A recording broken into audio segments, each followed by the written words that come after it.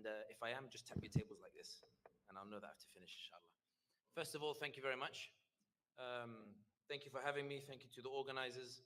Thank you to Hull's, these things that keep my throat going, alhamdulillah, from event after event. They'll be wonderful. And thank you to the wonderful weather in this part of the world that is on the other side of the world, that's 13 hours and a half away. That's not near anything. It's so isolated by the Pacific Ocean. But somehow, as Dr. Hatem said earlier, they believe that they are the center of the world. I can confirm, coming all the way from London, that you are most certainly not the center of the world.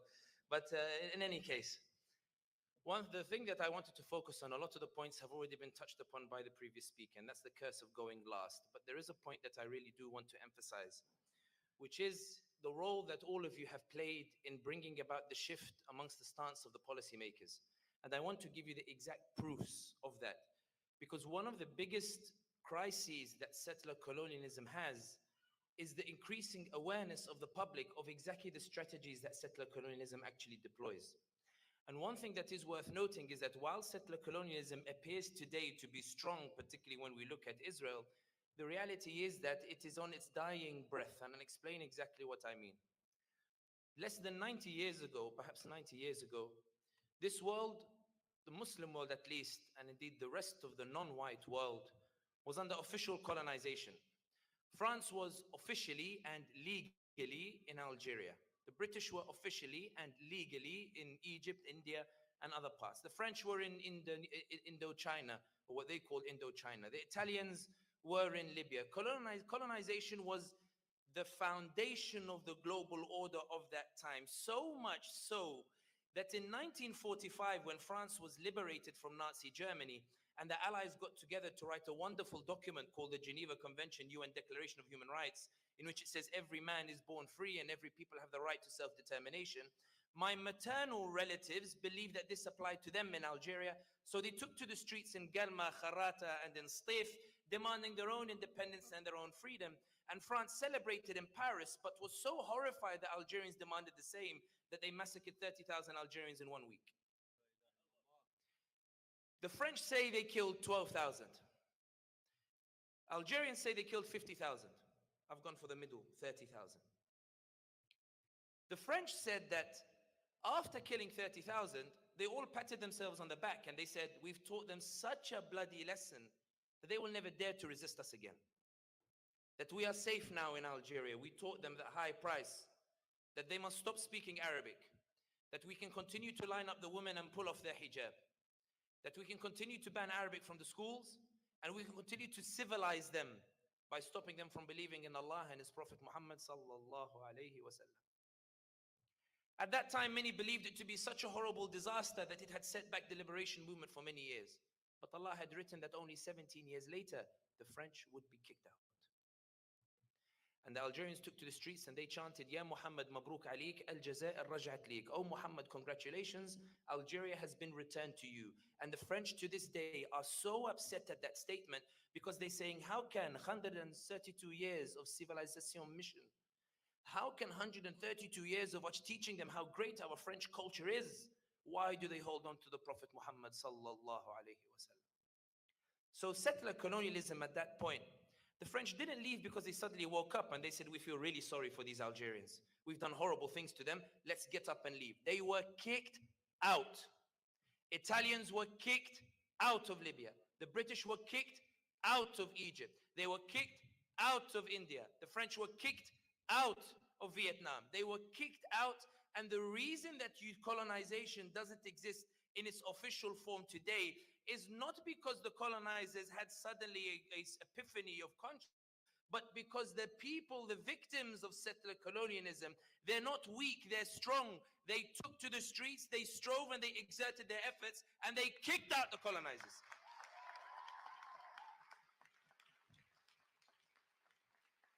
When settler colonialism then came up with a new strategy, which was we can't be there officially and physically. We need to find proxies. We need people willing to work with us. People willing to ensure that people don't choose. People willing to ensure that they don't allow their populations to dictate their self-determination. We need people who are willing to give us the contracts, not to their own companies and to their own people. We need to entice them. We need to find people to work with us. And so we entered a period of semi-independence in which colonizers could not stay in the countries, but we remained economically dependent on them. And that gave rise later to governments that were much more inclined towards preserving an oppressive status quo than facilitating and continuing the process of the liberation of the people. A new form of settler colonialism, I call it. In 2011, in Sidi Bouzid, where my father hails from, where our ancestral home is, on the village next to us, a man called Muhammad Bouazizi went to the market to try to sell his goods, and the police wouldn't let him. So he decided to burn himself in protest. He said, forget it. Death is better to me than life in this country. And it ignited an Arab Spring in which the people took to the streets and they toppled these invincible authoritarian regimes. Once again, people taking to the streets to defy a global order, and it sparked the Arab Spring.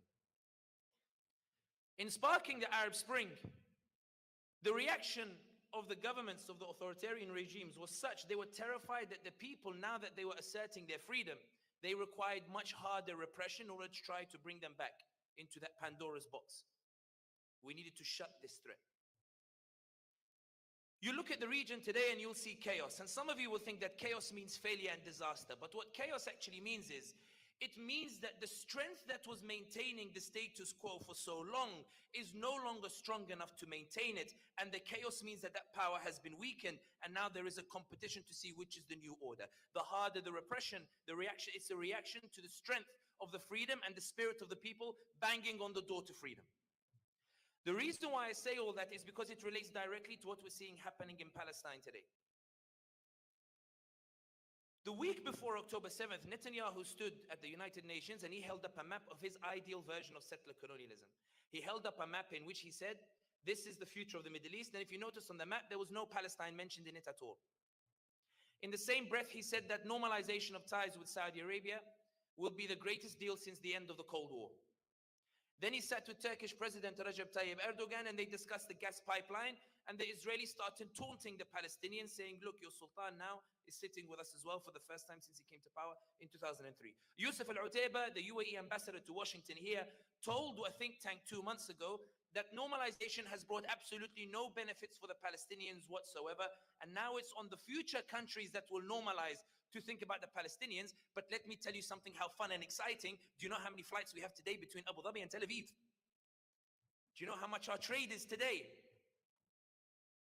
So when Netanyahu returned to Tel Aviv, he was absolutely certain that this was the moment in which he could finally achieve his dream of expanding those borders and annexing more territory. So the Israelis began to amass their troops near the Jenin refugee camp in the West Bank, 1 week before October 7th. Netanyahu was getting ready. It was imminent. The Saudi Crown Prince had told Fox News that we are getting closer every single day. Reuters had leaked that the Saudis were no longer demanding a Palestinian state. The idea was that normalization was becoming increasingly imminent. Netanyahu said, now is the time to go into the West Bank. Let's build up our forces. Nobody will come for the Palestinians. The Palestinian cause is dying. Everybody's curled up in their beds crying about it. They have no hope. It's finished. Let's go into the Jenin refugee camp. Let's go into the West Bank. Let's annex that territory. October 7th happens. We're in America, so we'll skip it. When Blinken goes to Tel Aviv in the first week after October 7th, he makes a very interesting statement. He says, I'm not here as the US Secretary of State, I'm here as a Jew. Blinken seemed to forget that the Holocaust never happened in the Middle East. Spanish Inquisition never happened in the Middle East. The pogroms in Warsaw never happened in the Middle East. The persecution of the Jews never happened in the Middle East. Blinken forgot that when Isabella massacred and kicked out the Jews, they came to the Muslim lands. She forgot that after the Holocaust, the Jews fled, they came to the Muslim lands. She forgot that Europe treated, they were so anti-Semitic that the Balfour Declaration itself, that many people say paved the way for Israel, the Balfour Declaration was because the English could not stand the Jews. They called them aliens. They said, go anywhere, go to Argentina, go to Uganda, just get out of this country. And the single Jewish representative in parliament actually stood up rejecting the Balfour Declaration because he knew it was an anti-Semitic declaration. When the Jews fled anti-Semitic Europe, they came to us Muslims because Allah commanded us to respect them, to show them love, to show them affection, and to allow them to live by their laws. Allah taught us what the Europeans have not been able to teach themselves.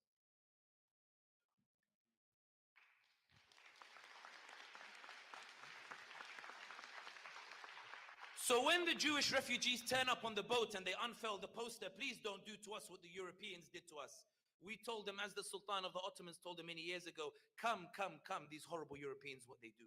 These barbaric Europeans, these anti-Semitic Europeans, we are superior to them in values. And they came and they lived next to us side by side.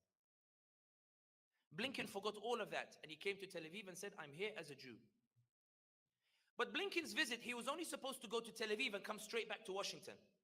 But when he went to Tel Aviv, he told the journalists, we're not going back to Washington. I've just come out of a meeting with Netanyahu, and now I have to go to Saudi Arabia, to Jordan, to Egypt, to Qatar, and the other regional countries. And the journalist said, why are we going there? What happened? What did they talk about? What is so serious that Blinken has to go to the regional countries? And Washington Post reported the next day that he went to visit them in order to ask for help to tamp down on public anger. Blinken and Netanyahu sat in a war room to talk about you. Blinken and Netanyahu sat in a war room to discuss how to get you to be quiet. Blinken and Netanyahu sat in a war room to seek assistance to get you to be quiet because you refuse to be silent. You refuse to be quiet. You roared and you shouted for Palestine, and Blinken scrambled to try to get you to be quiet. Bravo, everyone. Well done. When Blinken went to the regional powers, some of them agreed to help, some of them didn't. The Saudi Crown Prince said no problem. He asked the chief Imam of Mecca, Abdurrahman al-Sudais, to tell everybody that make dua for Gaza, but don't talk about it because it's a fitna and it might turn you against your ruler. The khutbah in Medina al-Munawwara, the Prophet's mosque, sallallahu alayhi wasallam, the Imam said, make dua for Gaza, but don't let these people like Sami al-Hamdi come and turn you against your ruler by talking about Gaza. Don't talk about it. Those who are going for Umrah in December in future, you'll be receiving a WhatsApp very soon if you haven't already. Groups have been told not to allow kafirs, not to allow free Palestine stickers, and not to talk about Palestine. Bin Salman said, no problem, it's fine. On the night when the internet was cut off and Israel began its ground invasion, Bin Salman said to Blinken, I've got this, Shakira's coming on this night. She's shaking her hips, inshallah. When Turki al-Sheikh, descendant of Muhammad bin Abdul Wahhab, ironically, was told, let's cancel these events. Let's cancel. It doesn't make sense. Gaza is being bombarded. He said, name me one football match that's been cancelled because of a political event. How can you ask me to cancel Shakira?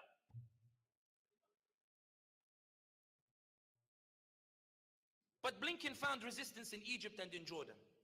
So Biden came up with an idea to try to get the Egyptians and the Jordanians to accept. On the 20th of October, he proposed a bill to Congress in which they would dedicate money to give to Egypt and Jordan to, quote, take in the Palestinians. Biden said to them, please just take them.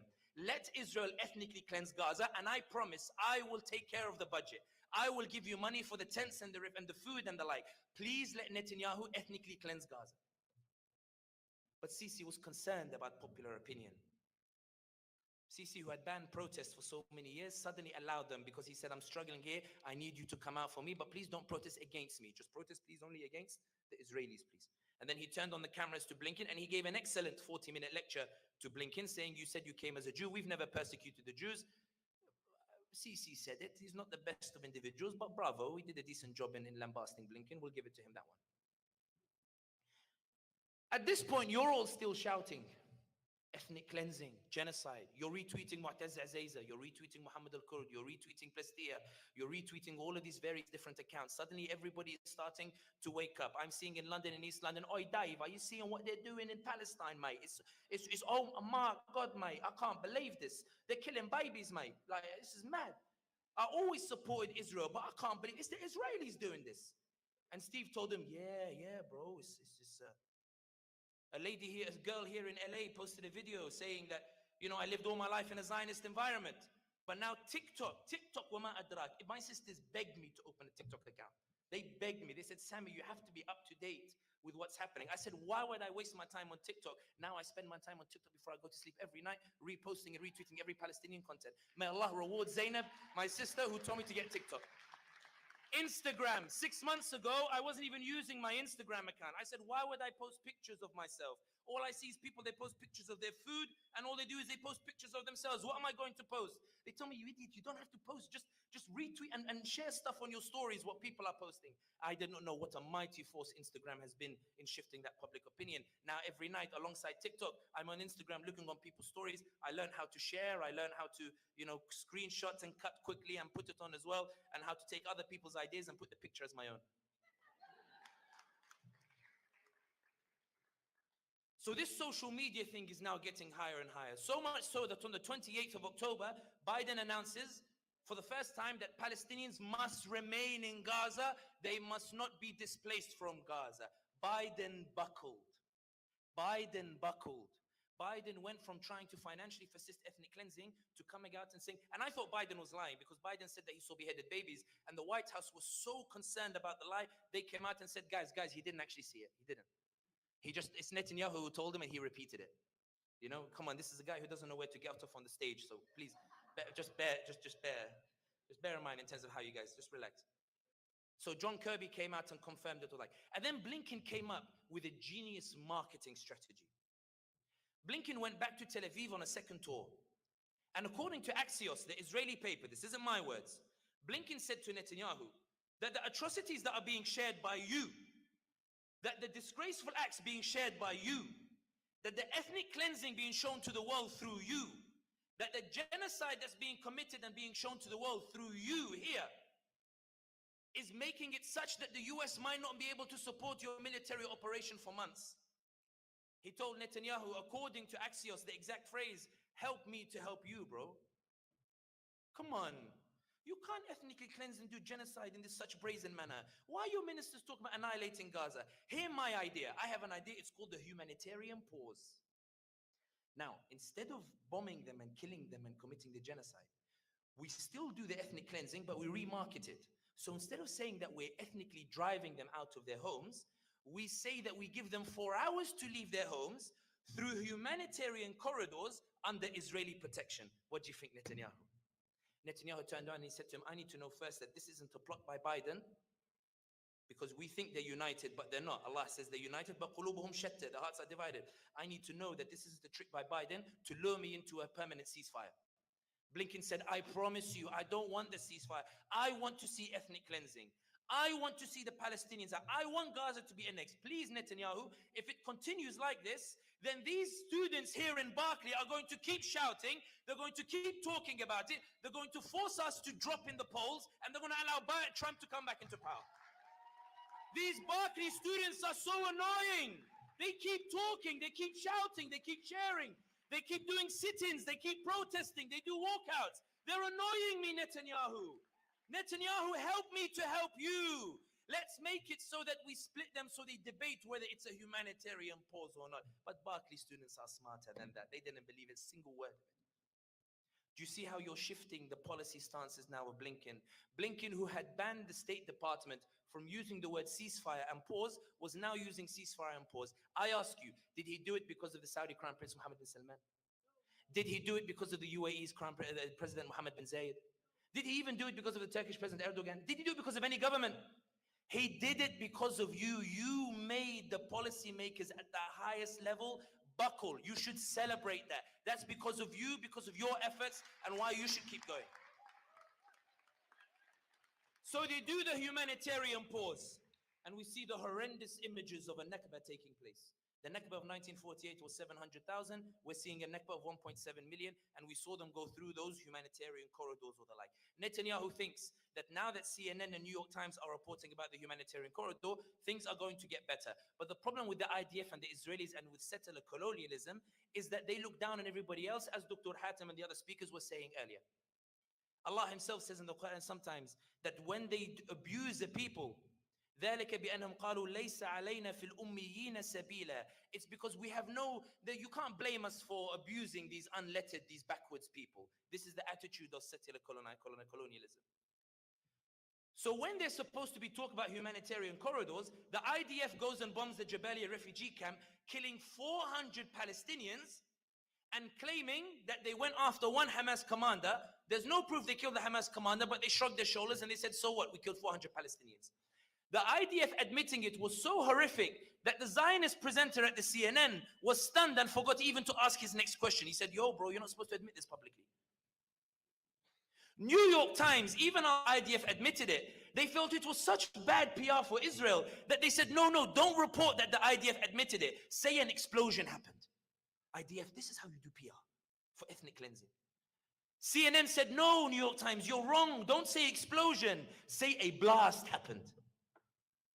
IDF, this is how you do PR. They said, whatever, as long as we massacre them and ethnically cleanse them or the like. And then another dynamic starts emerging, which is that inside Israel itself, the families of the hostages start getting upset. What's Netanyahu doing? Why is he carpet bombing Gaza when our families are still there? Why is he annihilating and flattening it? Doesn't he care about us? And when Hamas released those two elderly hostages, you remember the one who turned around, the elderly lady, she turns around, she goes, Shalom Alaikum.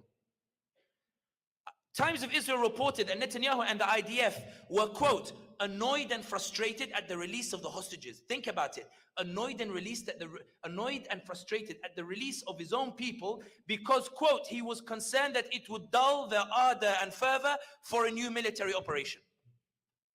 Think about it. He's so desperate to ethnically cleanse that he would rather see his own population killed. And that's why the families of the hostages went and they protested in front of the Knesset. So Ben Gvir, the right-wing ally, turns around and he says, we're going to pass a law. Any protest that undermines the military operation carries a prison sentence.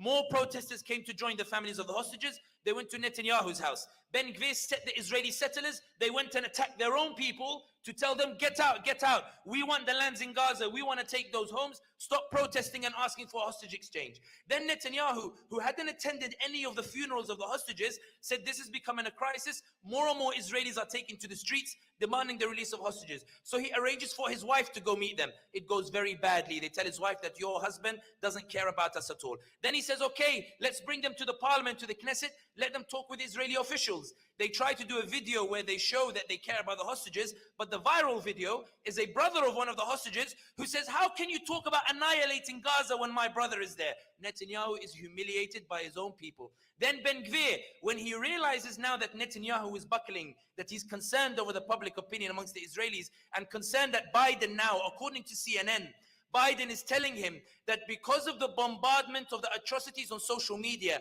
because these students of Berkeley keep sharing, because Sami from London keeps sharing, because the brothers and sisters in Indonesia keep sharing, because the whole world is now sharing the content, and because we're falling in the polls as a result, we might not be able to support you anymore. You no longer have months, you only have a matter of weeks, which leads Eli Cohen, the Israeli foreign minister, to come out and say we probably have 2 weeks before the international pressure comes on us. Ben Gvir has an idea. He's desperate. He says, Netanyahu is buckling. Let me meet the families of the hostages. So he meets them in the Knesset.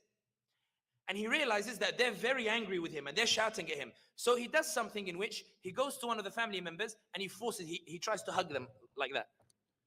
And the family member's like, whoa, you know, like that. And that's the picture that goes viral. He's again humiliated. The point I want to make here is this.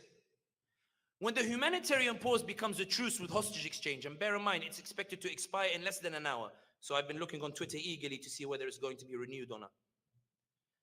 And inshallah, it's renewed. But the point here I want to make is this. We went from no talk of ceasefire and no talk of a pause. We went from full-on support for ethnic cleansing and for genocide. We went from Biden saying we'll give money for Palestinians to go into Egypt and Jordan, to talking about a humanitarian pause, to then a truce with hostage exchange. I ask you, did Netanyahu want to sign a truce to exchange the hostages? No. So what made him do it? It's you. You made Netanyahu buckle. When the Telegraph in the United Kingdom, which is a right-wing paper, comes out and publishes a full spread that TikTok needs to be banned, the reason they're saying TikTok needs to be banned is because you're too loud. It's because you're forcing the algorithm gets excited at popular posts. So when it sees hashtag Palestine, it says just share it, just share it, just share it. So it starts going on the home pages of people who've never heard about Palestine, Israel before. When Elon Musk took over Twitter, I was deeply upset. I said, Ya lahwi, inna lillahi wa inna ilayhi raji'un. Now I think it's the greatest blessing we could have possibly had. Because what he did was, he removed a lot of the restraints, and he added, you know that home page, where it shows you accounts that you don't follow, and the algorithm populates that page with popular posts. What it meant was, because all of you were talking about Palestine, that homepage only had Palestinian content. That homepage only had issues about Palestine. It only had Palestinian voices, so much so that Ian Bremmer, I work in the political risk consultancy industry. What it means is I help corporates to save money when there's political crisis. Don't judge me, it's good money. But the point is that when it comes to, when Ian Bremmer, who is considered one of the foremost analysts in this industry, unjustifiably so in my opinion, put out a tweet where he said, I've never seen so much disinformation about Palestine and Israel in my entire life. What he meant was, I've never seen so many Palestinian voices. I've never seen so much noise about Palestine. I've never seen so many people talk about it. I've never seen so many people share it. I've never seen so many people change their minds about it. Why? How? What's going on over here? And that's why one of the things about the polls, and some of you might be thinking, what do the polls mean with regards to Biden? Biden is behind Trump in 5 of the 6 swing states. I think it's 6 swing states. You guys know better than me. We have a lovely, elegant first past the post system. Your electoral system is a bit funny. But the point is, the pollsters who put out that poll made this interesting observation. They said that usually what affects the polls is economy. It's the economy, stupid. That was the mantra. We're just beasts that like to eat and feed our bellies and have money in our pockets. They said the shocking thing about this poll is what's driving the numbers down is not just the economy. What's driving the numbers down is people are genuinely upset at Biden's stance with regards to what's happening in Israel because of the impact on social media. They said we're stunned that it's being affected by a conflict where US troops aren't even officially on the ground. Usually it's about our boys are getting killed abroad while we're in Iraq and Afghanistan.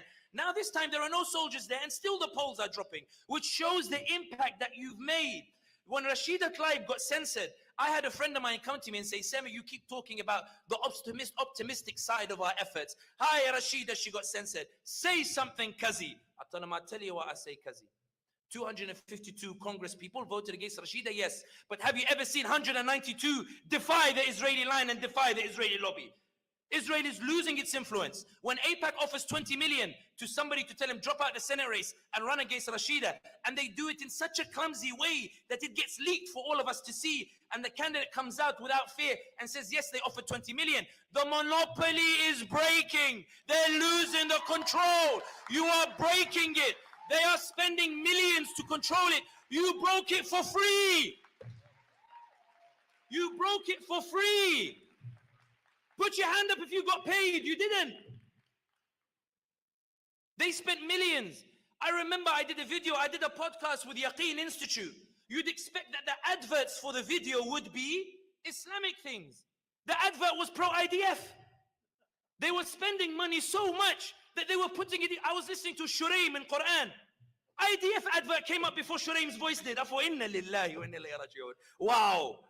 Even before Bismillah ar-Rahman ar-Rahim. It shows you how concerned they are that when the highest levels of state are meeting with social media, why are they shadow banning accounts? Whose accounts are they shadow banning? It's yours. Who are they restricting on social media? It's you. Why are they pressuring you here at university? I'm listening to the accounts and keep going, keep doing what you're doing. Don't let them silence you. But why are they coming after you here in the uni space? Because they recognize you have a power. They recognize the potential of that power. They recognize if you keep going, you will keep making them buckle. They recognize that you have a power that needs to be repressed. And you might be feeling the repression is very hard. But remember, repression correlates directly to the power that it's repressing. The harder the power, the harder the repression. The more powerful you are, the more powerful the repression. You're all talking about powerful repression. It's because you're powerful and you are making a difference.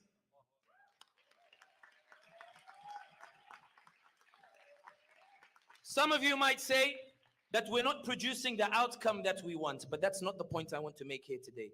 The point I want to make here today is the reason Netanyahu and Blinken don't have their ideal scenario is because you prevented that ideal scenario from emerging. So the logic follows that if you keep going as you are, if you keep being loud, if you keep shouting, if you keep roaring, if you keep campaigning, if you keep raising your voices, the logic follows that if they went from no pause, no ceasefire to humanitarian pause to a truce, the logic follows that you will be the ones who force the ceasefire. You who thought that you were insignificant proved to be significant in the eyes of Netanyahu and Blinken. Yeah, I think that like he's just so good at making like a just like a positive, what's the word I'm looking for here? Optimistic, take on all of this, you know what I mean? And it's so hard to do that. Be optimistic at a time like this. It is. It is extremely difficult to be optimistic at a time like this. What's up, everybody? What's up, Grave Wax? How you doing? Mag, what's up? Sam, what's up? The Franks, both Franks, Frank and Panty, and Frankster says, hitting him with the 1-2 Frank punch to start things off. What's up, everybody? How are we tonight? It is Friday. What's going on here? Chat. How come? Chat, I need you to message in chat. I need you to say things. Trying to figure out what's going on here. Please, it's urgent. That's why. It's starting from the fucking bottom. Pat's very low or far away from mic. Is this better or am I still low? Is it the volume? No, you're good. It's just because you were away from the mic. Oh, okay. I see. I see. Hey, what's up? Vote for Hefe. Vote for Hefe. I can get behind that.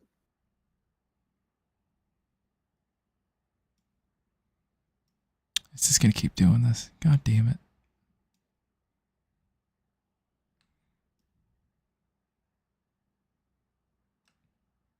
Whatever. Close enough. Things. Thank you, Vote for Hefe. So how are you feeling today? You know, despite all the things that are going on in the world.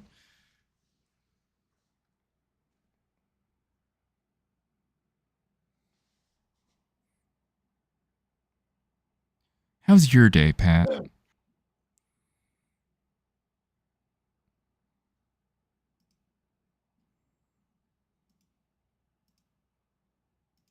Can you hear me? Can I hear you? Yeah. Yes, I can. Why? What'd you say?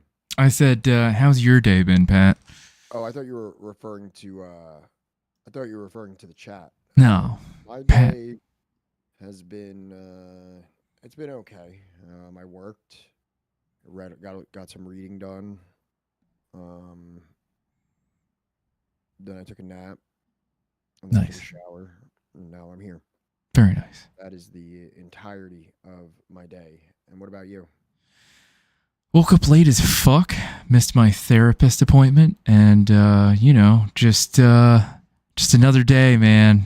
Just another day. Just hanging in. Just trying to make it work, you know? Trying to get by one day at a time out here in these mean streets.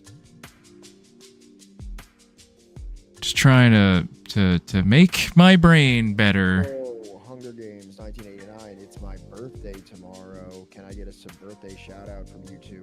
Absolutely, you can. And let me take a guess here. Does that make you 34 years old tomorrow?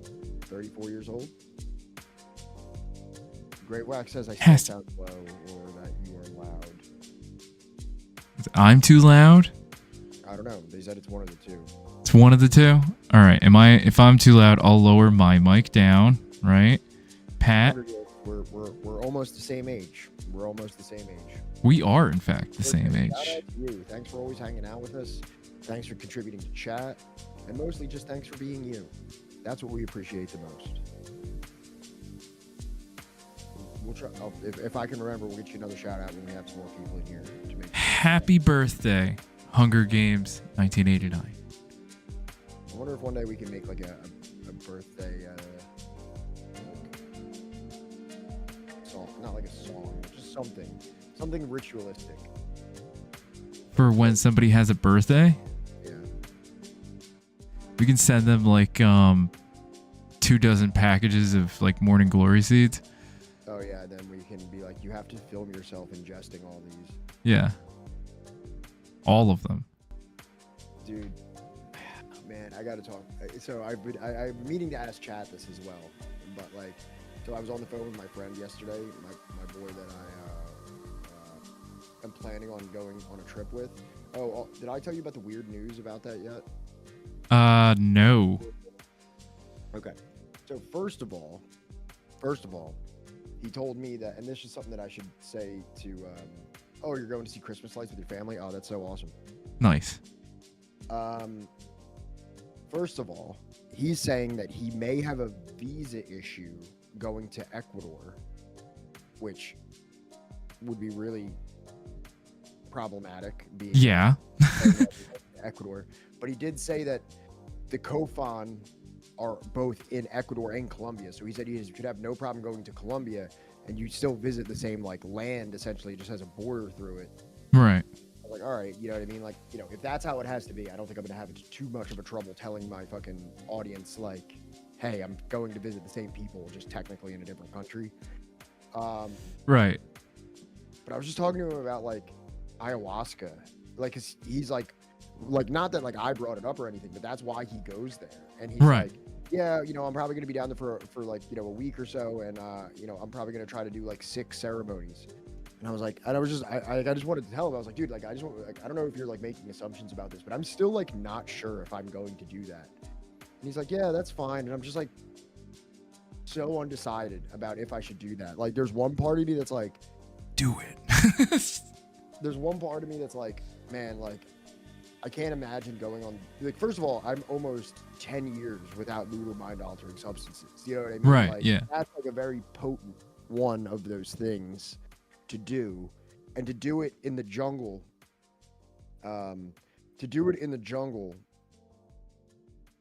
If I was ever going to do it, it would be in the jungle. I mean, this is going to be the most authentic, That's what I'm like, saying. yeah.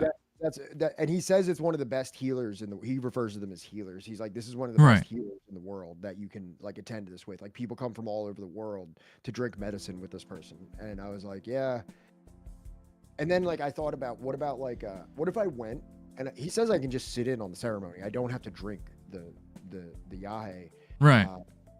And I was like, yeah. And then I tried to imagine like what it would be like 5 years later if I didn't do it. And I was like, it seems like one of those bucket list things, right? Like, I mean, like, look, if You the could just is message- the intent, much louder. You just said that you're much louder than me, by the way. yeah, because you also gotta talk. I don't know what it is, but you sometimes Right. you're I don't know if you see that. I don't know if you see my microphone. but, Okay. Like here's like here's my remote to my thing. It's not even this remote's length away from my face. I don't understand how your audio is so quiet. I'll see if I can turn you up somehow. It But hears me like completely like touching the microphone. Like I literally can't get in. yeah, and I've literally, just so I chat can literally see, can't get any closer. than this. literally Wait, hold on. have your Try it. audio turned all the way up, like What all about the way now? up. What about now? It's What about now? Is it better now? I little bit, yeah. turned it up on my microphone. yeah, that might have been what you needed to do. Hello. Yeah, much better. Yeah, even I can hear you much better now. Because you're just like a little like muted before, but you're fine now. You're good. Very good. Thanks, Nerd Yeah. Riot. What do you think now? That's so much better. All right. Chat. I'm not asking you, Johnny. I'm asking chat. Chat. Vika said it's good. Okay.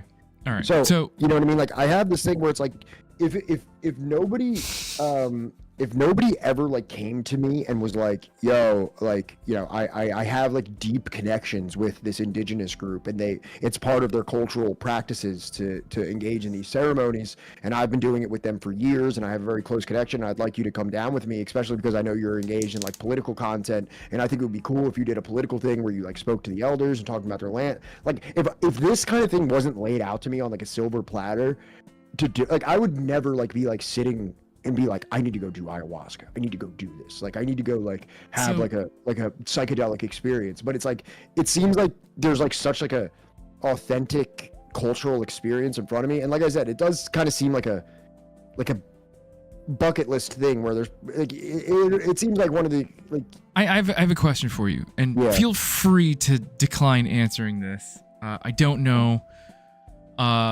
where you're at with sponsorship and stuff like that, you know. But like, you know, have you talked to them about this situation? no, I haven't. I would No, I would recommend talking to them about this, but for me, See, and by right. the way, I don't know if I mentioned this to you. I don't know if this is pertinent to what you're about to say, so that's why I'm cutting you off. The individual who is a close friend of mine is a friend of mine from Narcotics Anonymous. Okay. Like our relationship is built on meeting each other in Narcotics Anonymous, and he has, like, he doesn't use substances. In the sense, this is his only thing. Exactly. Yeah. Exactly. Like he doesn't like. It's not like he's like somebody that's like from the other world of not like the 12-step fellowship recovery world, who then like, you know, he's just a regular guy. He's smoking weed. He's doing whatever, and then he also engages in this. This is someone who is from the same strain, knows the same people and everything like that, and like departed from 12-step in this respect. And like, you know what I mean? Like, so I just wanted to like throw it out there that it's coming from What's up, like, Raiders? How you doing, very David? much like familiar with the steps, worked the steps, sponsored people, and did all that. So you can go ahead and you're saying that I should talk to who my sponsor, right? Yeah, what's up? I think it's I'm in like a kind of a deep conversation right now. I love you all. Thank you, Raiders. David, love you. Thank you so much for coming in. I hope your stream was good. But we're kind of locked in at the moment. So go ahead, Yes, Johnny. And also everyone wish Hunger Games 1989 a happy birthday. Yeah, Hunger Games 1989.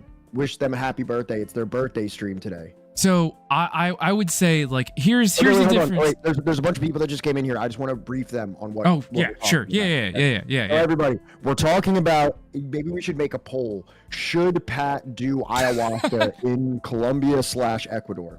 Okay, because what we're discussing at this point is I've been having conversations with my friend. Also, my friend who travels to the COFON in Ecuador/Colombia all the time. Oh, hey, what's up, Herleman? How do you remember how to say the name better, right? Yelmern. Yeah, so good to see you. Thank you so much for subscribing.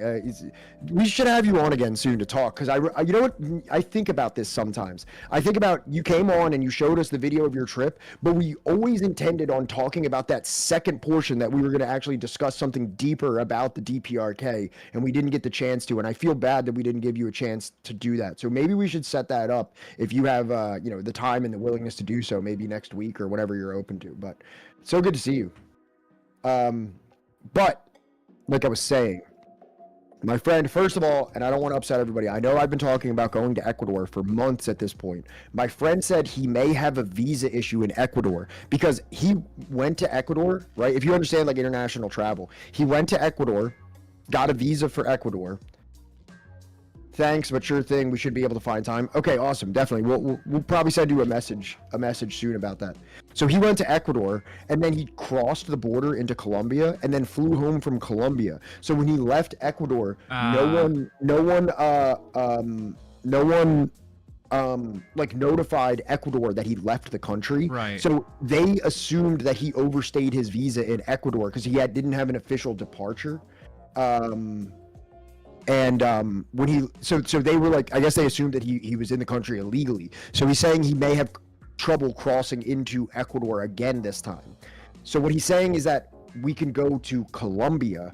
Now, Colombia is also the COFON. The COFON is not, you know, we've already learned so much about Africa and how, you know, borders are drawn completely irrespective to cultures and ethnic groups. So the COFON exists both in Colombia and in Ecuador. So it doesn't really change anything that much. We can still visit the land of the COFON people. We can still visit the same, you know, the same family of elders, the same family that my friend is close with. It would just so happen to be in Colombia as opposed to Ecuador. So not really too radical of a change, other than I did read like 4 books about Ecuador. Like I have a book about Ecuador on my table right now. But it's not like it won't still be relevant. Though, yeah, exactly. But luckily, I also have a number of books on Colombia as well. And honestly, the political situation in Colombia is far more, let's say, interesting than in Ecuador. Colombia, for those that don't know, Colombia has the most internally displaced people in almost. When I read this one book, I think it was number 1, but now I think it's actually number 2 behind Syria. So there's more internally displaced people in Colombia than everywhere in the world aside from Syria. But regardless of all that, my friend is the reason that he's so intimate and goes to this area of the world so often and is so intimate with this indigenous group is because he is a very regular user of ayahuasca. And I'm sure you're all familiar with ayahuasca. It's a very trendy thing. There's Vice documentaries, nice otherberry, and all that stuff. Yeah. So we were just talking. We were on the phone yesterday talking about the trip that we'd like to do, And so I just want to say, Neuro Riot. Yes, I would say definitely that I misused psychedelics. And I don't know what your definition of misuse is by that, but like my opinion is that, like, you know, I used, even though I didn't like use them, I would say addictively. Like, I wasn't like an everyday user of psychedelics, but as I've gotten more mature and I've understand that there's like a deeper, like, ritualistic, ceremonial, and spiritual practice to these, when I was like a 16-year-old kid in New Jersey, I definitely was not like engaging with like psilocybin mushrooms in a way that I think was appropriate for what that substance is to some people in other areas of the world. Like, it was more like, you know, eat them and then like sit in a basement and like watch, like, you know, Adult Swim or something like that. Which, even if it were, whoa, we got a hype train right? Goddamn, break out the fucking masks. Maverick, thank you so much for giving Show Sheepy a gifted sub there and kicking off a motherfucking hype train. Oh, did we get another one too? It says we have two. Somebody else? Yulman.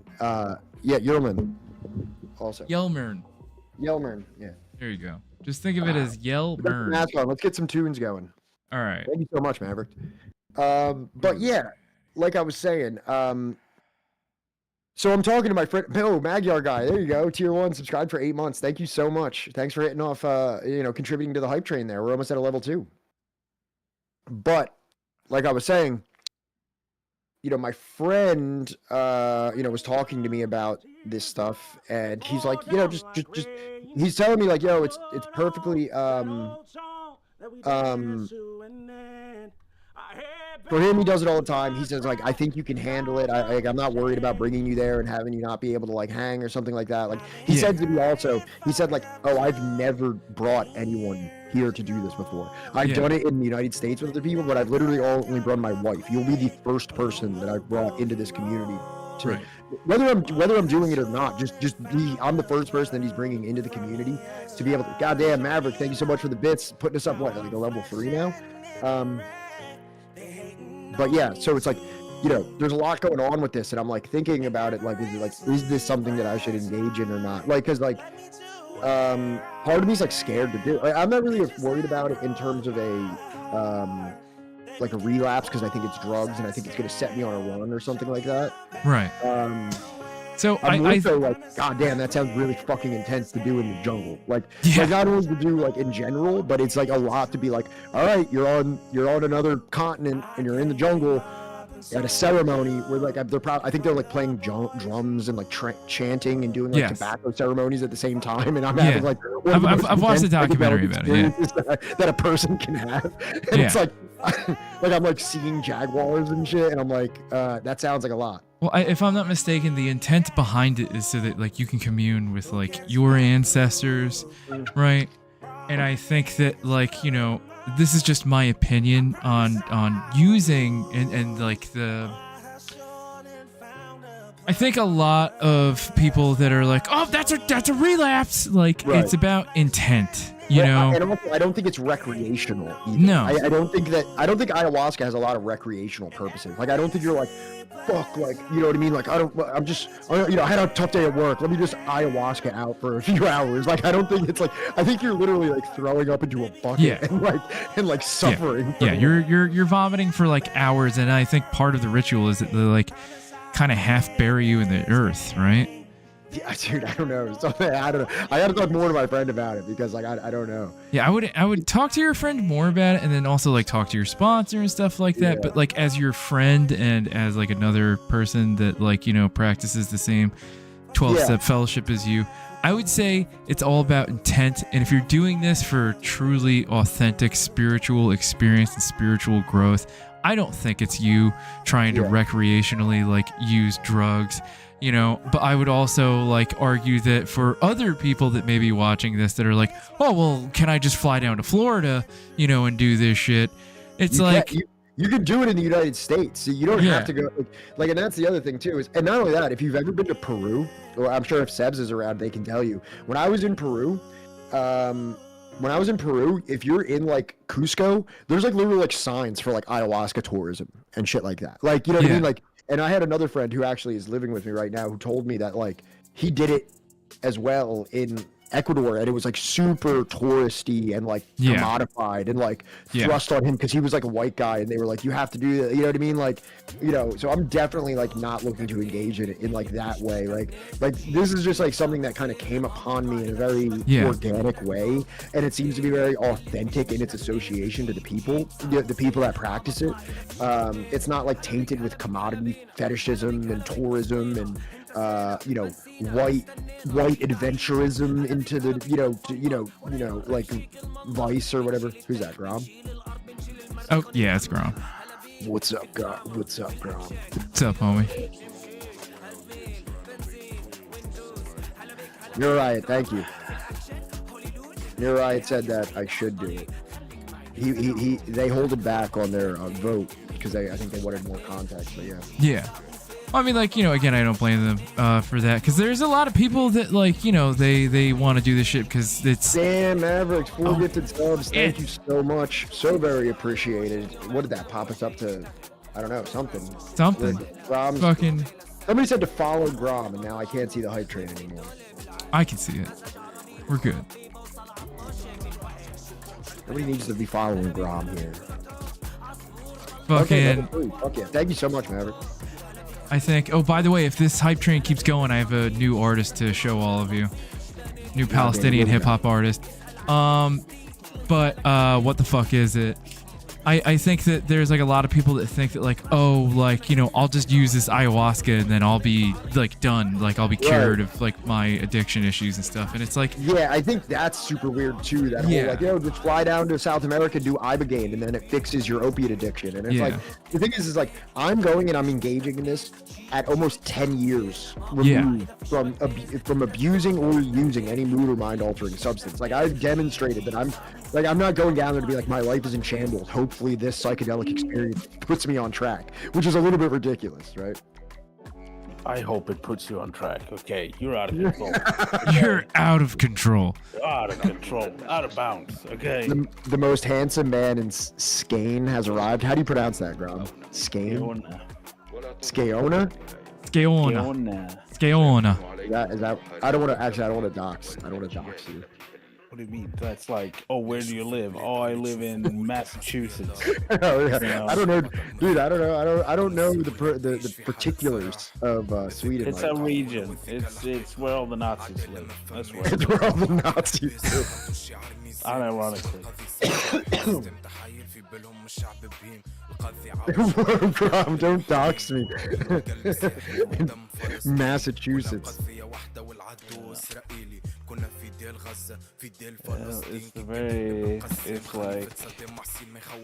It's the southern tip, southern bottom, I guess, of Sweden. I'm in the very south. I'm like Florida of Sweden.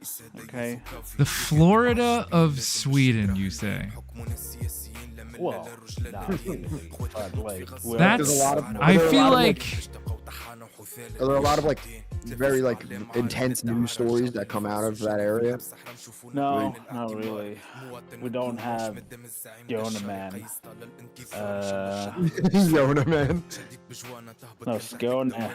Skåne. Fjordia. Florida with a J.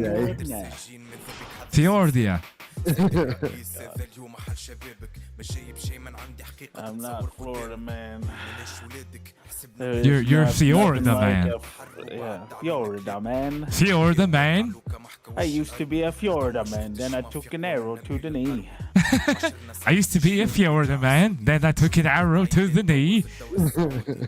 My adventuring days ended then.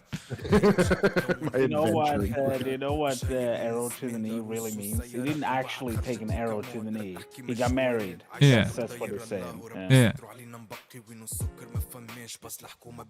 Did someone take your sweet roll? Yeah, it's like, it's not, he didn't actually take an arrow to the knee. He's like, yeah, my bitch wife made me not adventure anymore. So there I am at the city guard of Winterhelm, you know? Not gonna lie, it's alright, I guess. It's not as nearly as exciting, but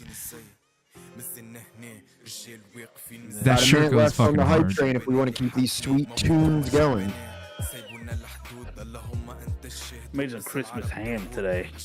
Damn, that Christmas ham. It's early for Christmas ham, ain't it?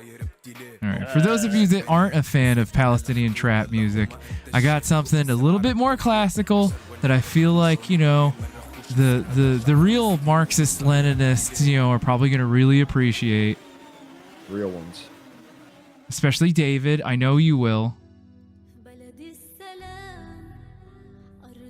What's up, Onyx Squared? Thanks for being here.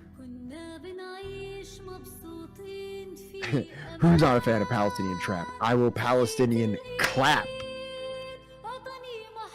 My mom did peyote in the States in an indigenous ritual setting. She was invited by them. She mostly remembered the puking. I think there's actually going to be a lot of puking involved in this. Oh, yeah. No, dude, you're going to be dry heaving for like an hour or two. Yeah. And I hope it doesn't come out the other way too much, because I think that happens also. I mean, you know. They say that the vomiting is like the expulsion. Whoa, look at that. We're rating. Hey, Larry. We're like rating Larry. And actually that contributed to the hype train. And boom, now we're that let us off there. Hell yeah, fuck yeah. Thank you so much, Larry. Welcome. Everybody, you came in just in time for the hype train. Welcome. Welcome immediately to the hype train. Let's get to fucking partying. Thank you so much, Larry. Larry ended the hype train. Oh, No, we didn't. hype train. Yeah, I did. Hype train's over. Oh, wow. What the fuck? How did that happen? Literally. I guess I have to just turn off the fucking the just music like video playing right now. This record scratches. Is that what happened? Yeah. It ended it early, right? It was just synced up at the same time? Yeah. Oh, wow, okay. Oh, that is what it is then. I thought that does raids contribute to a hype train percentage when they come in? No. Twitch doesn't give a fuck about you getting raised. It's money. Money. Cold hard cash is what they're looking for. Bastards. Welcome, Raiders. How are you all? Larry, how was your stream? No, only money. Hot take. 30 Seconds for Mars is kind of dope, okay? I know he's a weirdo. Dude, he's more than a weirdo. He's a goddamn cult leader. I You know that, right? I know, right? Like, but if you couldn't listen to cult leader music, then you wouldn't listen to any music at all. That's my position. I mean, come on. I look, I literally have a radio station that I grew up listening called WFMU, and they, on, I think, Wednesdays, had like a night where they would just play cult music made by cults. Interesting. So, did everybody hear that the United States vetoed a ceasefire resolution at the United Nations? Well, yeah, of course. The U.S. that's doing everything that they can to try and get a ceasefire for a humanitarian corridor. Johnny, can you like pull something? Here, I'll pull it up. Just hold on. I'll just send it to me. Let me find it on the back end here. I'll see something that we can pull up. I feel like that's UN, kind of ceasefire. Al Jazeera. Here we go. We'll do the good old AJ Qatar. Sending it your way there, brother. I've been parading those fucking pictures of those, like, I mean, which is little a war crime, but like taking pictures of like stripped soldiers, right? It turns out there's a bunch of UN people there, and then like, look, UN are working with like in the terrorists and stuff like that, or maybe they're civilians, right? Yeah. Like if you hear hoofs, don't think zebra, think horse, okay? Like, dude. U.S. Deputy Ambassador says an immediate ceasefire in Gaza would only plant the seeds for the next war, Grom. What does that mean? Like, what are they saying? What doesn't plant the next seeds? Bombs? Like, exterminating all the Palestinians? That's what I was about to say. Like, yeah, if you ethnically cleanse everyone there, I mean, if there's nobody left to hold a grudge, then Yeah, if you exterminate the population of Gaza, there can't be another war, checkmate. Yeah. While the U.S. strongly supports a durable peace in which both Israel and Palestine can live in peace and security, We do not support calls for an immediate ceasefire. This would only plant the seeds for the next war because Hamas has no desire to see a durable peace, to see a two-state. Dude, it's in their charter, right, for a two-state solution honoring the 1965 borders. 1967. It's 1967. My bad. Like said Robert Wood, deputy ambassador or deputy U.S. ambassador to the UN. The U.S. and Israel oppose a ceasefire because they believe it would only benefit Hamas. Only And Hamas? here's like a question that I have, right? And can anyone in chat maybe like give me some like perspective on this? Or there's Johnny or everybody else. So since October 7th, when Hamas breached the wall, got into Israel, killed people, about 1,200 people died. Like Right. initially they were saying 1,400, then it got reduced to 12. 300 of them were like soldiers or police. Yeah, at least a plurality of them we can say were soldiers, were IDF military targets. With all that, how much civilian casualties have we seen on the Israeli side since October 7th and 8th? It's under 1,000. I thought it was like I don't think it's even 1,800. close to 1,000, is it? Because they've still been talking about I 1,200. think it's about 1,200. Let's say I'd 1,200. be surprised right? if it was dozens, because I haven't heard about it. I mean, like, But don't you think that Israel- Yeah, David, that's what I'm saying. They're glued at 1,200. Even in most of like the things, they're still saying 1,200, 1,200, 1,200. And I like if there was like more like from like Hamas rocket fire or ground fighting or in infiltration. but we would see that number going up. Like No, there's none of that. I mean, but that's what I'm saying. rocket fire. But rocket I'm fire saying, doesn't what kill is the anyone. justification at this point for not having a ceasefire? What is the What is exactly, David? You know they would report more if there were more. They would have you up to date by the moment and probably inflated also. But what I'm saying though is that why? Like, what is the grounds that after about 2 months of incessant bombing and all of these deaths, 20,000 people dying, what is the justification for not a ceasefire at this point?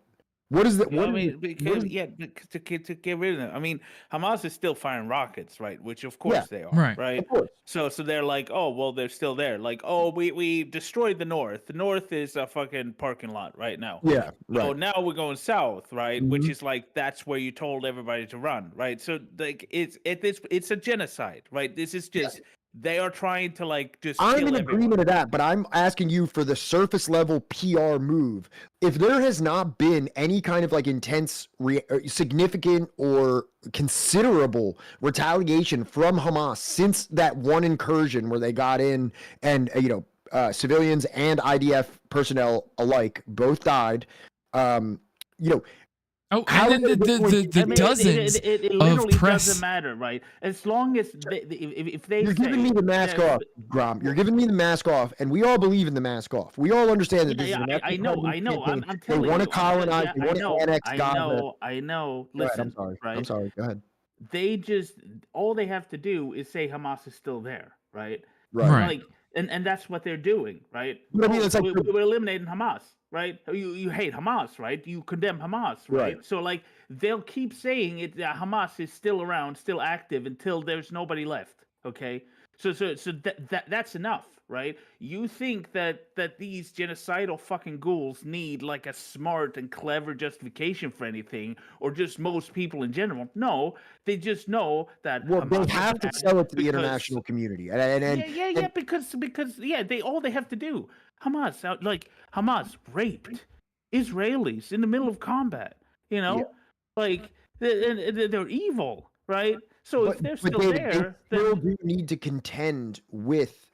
Yes, they do have to sell it to the international community. There is a degree that still needs to be done, and this has been the case throughout the history of Israel. You know what I mean? Like, during like the 1950s border war, there was immense pressure upon Israel for its mistreatment of refugees. During the Sinai campaign, it was actually Eisenhower that like put like intense pressure on them to pull out. In 1967, it was intense pressure from, I think, Lyndon B. Johnson. Like, I'm not saying that the United States has not been complicit in almost everything that Israel has done, but the United States is not always monolithic. For example, like during like the Contras and during like the Guatemala, when Reagan was supporting the right-wing extremists or the right-wing paramilitary groups in Guatemala and Nicaragua, he was circumventing the Boland Amendment by Congress. You know what I mean? So it's not always, it's not always completely bipartisan. You know what I mean? Sometimes there has to be like workarounds. And, there is still the public that are, I would say there is more public contempt for what's going on in Palestine right now than there ever has been in the history of this conflict. I would say that there's more people in the United States that are like, holy shit, this needs this. I would say that there's more people that aren't extremists, that aren't like leftists, that are like regular liberals that are being like, yo, I think this is fucked up. Like, it's becoming harder and harder to reconcile with the numbers. Right. Yeah, but it doesn't matter. I understand it doesn't matter. But there has to be, like, you know what I mean? It was international pressure that did cause apartheid to fall in South Africa. So but ultimately the U.S. has to, right? The U.S. is not like it's not just the people themselves. It's the pressure on the U.S. government. The U.S. government has no interest of doing this to Israel, right? Of no interest of doing what? I mean, like putting pressure on Israel, because the only ones that can put pressure on Israel is the United States. I don't think that's entirely true. They're like refusing visas to settlers, refusing visas to West Bank settlers or something like that. Yes. Like the United States understands that they have to play a game to some degree. Like while they're still selling, but. No, right. Didn't they sanction South Africa after a while? Like in the very end, didn't the United States sanction South Africa? I believe so. That's like in the very end of apartheid. I'm pretty sure that the United States imposed sanctions on South Africa. So and I'm not saying they did it like happily or anything like that. You know what I mean? Yeah, the Comprehensive Anti-Apartheid Act of 1986 was a law enacted by the United States Congress. The law imposed sanctions against South Africa and stated 5 preconditions for lifting the sanctions that would essentially end the system of apartheid. So I'm just saying that, like, I don't think that they wanted to do that. I get it, Larry. I get it, but also apartheid barely could last past that. Once the United States recognizes it officially and imposes sanctions, conceivably the same thing could happen in Israel. Do I think that that's like a very likely thing to happen right now? I don't think that whatsoever. I think the United States is working hand and fist, or whatever, however you want to refer it, with Israel. I'm not saying that this is something to happen, but I'm just saying there is a conceivable, hypothetical way that we can move through this through pressuring the United States government. And it seems that the people of the United States are more hand in glove. That's what I was saying. I'm sorry. Hand in glove. For some reason, when Dave said fist in ass, it reminded me that, no, it's not hand over fist. It's hand in glove. Thank you, David, for bringing me there. So I'm just saying that through some way of the public pressuring the United States, there's something that we could think about doing here that is like potentially meaningful. And the United States has at least had to offer some pittances to the public outcry against what's going on in Israel with our nominal support and financial support. I think part of the reason why Israel wants to take Gaza is because it has to import grain, oil, most importantly oil, and why it's so tied to the U.S. is that it has to import a lot of its military technologies, and it really has like kind of like a ghost economy where it's just like without something else like filling that void,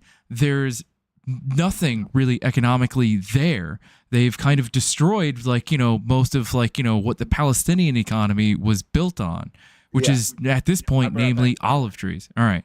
But I wanted to share this thing from Amnesty International, right, which I'm sure we can all criticize from the left, right, about like the Lebanese journalists that were killed, right? And these are not journalists from like America, even though I'm sure there's been more than enough like American journalists that have been injured or killed by the IOF, but whatever. The point is that like at the end of the day, Israel is still physically surrounded by a number of countries that it has to walk this diplomatic tightrope with. And why me and David keep bringing up, Sami Hamdi is because he's like the only person I've seen focus on that element. Carpe Pax, how are you? Hey, Carpe Pax. He's the only person that I've seen focus on that element that, like, there are a number of countries that border Israel, right? Yeah. Whether we're talking about Jordan, whether we're talking about Well, this has been significant throughout since the beginning, since 1948 and everything like that. But I think the problem is that the spirit of pan-Arabism and like the anti-colonialist, anti-imperialist fervor that we saw pretty much into like the 1970s, I think has diminished greatly. with the And I think governments. we see Yes, a lot more of the states be willing to recognize Israel and abandon the Palestinian cause because Right. it's just better for them to cozy up with Israel and by extension the United States in terms of economic and geopolitical strategy. I want to see what Duttmeister said real quick. To some degree, sure, they can go around saying we are evil, deal with it. Individuals in the Israeli government do, but not the government. Yeah.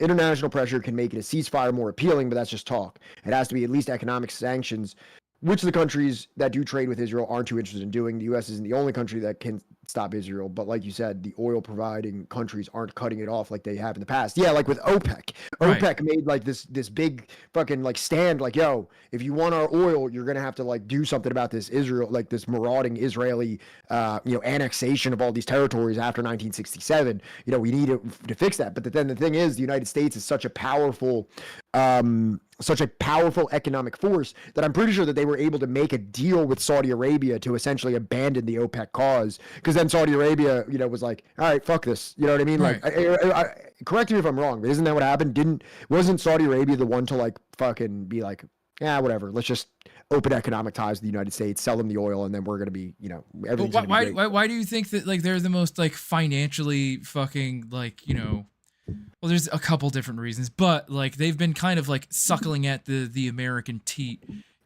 for They're an a while. For a Yeah, while now. they're an But ally that's of the United States. every one of those countries in that region right now are now a U.S. ally. Well, that's the other thing is that, like, you know what I mean? Like, you're not going to find the same, situation in Jordan that you would have, a couple decades ago, or in, well, Syria has its own. Right. That's the other thing too. Some of these countries have their own fucking problems. You know what I mean? Right. Like, what can Syria and Yemen really do at this point for Palestine when they're both embroiled in immense conflicts of their own, whether they're civil or Right, and I'm sure that enough people in here are like, oh, the Houthis, they're taking like oil ships and all that other stuff and firing rockets and everything.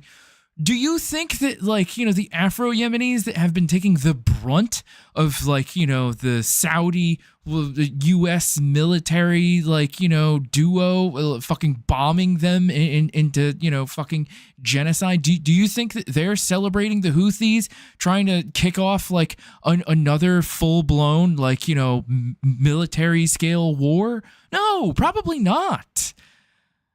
All right, there's more than just the Houthis in Yemen. Right? Like, and I understand that like they're doing it like, for in the name of Palestine or for the Palestinians, but like it's not that simple.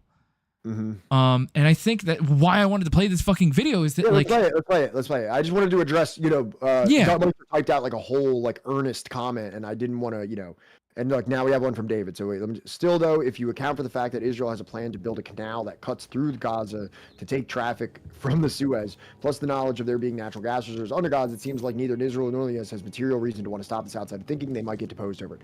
I 1000% agree. I think that is like a very on point take of this whole thing.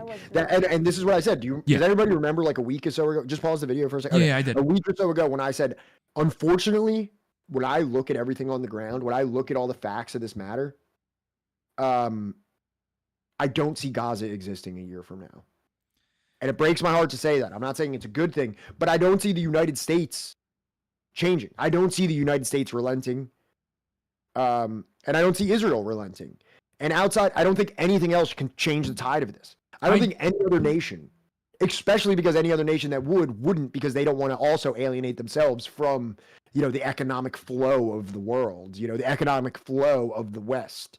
They would only seek to alienate. It's kind of like with Cuba. You know what I mean? It's kind of like with Cuba. Cuba has been under fucking embargo for decades. Nobody really thinks it's right. Most of the world disagrees with it, but nobody's going to go and do trade with Cuba. They could. Well, I mean, like what is it? The Dutch or something do trade with themselves. They would alienate themselves or potentially alienate themselves from the United States.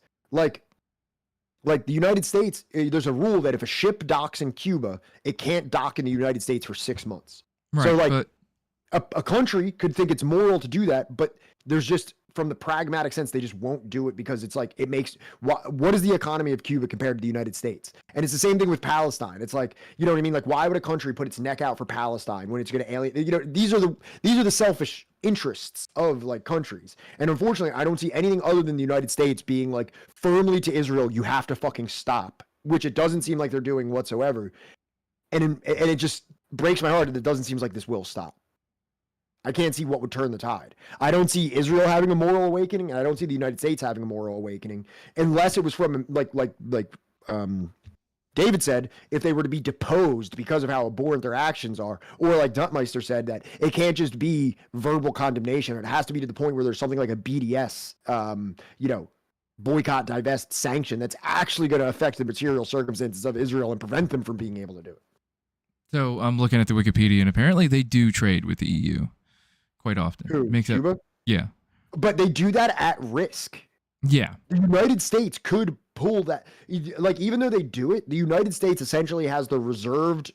It could effectively, what's it called? Like, could freeze assets in the United States and stop shipping from any business that does trade with, like, so if Coca-Cola, which never would, because I'm sure Coca-Cola is far too important in the United States to ever have them do it. They would not want to do this because it's such a big corporation. But conceivably, in theory, a corporation could trade with, if a corporation traded or did business with Cuba, they could have all of their assets frozen within the United States. Yeah. Apparently, the United States does that with 100% uniform, you know, strict uniformity, but they could. The Netherlands, of all places, receives the largest share of Cuban exports, 24%, 70 to 80% of which goes through Indiana Finance BV, a company owned by the Van Twout family, who have close personal ties with Fidel Castro. But I don't know how recent. Well, it's not the size of the economy that matters necessarily. It's that the U.S. and their junior partner, the Europe, controls the global financial system,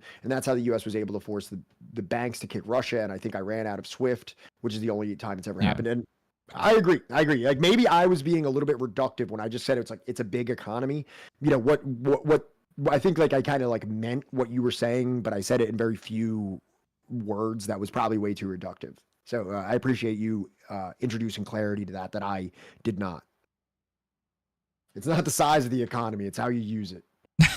Well, I wouldn't say Israeli victory is inevitable. They aren't winning the fight to control the area, but they are destroying Gaza as a population center, possibly forcing hundreds of thousands or millions to leave because rebuilding will be made impossible. Well, that's kind of my point. If you look at it, like, let's bring up the Euromed monitor right now. If last time I checked, almost 3/4 of the Gaza population has been displaced, and it's like Israel will not be rebuilding it. And like you said, it's going to be made effectively impossible for them to rebuild it, because if we already look at the way that they've prohibited building materials prior to October 7th, they're definitely not going to make that any lighter afterwards.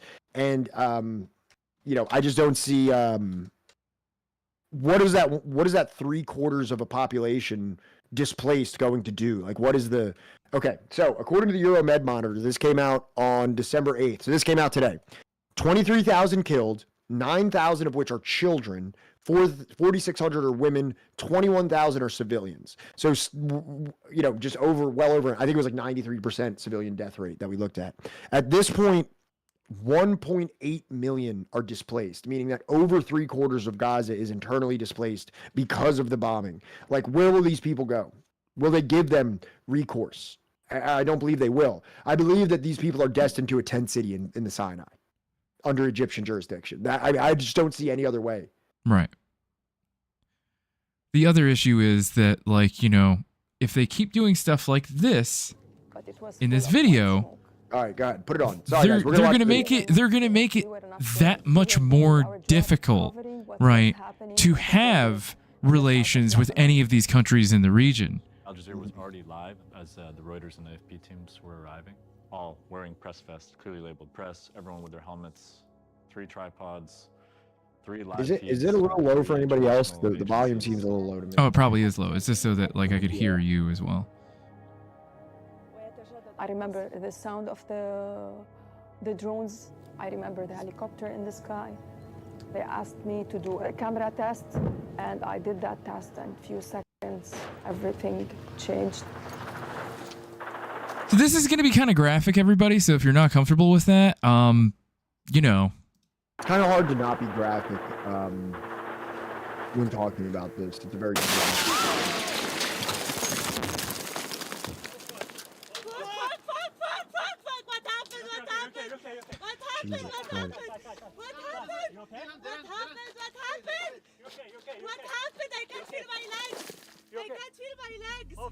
Fuck.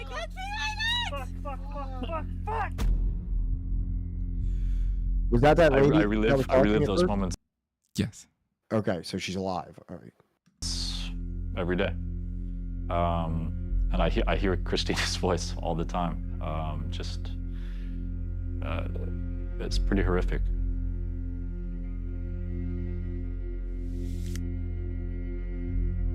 Like, We knew that this was an attack that we needed to investigate. We needed to know who was responsible with a view to holding the perpetrators accountable.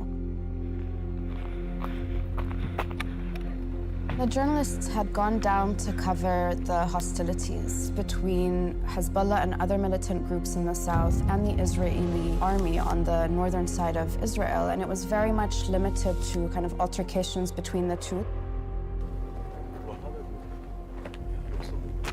Immediately, we started looking through all the open source material, things that had been shared on X, on Facebook, on various. this was about, what, 2 months ago now, I think. This was, I remember the day this happened. This was on the southern border of Lebanon, northern border of, you know, occupied Palestine. And there was 3 journalists that were monitoring what happened or what was happening at the time. You know, and as the video just said, they had, you know, Israeli drones circling overhead, you know, a number of times. They had their vehicles. I'll let the video tell you. WhatsApp groups, collected all of this evidence and then sent it to our evidence lab team. We received around 100 videos that we tried to organize as a timeline just to get a clear picture of when things happened and how. And then we start the analysis.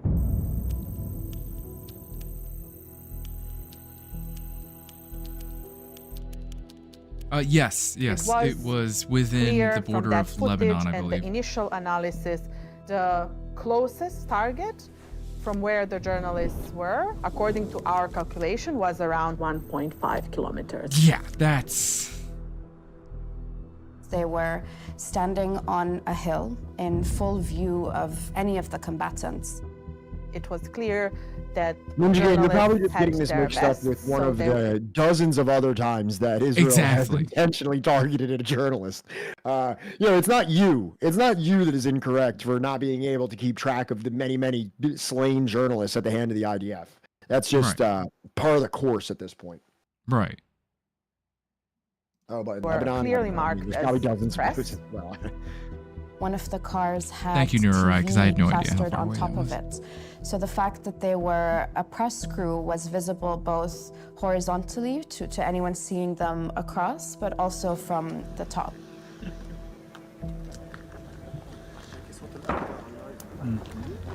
At a certain point, we noticed some tank fire from the Hanita military base. So we all moved our cameras. And again, shortly after that, that same tank fired again, straight across the valley. And 30 seconds later, we got hit by the first strike.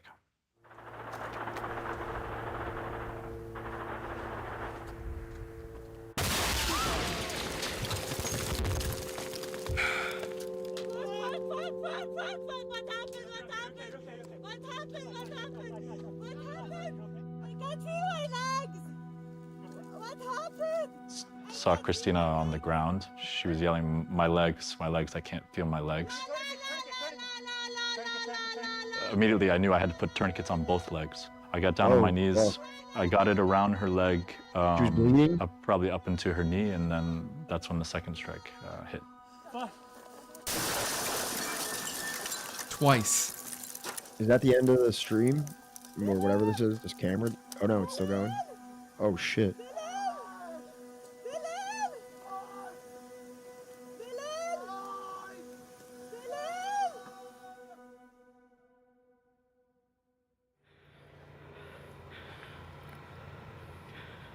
Very early on, after the attacks happened, a lot of the journalists were either shell-shocked or in the hospital getting treatment for their injuries. So there was still a lot of confusion about the narrative and what had happened. And Dylan, who thankfully sustained only minor injuries, was going back and forth in his head about, Yeah, that dude's a fucking what do I savage. remember? I'm thankful my camera wasn't totally destroyed. At least the memory cards survived. I don't know if he's American or not, but how come Biden isn't inviting this man to the fucking White House and like, you know, celebrating like the fact that he managed to live 2 direct fucking strikes from a fucking tank? Yeah, and he's like running around like a hero, like, you know what I mean? Yeah. You know. Going through the footage for the first time was tough. I had remembered that there were 2 explosions, but you know, at a certain point you start second guessing yourself. Like, did I remember that correctly? And so rewatching the footage was confirmation. So that, great no, that the memory cards I was correct. There were two different strikes. Cameras are fucking tough, dog.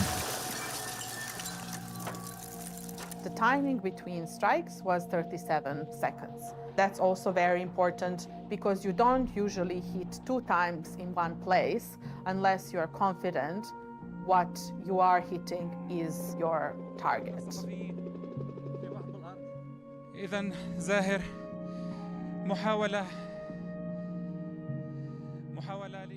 That is, unless you're actually from like, you know, I don't know, Brooklyn or something, and you flew over there last minute and you haven't actually been trained by the military in probably a couple of years, and you're just in there firing at like whatever because everybody above you is just like, yeah, go for it, send it.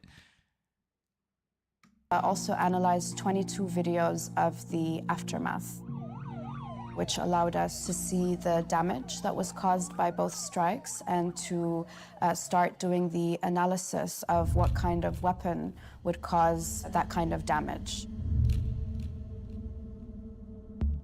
In many cases when we work on conflicts, the weapon can directly lead us to perpetrators. This is the key piece of evidence. My colleague, who is our weapons analyst, knew immediately what this weapon 120 millimeter it was round. a 120 millimeter tank round. And that confirmed that it was the Israeli military that fired on the journalists, because Hezbollah and the armed groups in South Lebanon don't use those kinds of weapons. And more importantly, we did identify this weapon before being used by the Israeli forces in the context of different strikes on Gaza. So this is at least the 3rd time where we are able to link this type of weapon with the Israeli forces.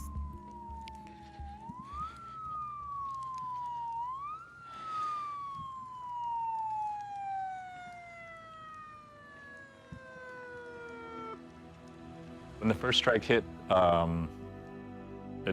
it came from behind me, and I saw him receive the full blow of the first strike. Damn.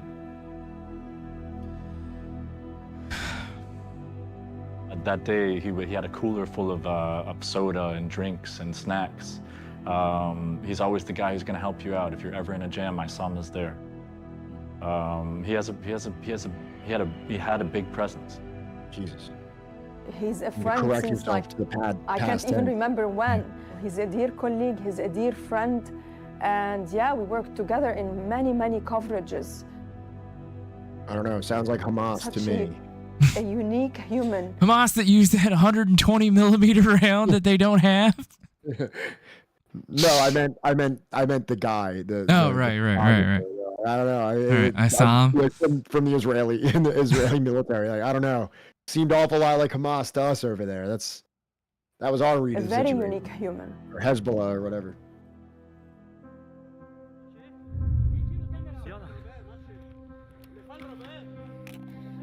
At times like these, it's incredibly important to have journalists documenting what's going on. They are our eyes and ears into what's happening. The evidence that they collect is incredibly important to be able to piece together what's happening. Just the brutality of of the attack reaffirms the importance of that job. Power finger at to this bear point, witness to these kind of think things, so. and hopefully you don't become the story. That's never the goal in journalism. Maybe in Colombia, actually, there might be something like that in Colombia. Civilians are protected by Geneva Convention, so they can't for sure be a target, and targeting them is actually a violation of international humanitarian. Actually, data from an industry report revealed that the most dangerous country for journalists in 2022 was Mexico, with 11 killed there that year. So let's There just... isn't- Sorry. Go ahead, finish. I thought I didn't. Let's finish just what you were reading. compare that with how many... Well, I'm just saying, I have something here that says, by NPR, says Israel-Gaza war is the deadliest conflict for journalists in 30 years. More than 60 journalists and media workers have been killed so far, most of them Palestinian journalists in Gaza. Well, in its annual count of media worker deaths, the International Federation of Journalists said 94 journalists had been killed so far this year, and almost 400 others had been imprisoned. In Mexico or just in general?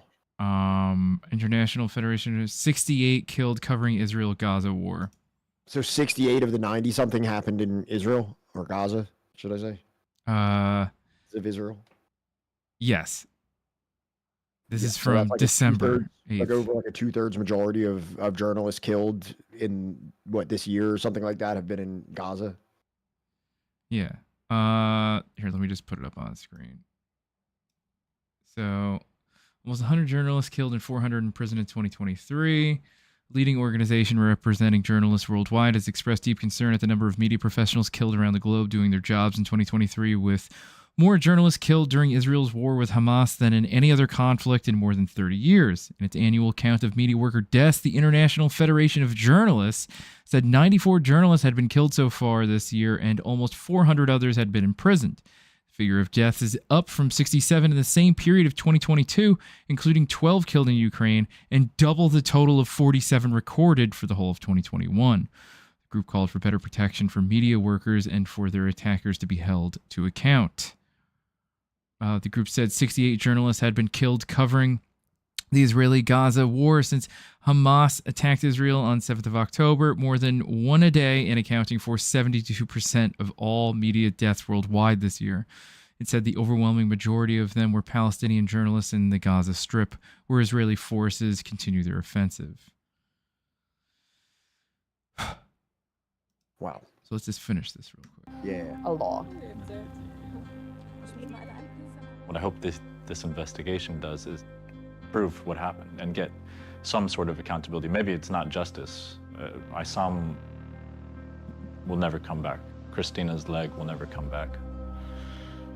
But at least we can prove what happened.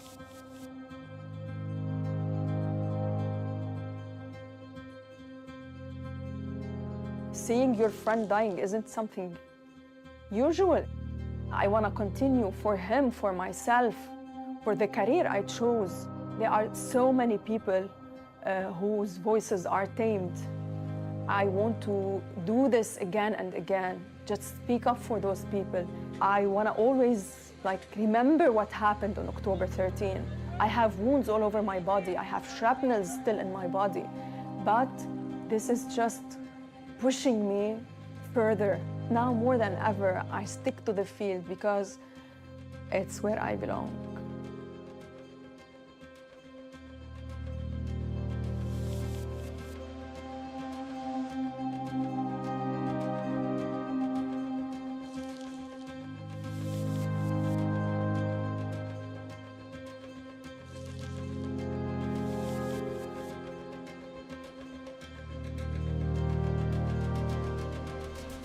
So I still think that there is something there that, sure, the U.S. will never do anything to stop Israel, right? But there's only so much that international human rights groups can be like, hey, war crimes. I mean, but the thing is, right? The institutions that are supposed to do these things are connected.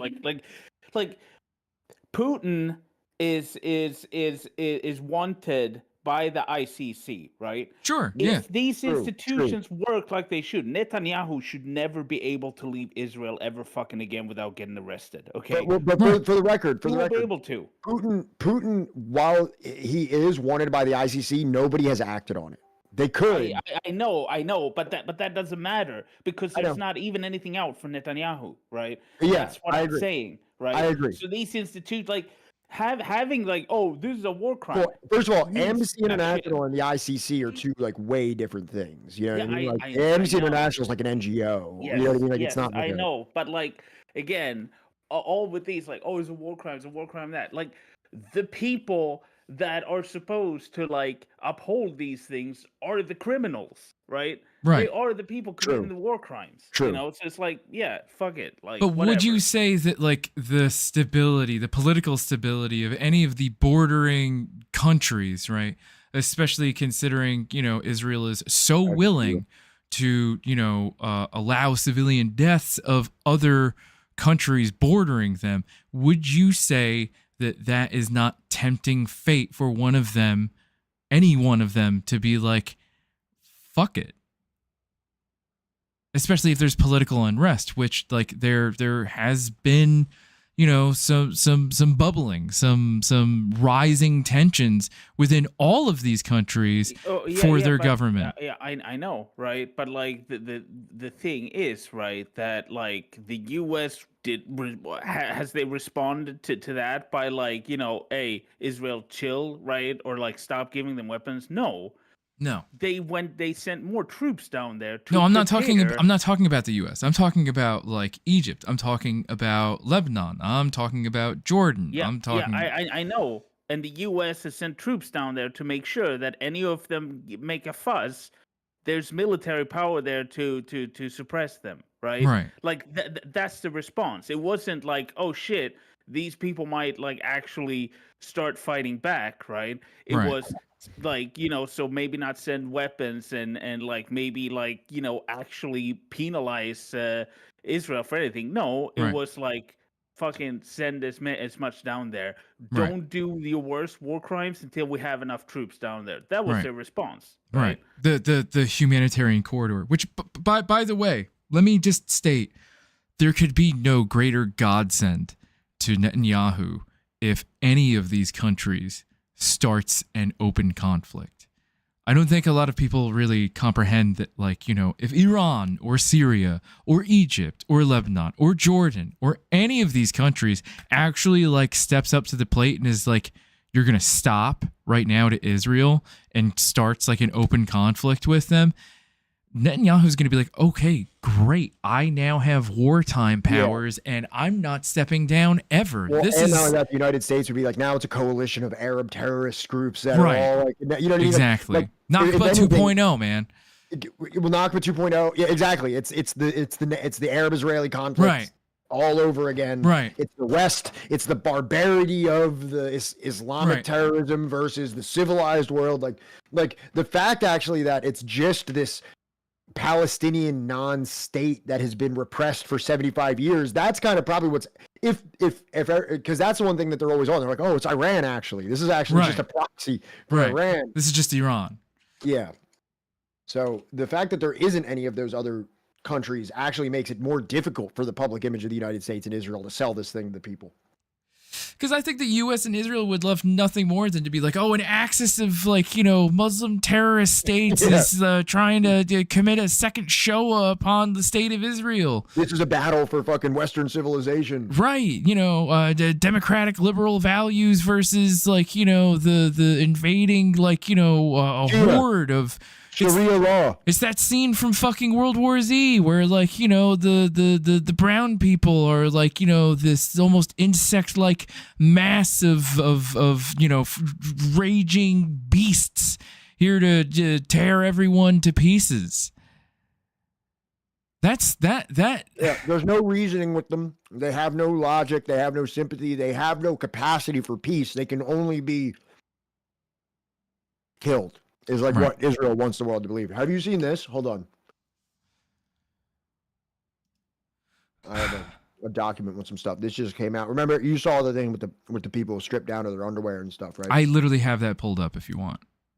the thing Is that it I like sent the one you. from Al Jazeera where it's like a 3-minute video? It's a 4-minute video. Okay. Do you want me to pull it up?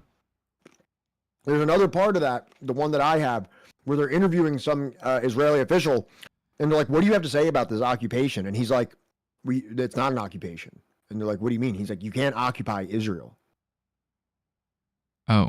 Have you seen that? No, I have not.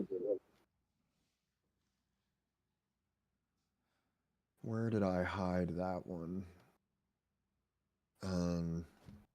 Because the one I have is from the BBC, so let me know if No, I think it's Al Jazeera is the one. Hold on, let me check. It's nuts. When I heard it, I was like, "What, dude?" Dude, what? Oh. Uh-oh. Fuck, where did I hide that? Give me 1 second. Yeah.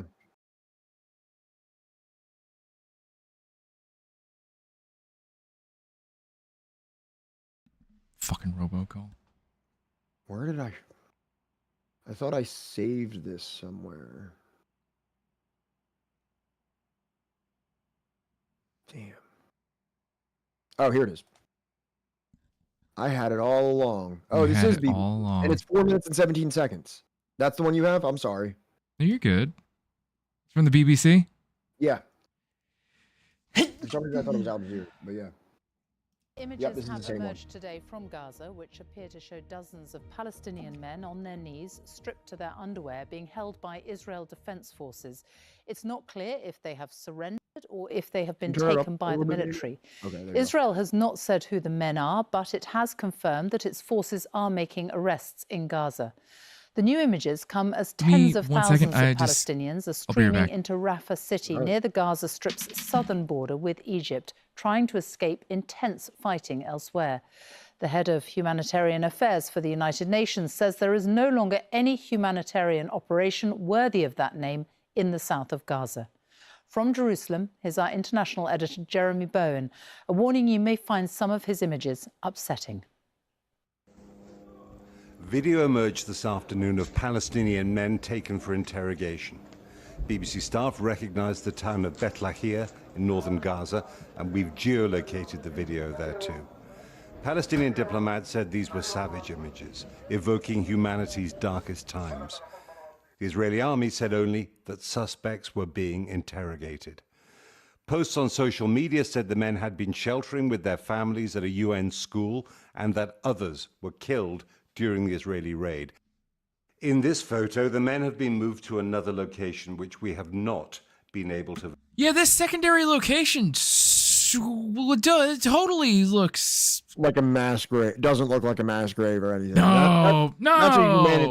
That's a humanitarian, Yeah, that doesn't look sketchy as fuck, right? Like, they're literally blindfolded and on their fucking knees. And stripped to their underwear. I hate to say it like this, but I don't even think Hamas did this to the hostages. So far, like, out of the hostages, they didn't.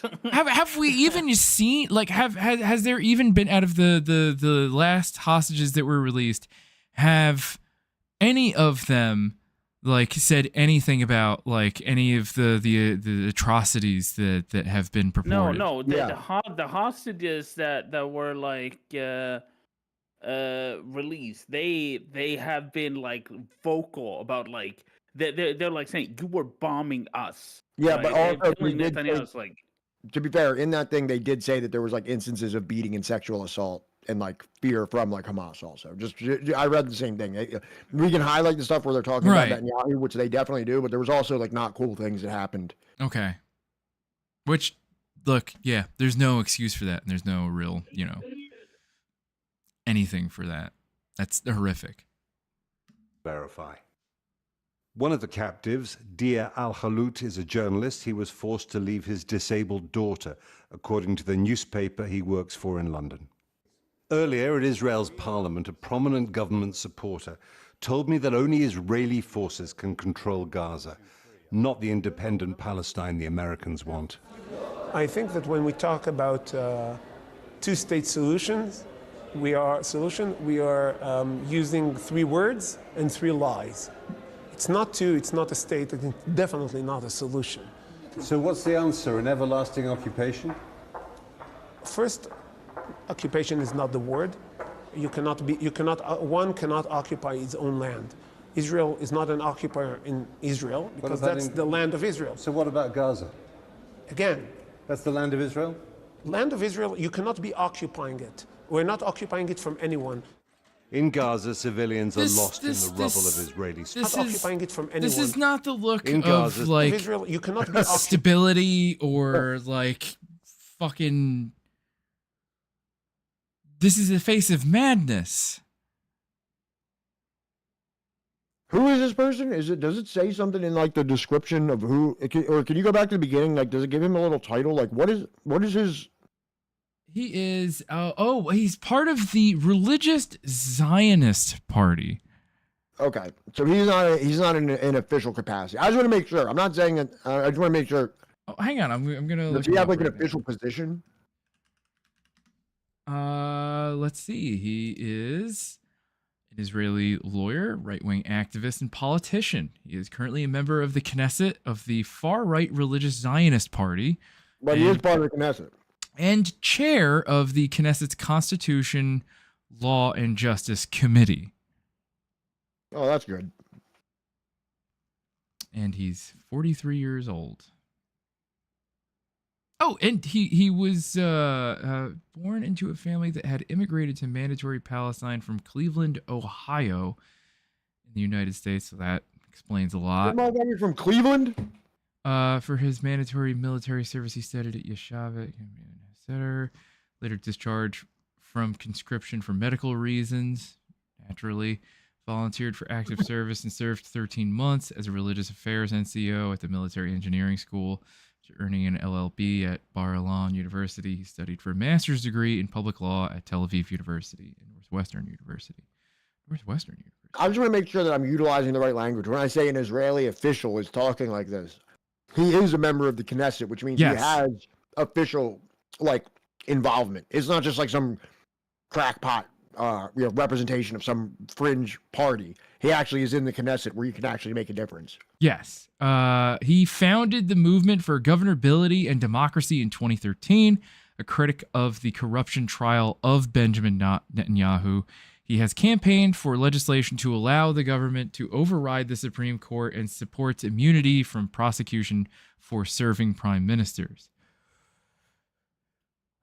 Okay. Prior to 2021, the Knesset elections, Rothman was placed 4th on the list for the far-right religious Zionist party and was elected to the Knesset as the party won 6 seats. In 2023, following the formation of the 37th government of Israel, Rothman was appointed chairman of the Knesset's Constitution, Law, and Justice Committee, where he led the efforts to overhaul Israel's judiciary that sparked the 2023 Israeli judicial reform protest. On June 2nd, 2023, he was filmed snatching a megaphone from a protester while on an official visit to New York City. The New York Police Department received a criminal harassment complaint against him, but it was closed. Why couldn't some dude from the Bronx just slap the shit out of this dude when he did that? Like, why? It's such a missed opportunity for some guy at a protest, some guy from Yonkers, just like that you grabbed a microphone from. Well, even if he did, it was closed because he was covered under diplomatic immunity. Upon his return to Israel, he claimed self-defense, even though he was protected by 3 bodyguards at the time of the incident. What a fucking goal, man. Yeah, well, that's just... State solutions. We are one, the land, you cannot... Lost in the rubble of Israeli strikes. So far, the world is not close to controlling the powerful, chaotic forces unleashed by this war.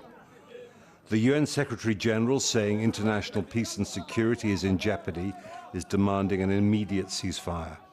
A Palestinian leader told me that the US and UK must not veto the next ceasefire resolution.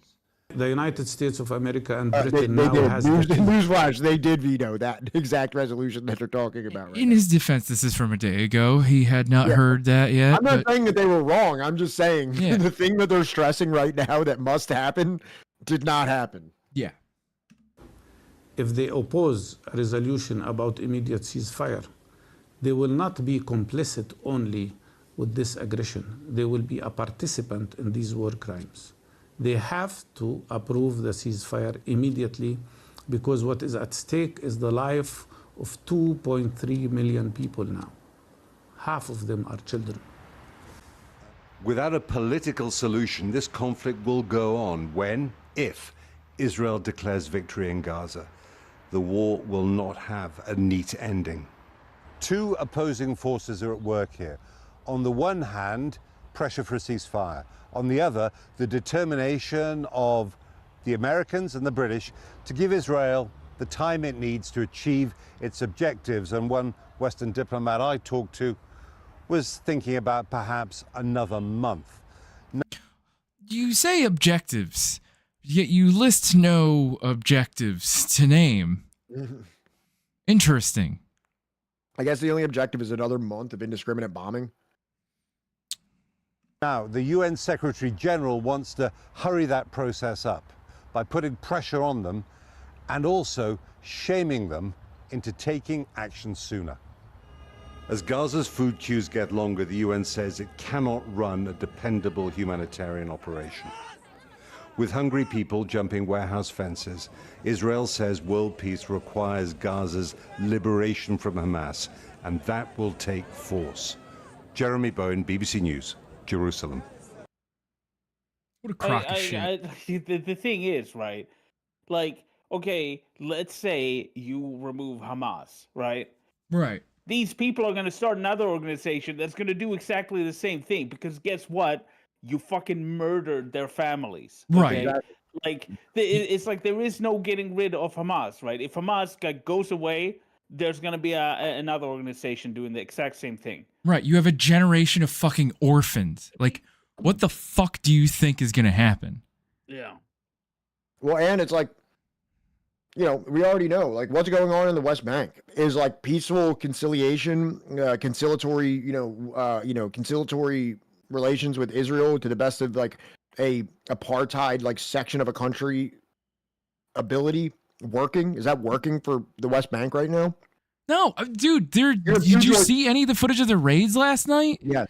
You have two choices in this conflict, right? Acquiesce to Israel and be the West Bank, resist Israel and be Gaza. Those are your two choices. Right. Neither of them are working. Well, that's what Sami Hamdi said, is that like... That's why so many Palestinians are like, we can't make peace. We'll end up like the West Bank. We'll end up being settled and attacked by settler terrorists if we comply.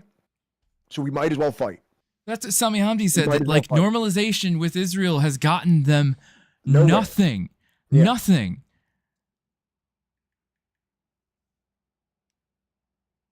Okay, I gotta order my food. So you carry the ball for a second. The indiscriminate bombing is a military strategy developed when they lost the last conflict in Hezbollah. Do you mean back in 2006 in the Second Lebanon War when they developed the Dahiyya Doctrine? For anybody that was here on Tuesday, I read for about 4 hours about the Dahiyya Doctrine. I don't know who might have been here or who might not have been. It might not have been the most compelling or dynamic stream, but holy shit, we fucking read a lot about Dahiyya. I have, like, if anybody's interested, I can make it rain sources on you right now for how all that shit played out from Amnesty International, Human Rights Watch, et cetera, et cetera, et cetera.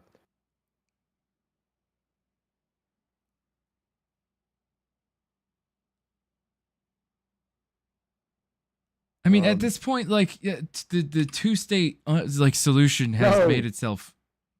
Hash Kush, what's up? 12 fucking months. The OG, the almighty Hash Kush. Thank you so much for subscribing. Thank you so much for being here for 12 months. You're an indispensable and appreciated and beloved member of the community. Thank you so much for continuing to be here with us. Godfather Kush.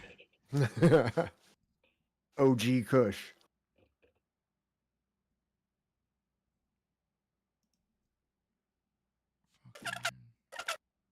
That Hunan beef. Do you want something? Do you want to do something else? I have other stuff if you want to go get into more stuff. Yeah, just send it to me and I'll throw it up there. I'm just trying to order food because Did you hear about Doctors Without Borders being attacked? I have not, but I'm not exactly like shocked. You know what I mean? This is from the Doctors Without Borders website. And this is the thing where it's like, there's only so much of this that can get out because it's like Doctors Without Borders is like a beloved kind of like, you know, oh, we love Doctors Without Borders. And it's like, oh, we're doing a fundraiser for Doctors Without Borders. All elements point to Israeli army responsibility. This is from this is from their website. This isn't like a, you know, electric intifada or whatever, like kind of like position piece on it. This is Doctors Without Borders being like, hey everyone, we were in Gaza and we got attacked and there's all reason to believe that it was actually Israel that did it.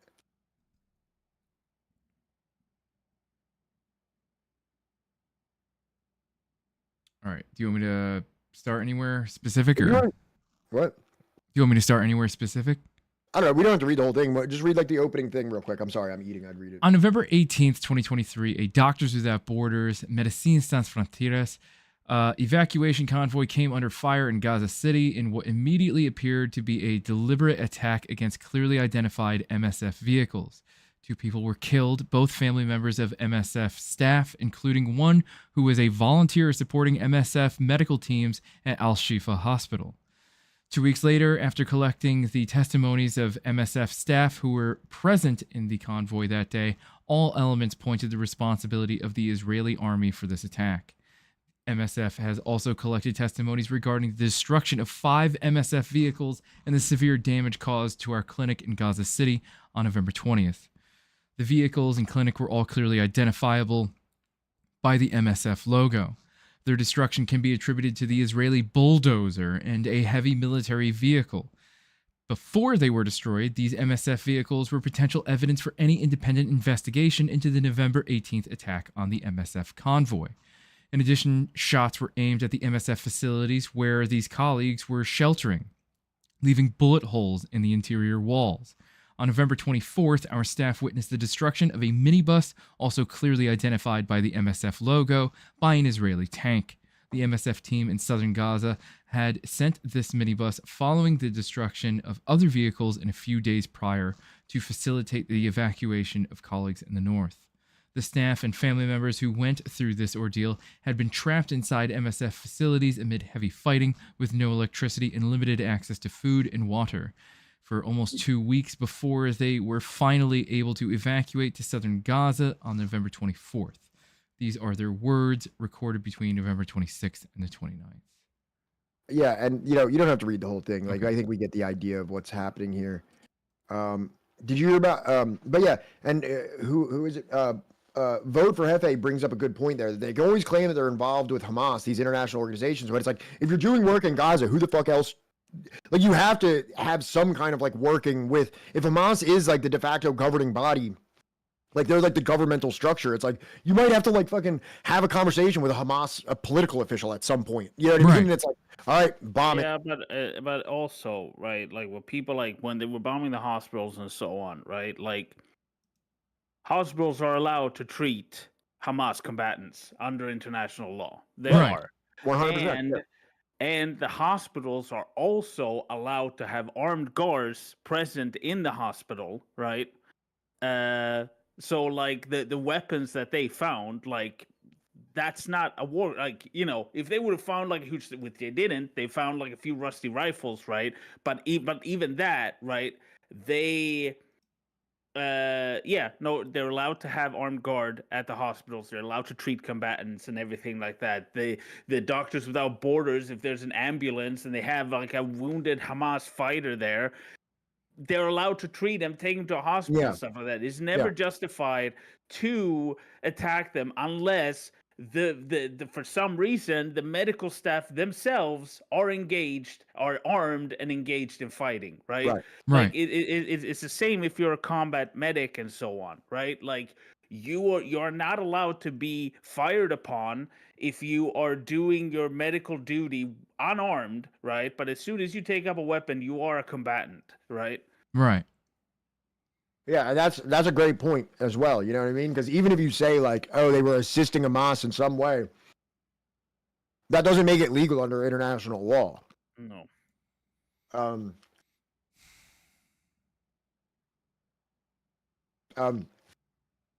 Apparently Logwire is sending us apparently something just happened a few hours. Oh, the doctors were bombed a few hours after Doctors Without Borders themselves gave the GPS coordinates. And this is also something that happened in 2009. Who was it? It was the UN. Or no, was this just happening? I can't keep track of all the Israeli war crimes anymore. But it's like the UN were like, hey, by the way, we're going to be here, and here doing humanitarian work. So here you go, IDF. Perfect. Thank you. Yeah, exactly. Like, you know what I mean? Like, it's like they give it to be like, hey, these are the places that are like critical for humanitarian aid. And Israel's like, oh, we got, like, winking at the camera, like, got it. Johnny, have you heard about the hip hop song? What hip hop song? It's like one of the most popular. Here, I'm sending it to you now. Oh wait, is it the one that's the most popular one in Israel right now that calls for like the murder of Dua Lipa and Bella Hadid? Yes, exactly that. I just sent it to you.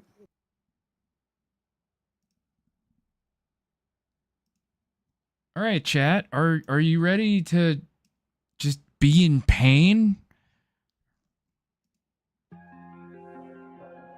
Can you put English subtitles on this? Is that possible? Because if not, it's gonna be pointless. I mean, let's see what happens. Damn it.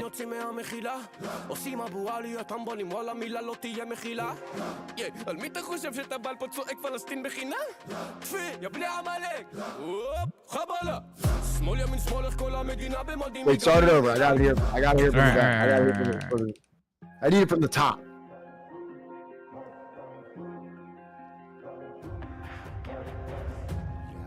Yes, this is the stochastic hip hop. Yes, it is. Carpe Max.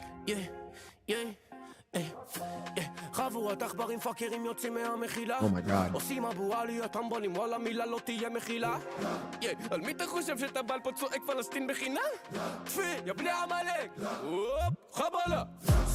Oh, he said Amalek.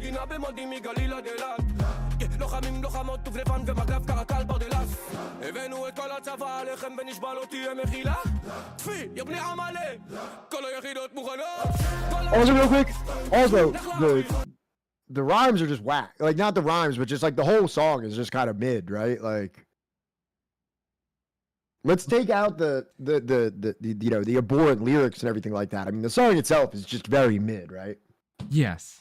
Okay, just wanted to throw that out there. Go ahead.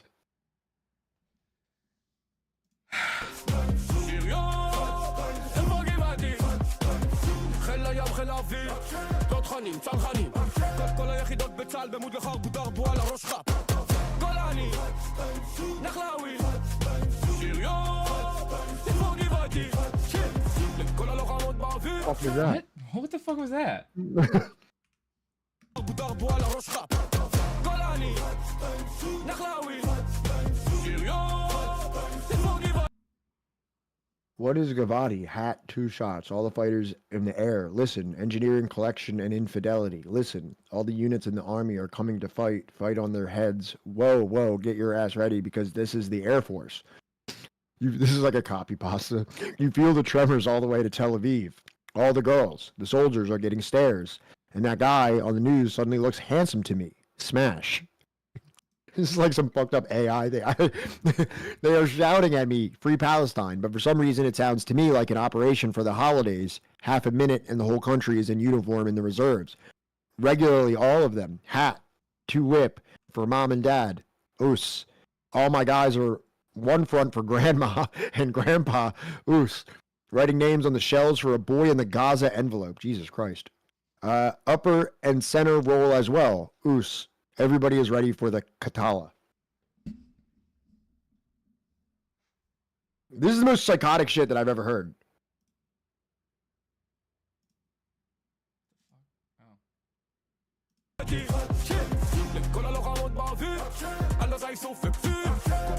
Wait, dude. What? Did you draw? Oh, maybe that was all. Maybe like the captions like fucked up, and that was like the whole thing that was supposed to be coming like right now because it's not showing it. Probably.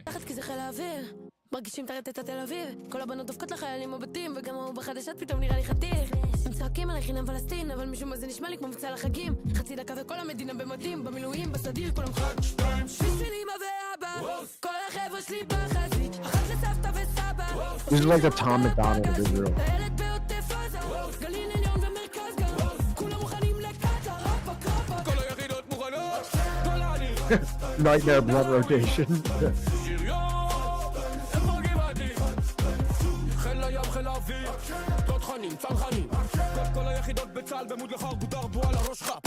I really hate to ask what Darbo is because I just imagine it's like a slur of some kind. I don't know.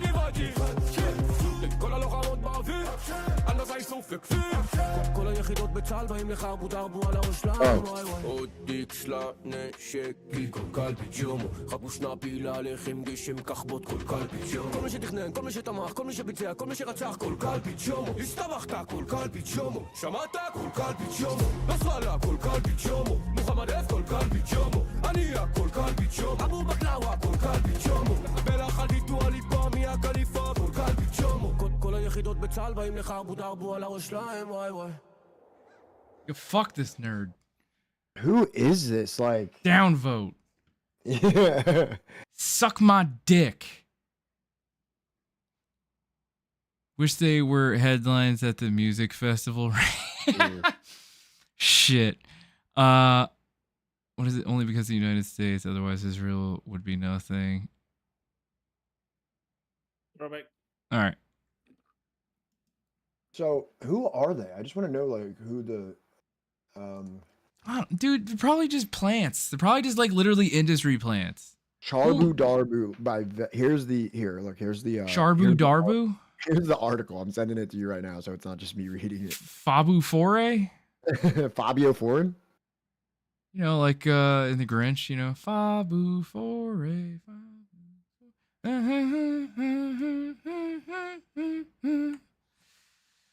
Hip hop war anthem reaches #1 in Israel. This is like the Tom McDonald of Israel, by the way. Yeah, that's not that shocking.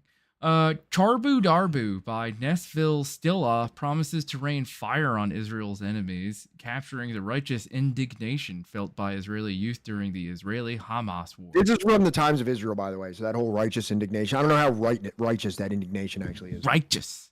New song became a #1 hit in Israel over the last week, an angry hip-hop war anthem by the duo Nesville Stilla, whose real names are Nisa Levi and Dor Soroker.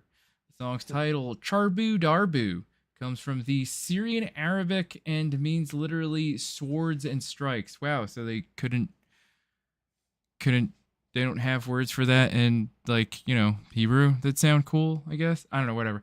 In Hebrew slang, it is a reference to raining hell on one's opponent, which is what the rappers promised the IDF will do to Hamas. With minimalist beat produced by Stilla, Sroker, and quick cuts of the rappers in various urban and desert landscapes. The 2.5-minute long video is in many ways typical of Israeli hip-hop. Lyrically, though, the piece encapsulates a feeling of righteous fury that has been prevalent in Israel since October 7 atrocities. Left, right, left, how is it that the whole country is in uniform from Galilee to Eliah? We've brought the entire army against you, and we swear there won't be forgiveness.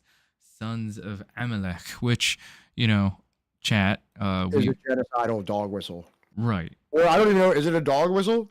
I don't even think it's a dog whistle. I feel like if you've read, like, you know, the Bible, it's been used on the Irish. It's been used on indigenous people. It's pretty clear what. Yeah, it's so interesting that just popped up in the Domenico Lacerdo book as well. Yeah.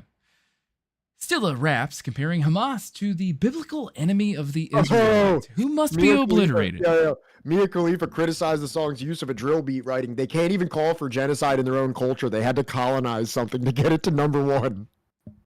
Hell yeah. Yo, that's a fucking heater. Heater for fucking, you know, big W for bless Mia Khalifa, friend of the stream, Mia Khalifa. Bless our homegirl, Mia Khalifa. Queen. I just sent you. There's a Wikipedia for this too. I just sent you. It might be better to read the Wikipedia than this Times of Israel fucking article. The Wikipedia is a little bit more, you know.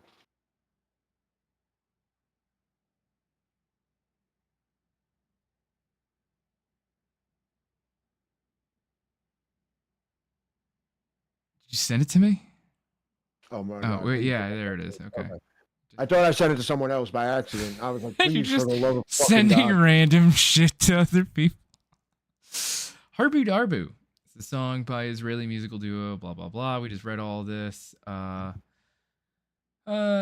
attack calling for the deaths of leaders of Hamas as well as Western celebrities Bella Hadid, Mia Khalifa, and Dua Lipa. The single was released on the 14th of November 2023, just over a month after the attacks, and was featured on the Galgalatz radio station. It received criticism for endorsing genocide from Al Jazeera and the Middle East Eye. In a post on Instagram, Soroker and Levi wrote, "We are back in the studio. This is the result. This song is not really our song. It's your song. For more than a month, all the fighters, the female fighters, and the security forces all over the country have been giving their hearts and souls for all of us. Just indiscriminately murdering journalists, children, and, you know, Hamas fighters alike. This song is yours and only yours, and you should know it well. Every dog gets its day."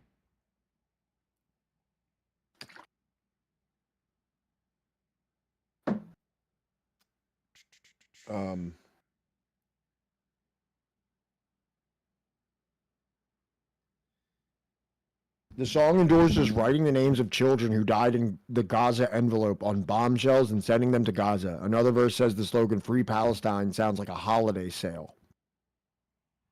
Wow. Like, I don't get it. I don't get it anymore. How any lib can still stand behind this shit at this point. Like, they're coming up with just random shit. Like, you know, my mom's friend, right, in like a Facebook post the other day, I could not stop myself from commenting on. She states that, like, oh, she overheard somebody say that, like, it's impossible for the Israelis to be a colonizer, right, because they have nowhere to colonize from. They have no nation to colonize. It's not like the Israelis ceased to be European. No, Pat. Like, that's basically that dude from Brooklyn, that dude from Cleveland, right? He would have been just fucking fine, right? He probably would have been. I just want to throw this out here. A lot of times when you say like something like, "Oh, you know," and I'm absolutely sympathetic with the situation that the Jewish plight in Europe up until, you know, up and through the Holocaust and everything like that. And the big thing was like, well, we had to get out of Europe because we would never know when something like that would happen again. And I just want to say, it seems that Jewish people have done relatively well in Western and even Eastern Europe to this day since the Holocaust, right? Like, there hasn't been like any kind of like mass anti-Semitism throughout Europe since then, right? Like, if anything, there has been a little bit of a rise in anti-Semitism, especially with like the rise of like far-right parties in like Italy, Germany, you know, etc., and so on. Poland, Ukraine, yeah. Probably. So there has been a rise in that, but that's the thing, is that Israel has shown nothing but support for all of those movements. Really? Because at the end of the day, like, you know, like, Israel showing support to like the Azov battalion isn't some like, I just can't understand it. No, dude, you're not getting it. Like, Israel loves those people. The more threatened and the more unsafe that Jewish people abroad feel throughout Europe and other parts of the world, and the more alluring moving to Israel where they can be kept safe, right? That's the whole thing. That's the grift. Baby's got you. It's like, oh, how else can you explain how ISIS is like? Well, how many times has ISIS ever attacked Israel? I don't think they've ever attacked Israel. Why? I think Hamas fought ISIS at one point. So how is Hamas from the West Bank, or not from the West Bank, from Gaza, fighting ISIS. It would actually make more sense if like the Palestinians on the West Bank were fighting ISIS. I'm pretty sure that Hamas and ISIS fought at some point. They have. It's one of those things where it's just like even the Taliban like doesn't like ISIS. Right. You know.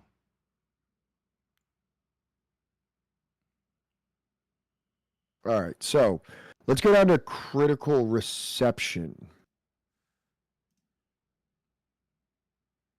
A review for Harbu Darbu in Times of Israel found that the song encapsulates feeling of righteous fury following the previous month's Hamas-led attack. Yanet called it an infectious trap piece. God, fucking, it almost like hurts my soul. That was the whitest thing, I think. As like somebody who listens to a lot of drill rap and shit like that, just like, please, like, don't, like, stop. While Dor Meir Molem of Mako wrote that the song could have a better hook.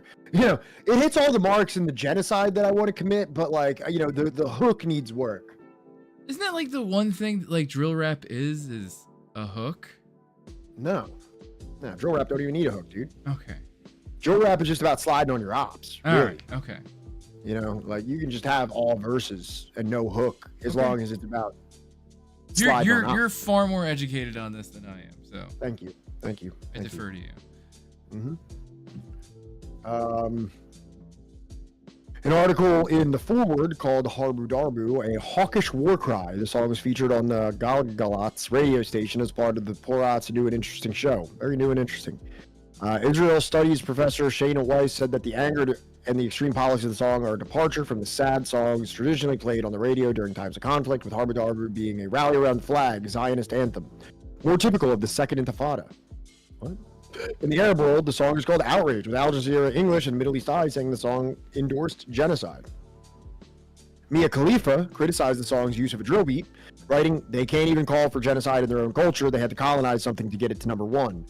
Stiller responded to Khalifa, calling her an idiot. A statement by the artist said, "We are happy for the conversation the song is sparking around the world, that everyone will know and remember that we are a strong nation, a strong army, and most importantly, everyone gets their due." There's a thing right here from Twitter. Y'all, that song calling for the IDF to kill me, Bella, and Dua is over a drill beat. They can't even call for genocide in their own culture. They had to colonize something to get it to a number one. Where did you find this? It's right there on the right. There's like a little square. Oh like, shit. Yeah, sorry. I was looking at like all these other parts. So Baldwin's Ghost just sent in an article from the Independent. If you want to check it out.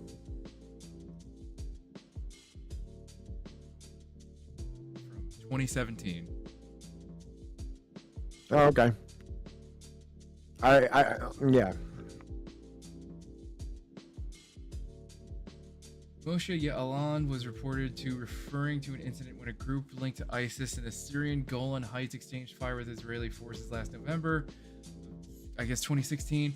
The area is Rocky Plateau, blah, blah, blah, seized by Israel during the Six-Day War of 1967 and later annexed and moved, never recognized by the international community.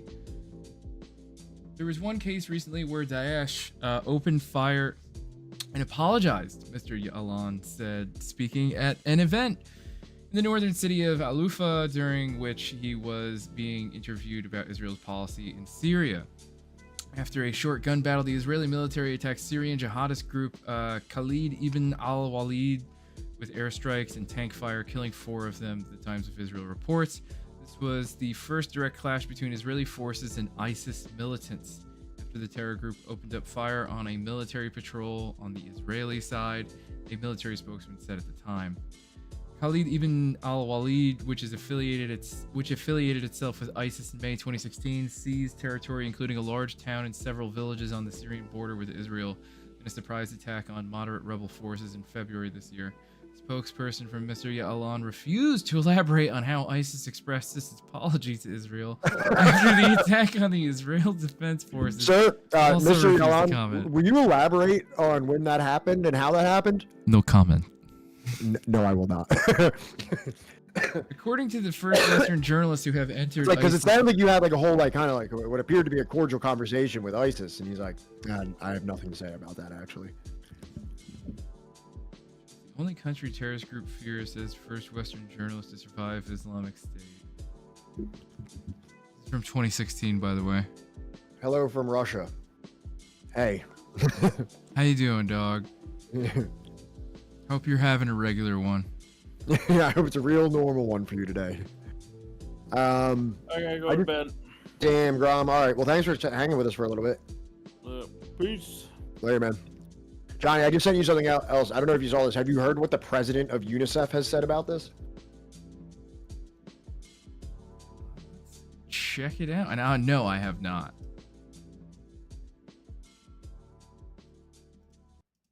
I feel like I'm running out of ways to describe the horrors hitting children here. I feel like I'm almost failing in my ability to convey the endless killing of children here. And so perhaps if the world could see those at risk, meet Khaled and Hannah. Please meet them, see them, and pray that they are alive in a few days' time. Can you just replay that beginning part again? Like, I don't know if you're. This is the president of UNICEF, by the way. I feel like I'm running out of ways to describe the horrors hitting children here. I feel like I'm almost failing in my ability to convey the endless killing of children here. And so perhaps if the world could see those at risk. Anyone hear that? Like, this is the president of UNICEF being like, I'm running out of words. The English language is not providing me the range of vocabulary that I am required to explain to you the endless killing of children that is happening right now. I mean, like, and it's not like UNICEF doesn't cover like other parts of the world that are just like war torn. Yeah, but I think it was less than a month into, Israel's response, where schools, pretty much basically said that like we're just closing our doors because our entire classes, all the students that attended the school are with God now. But like you were saying, Sam, not to take away from Palestine, but how many of these has there already been? All the genocides that the U.S. has been a part of, all the ones that other settler colonial peer states. I agree. Yeah. But I also do feel that Israel is in a particularly egregious situation because this all happened after World War II, for the most part. Right. Israel was declared at 1947.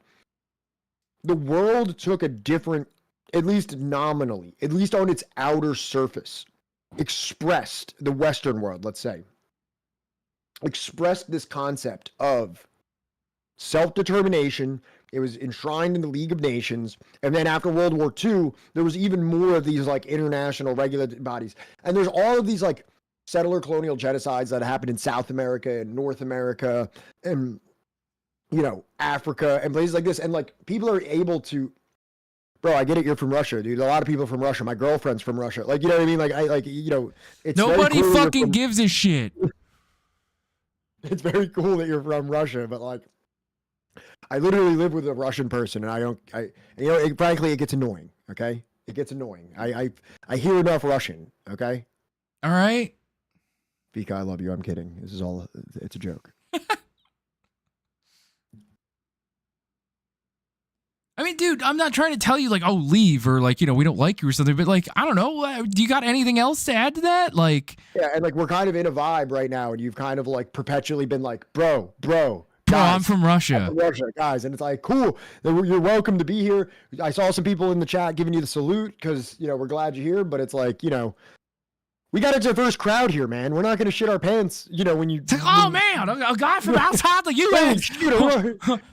Boy, howdy. Fucking, half the chat's from fucking Sweden. Like, yeah, we got a diverse crew here, you know what I mean? That's part of the course, you know what I mean? Like, when you say something important, I'll listen to you. I'm from fucking New Jersey, dog. Like, I don't know. You're not the first Russian person that, like, I've encountered. I'm sorry.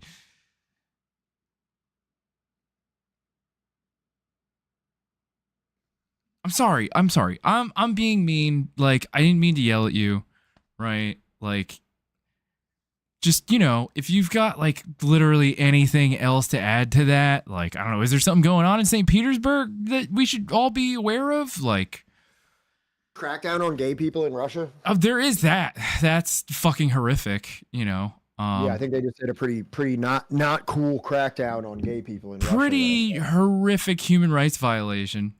Yeah. Okay, my English is not so good, you know. All right, thank you for telling me that, Deformation. If you feel the need, if you want to type in Russian in chat, we actually have several Russian speakers, and that's kind of like to our point that like that's why you didn't necessarily bring the production down when you said that you were from Russia. If you feel the need to speak in your native, you know, you can speak in Russian if you'd like. We have several people that can translate it here because, like I said. Got a diverse squad over here. Yeah, no, dude, like, yeah, you could try your best. You could even just type in Russian. As long as you're not saying anything like bigoted or anything like that, we're cool. Like, go ahead. People will probably translate it for you in chat. We have a pretty we'll be happy to do it. We have a pretty chill community that, like, you know, really embraces like an international, you know, perspective here. Real big part of what we do. So Johnny, you know how we just watched UNICEF saying all that? Yes. Oh no, actually, let me finish my point there.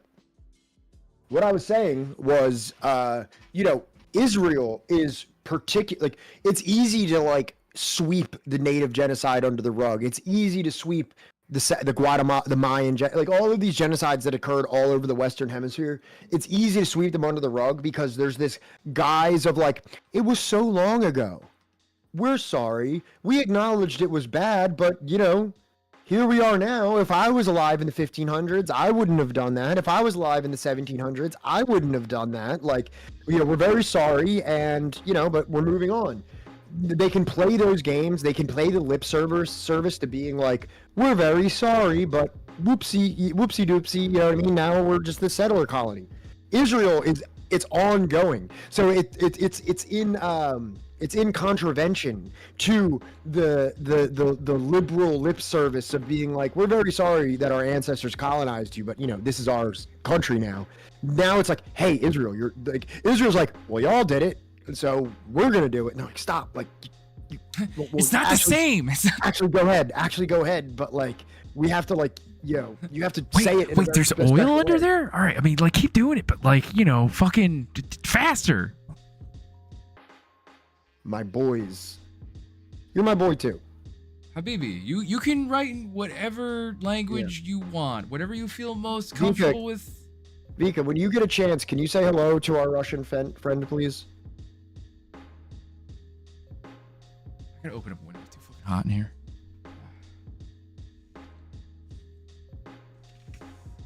Vika, when you get a chance, just let them know, you know, that we appreciate them being here, and you know, greetings to Russia.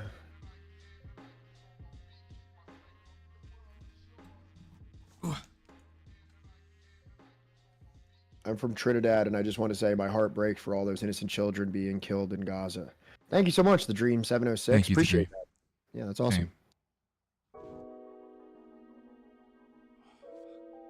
Is that you, Vika? Do you want to say something on camera? Do you want to talk to the Russian person in chat, or do you not want to be on camera right now?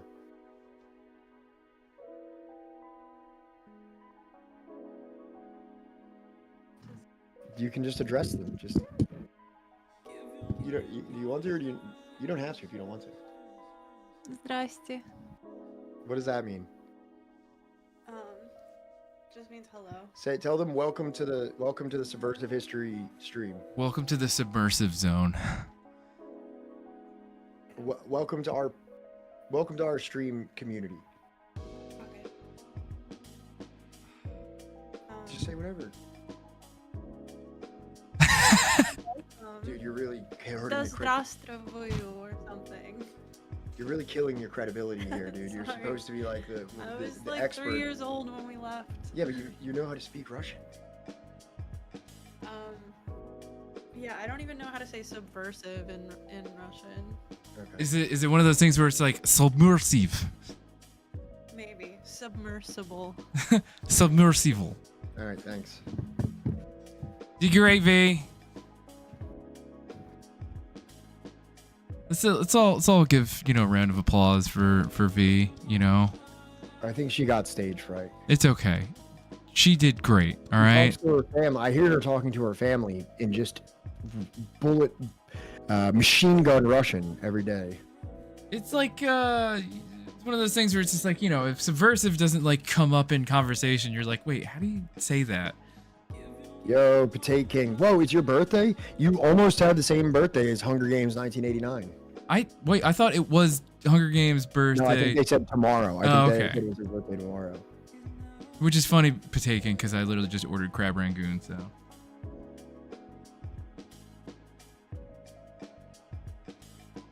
Happy birthday, Potato King.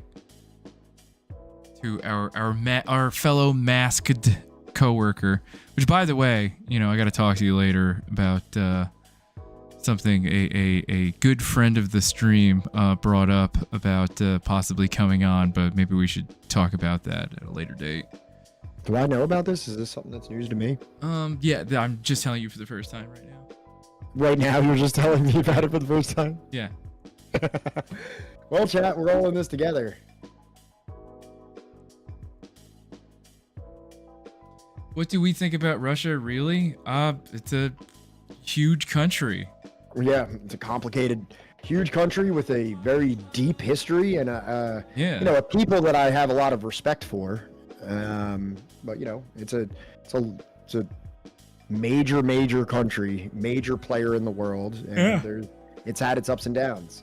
Yeah, you know, I think that. No, go on. What were you gonna say? I've dedicated myself to studying Russian history, probably more than the average American has.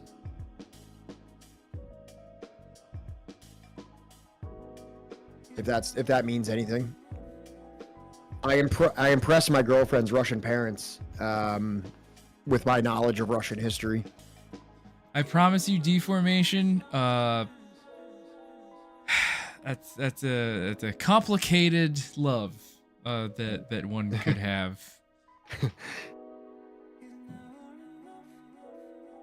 What part of America do you love?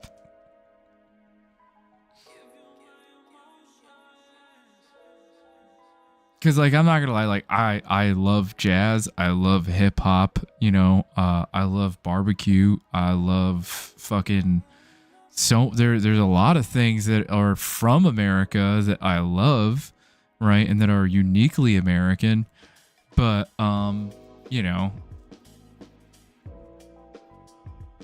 America as a country, yeah, I love rock and roll, you know? Football, apple pie, and stepmoms stuck in dryers. That is the truest distillation of American culture I think one could make.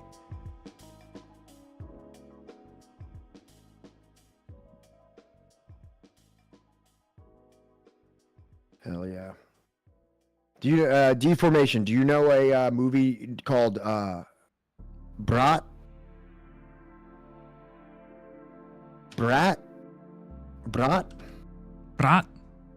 Yeah. Bliat? Is that what you're saying? No. Brat. Like this. Yeah, Vika knows what I'm talking about. Do you know this movie? Like, it's a movie called Brat? Yeah. No, I'm sorry, I'm not familiar with it. Yes, I watched it with my girlfriend.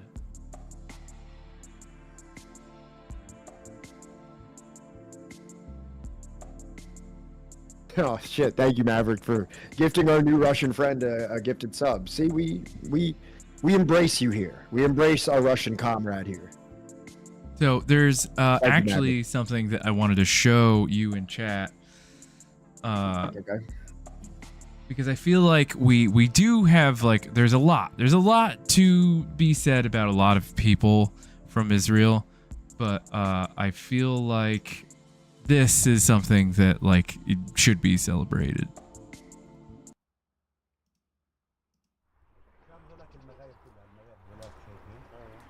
I'm fucking love you, bros. Hell yeah. Thank you.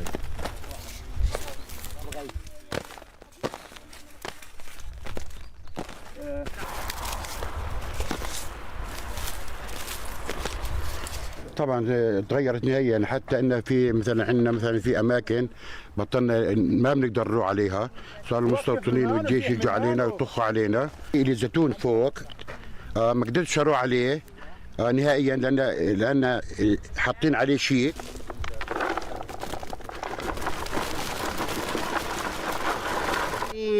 تراثنا وتراث اجدادنا، واحنا بنعيش يعني بدون الزيتون ما بنعيشش، لان بناكل منه الزيتون والزيت، لانه هو اساس الغذاء والطعام عندنا في البلاد.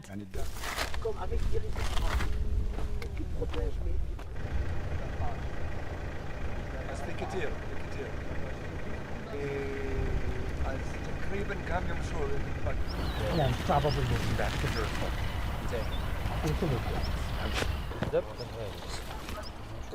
حاسة خايف.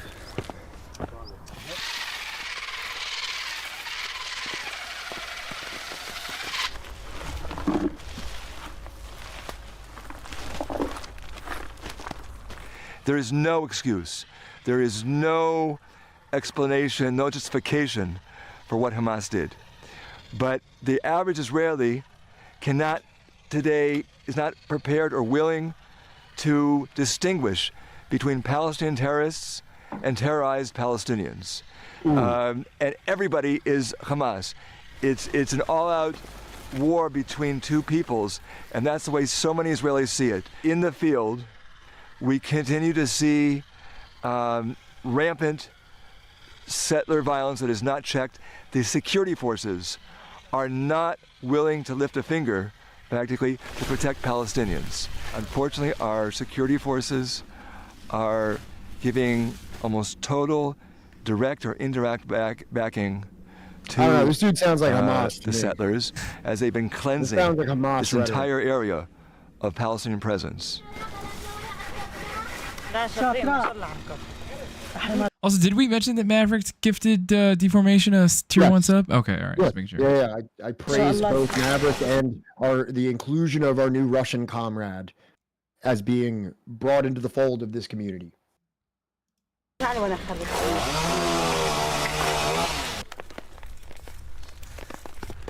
on, wait, actually, why? Deformation, what do you think of the Soviet Union? What is your opinion of the Soviet Union? Yeah, we should probably get that out of the way, like, now.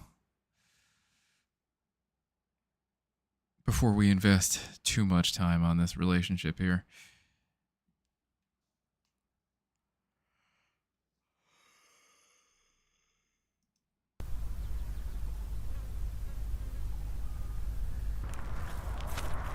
You guys didn't do that first.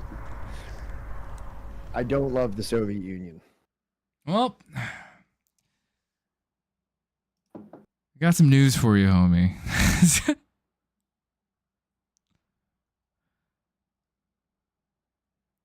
While we don't believe that the Soviet Union is beyond reproach, right, or beyond any, tepid, supportive, criticism, right, we kind of think it was pretty chill. I don't know about pretty chill. I don't know if that's the word that I would use. All right. There's a lot of, not even just from internal issues, but external issues. A mixture of internal, external issues. Maybe it wasn't necessarily, like chill. I said, I mean, after 1950, it was kind of chill, actually. I would say it was kind of chill after World War II. Like I said, it's not that we think that's beyond. I want our country, Russia plus the USA. So you're saying you want like a contiguous country from the Bering Strait that connects Alaska to the entirety of Russia to be one contiguous United States of United Russian States or something like that?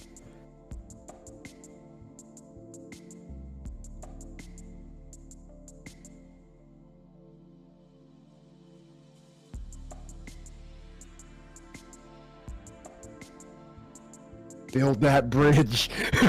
It's the opposite of build the wall. He wants the Build land that bridge. bridge. He wants the Build the land bridge. bridge, everybody. Is this a legitimate LaRoucheite in chat? I don't think I've ever actually met that person. Like a person that I've never, in all my like, you know, messing around here in these political spaces, I don't think I've ever, like, it's so weird that when I started streaming, like Falcon and Force started talking about these LaRouchites, and I was like, is this a real thing? Like, Other Barry, that's not true. I have met a real life LaRouchite long before I knew anything about who Lyndon LaRouche was. I think your politics don't keep amazing culture with us. Have I personally met Scientologists? No, I have not. I'm not from Florida. I visited their thing in Clearwater once. Oh yeah? Did you tell them that you were considering joining so that you could get the free buffet? It was at night, so there wasn't anything like that happening. I just went outside of it. Nah, the best time to go is in the morning and tell them that you're considering joining so that you can get the free buffet food.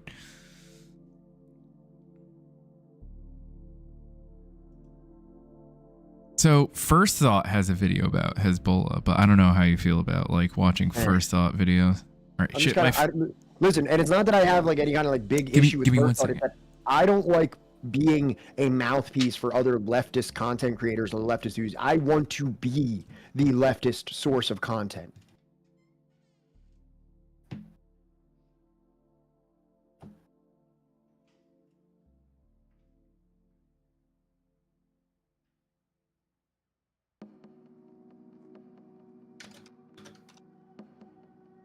Thank you, Mag. Us here at Subversive History, we're trying to, you know, be the source. So I want to be First Thought. I don't want to like, that's what YouTube is for, Pat. I know. Here we steal. No, but I've done quite a bit of stealing here, but I've been stealing Al Jazeera and Amnesty International and Human Rights Watch and stuff like that. Like, you know what I mean? Like, that's the theft that I'm engaging in.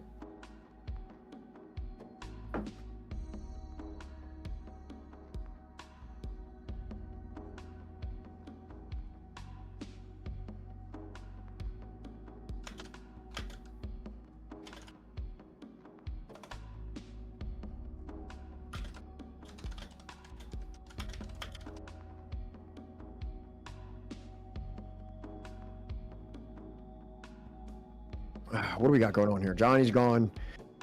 Are you guys really think you're dead? Biden is a president? Yes. It is easier to avoid long video content when not on the 7-day grind? Yes. Oral for the oral? Yes. Tell me? Also yes. The source and not the aggregate? Correct, Carpe Pax. Are you pro-Trump deformation? We're waiting on an answer. Deformation, what do you think about Gorbachev and Yeltsin? Vika, we don't like Biden here. Maverick, LOL.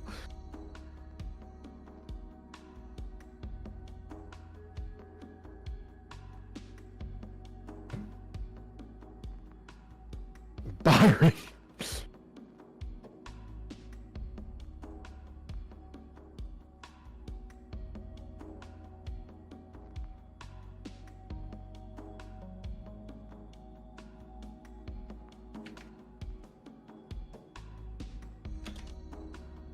Don't want to be secondhand source, but most of your streams are you just reading verbatim from a book.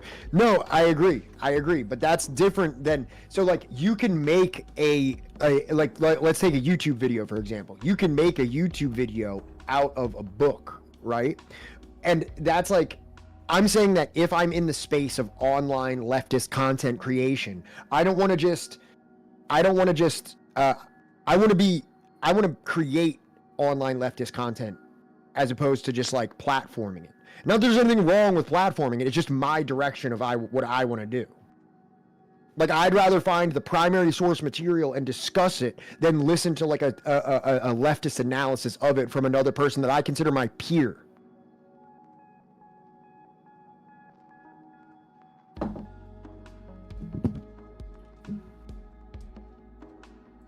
I don't disagree with that, but afraid of who you might suggest. Absolutely, Maverick. Yes, no one here supports Joe Biden. Thank you, Frozen Bananas.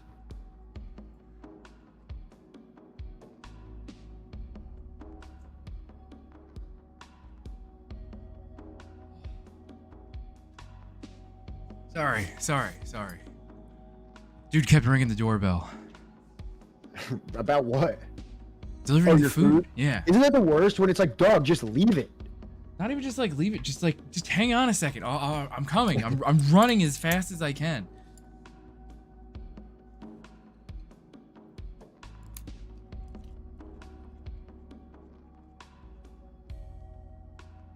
What's happening? Sorry for my English boys, but I say the truth.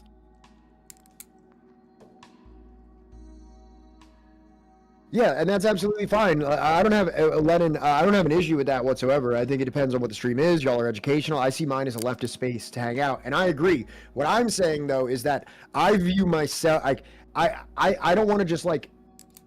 I view myself as that kind of like creative outlet. So I don't want to just like. It feels weird to just like use it from like something that I consider my peer, even though I'm not like peers with them in terms of my success. Like that's my inflated sense of self that I have in this situation.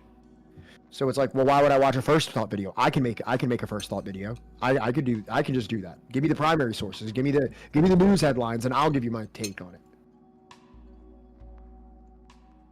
No, Heroic Skeleton, I was taking your comment in jest. I know that you weren't just being like, well, actually, you actually read out of a book, so checkmate.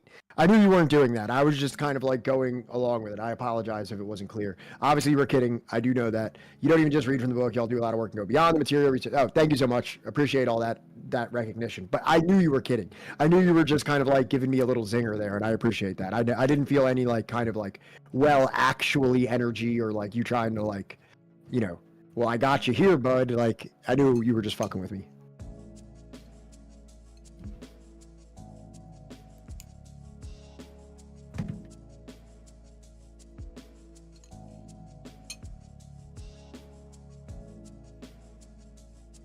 Yeah, Heroic Skeleton is debate broing in the chat right now. Sick. I love that. Yeah. I mean, how would you guys feel if we like moved into that? Moved into what? Like, you know, maybe having a couple debates here and there. Listen, don't tell chat that. All right. If anything happens, it'll happen.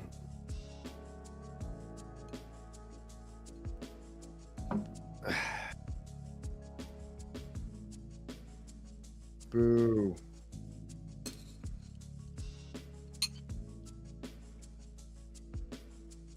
The Hash Kush has spoken.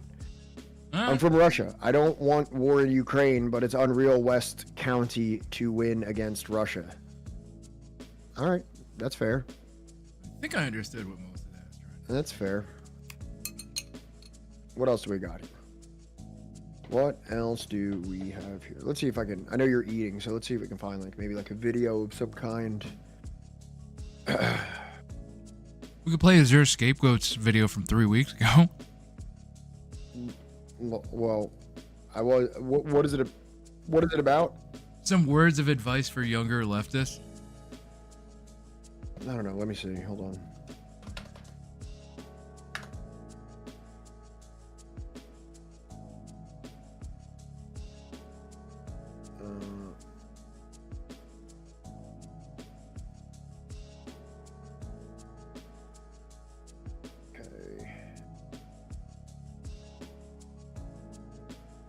Here's something that just came out from Al Jazeera 48 minutes ago about the risk of starvation. Send it. I'm doing it.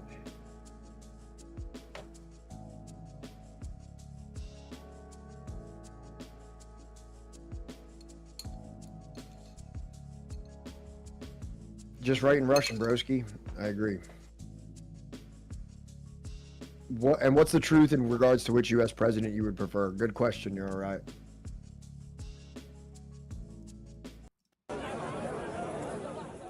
Palestinians like these are spending hours and even days outside UN-aid distribution centers in Gaza to get whatever food they can.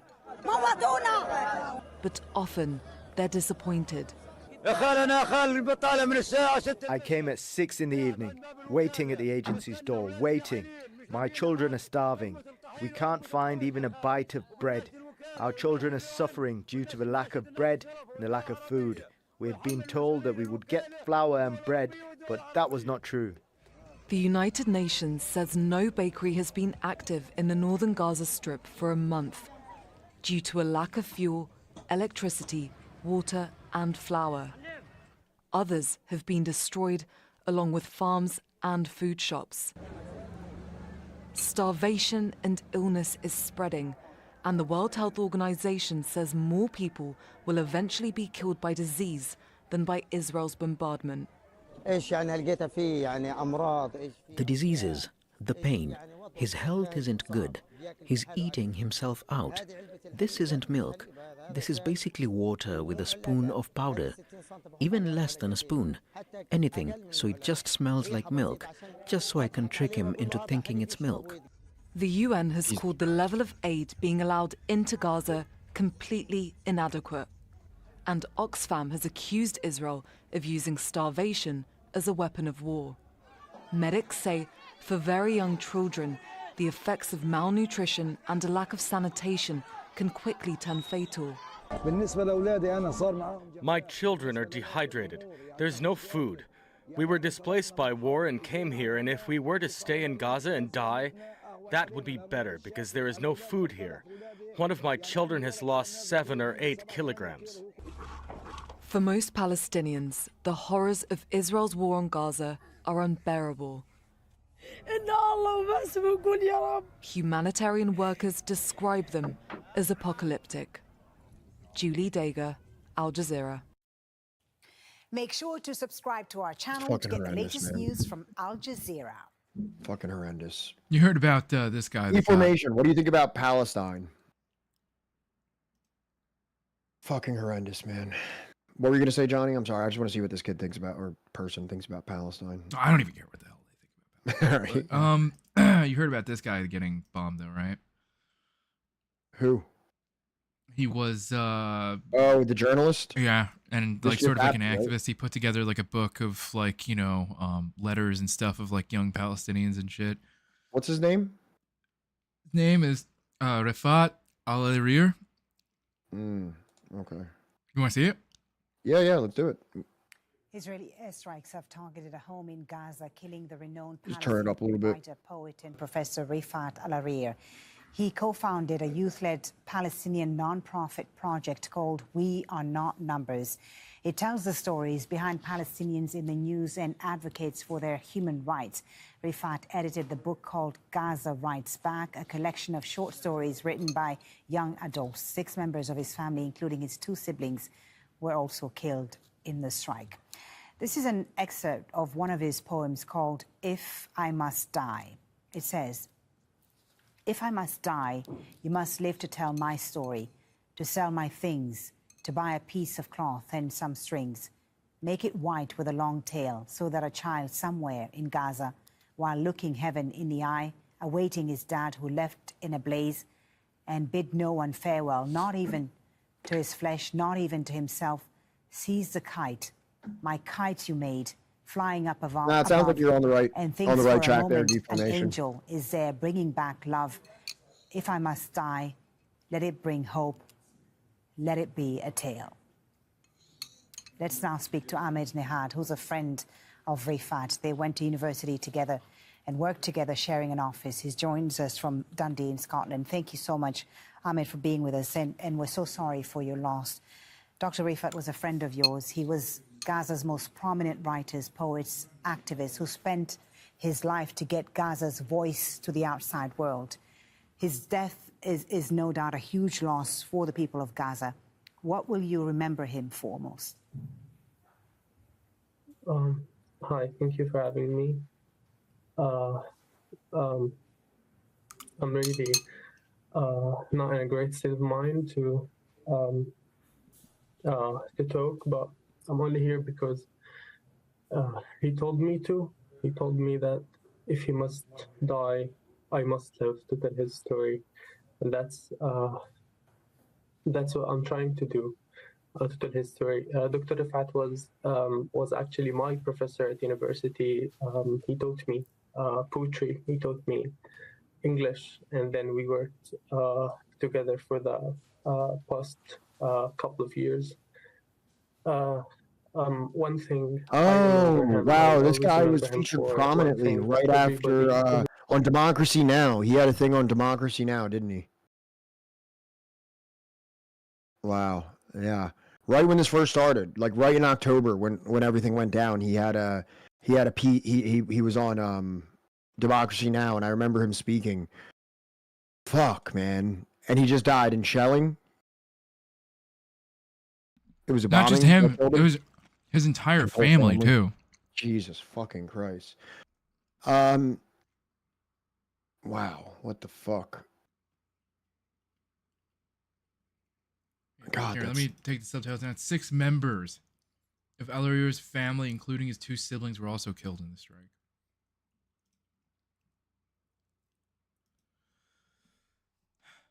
every student of his, every mentee of his, every person who knew him, met him, talked to him, even just followed him on Twitter.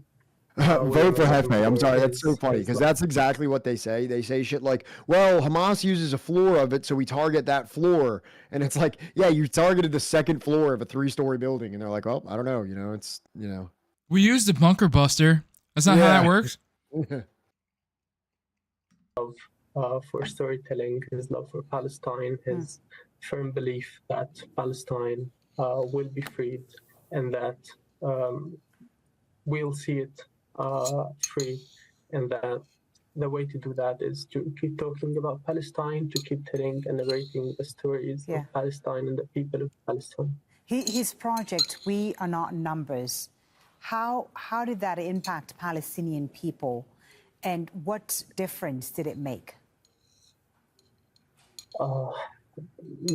Rifat was a leading, he was a giant when it came to writing back, as you mentioned, his a very important book. The book he edited, Gaza Writes Back, is in a way an epitome of all his work, all of his interest in writing. What is We Are to Not be done? Numbers is one Very of the pressing projects question.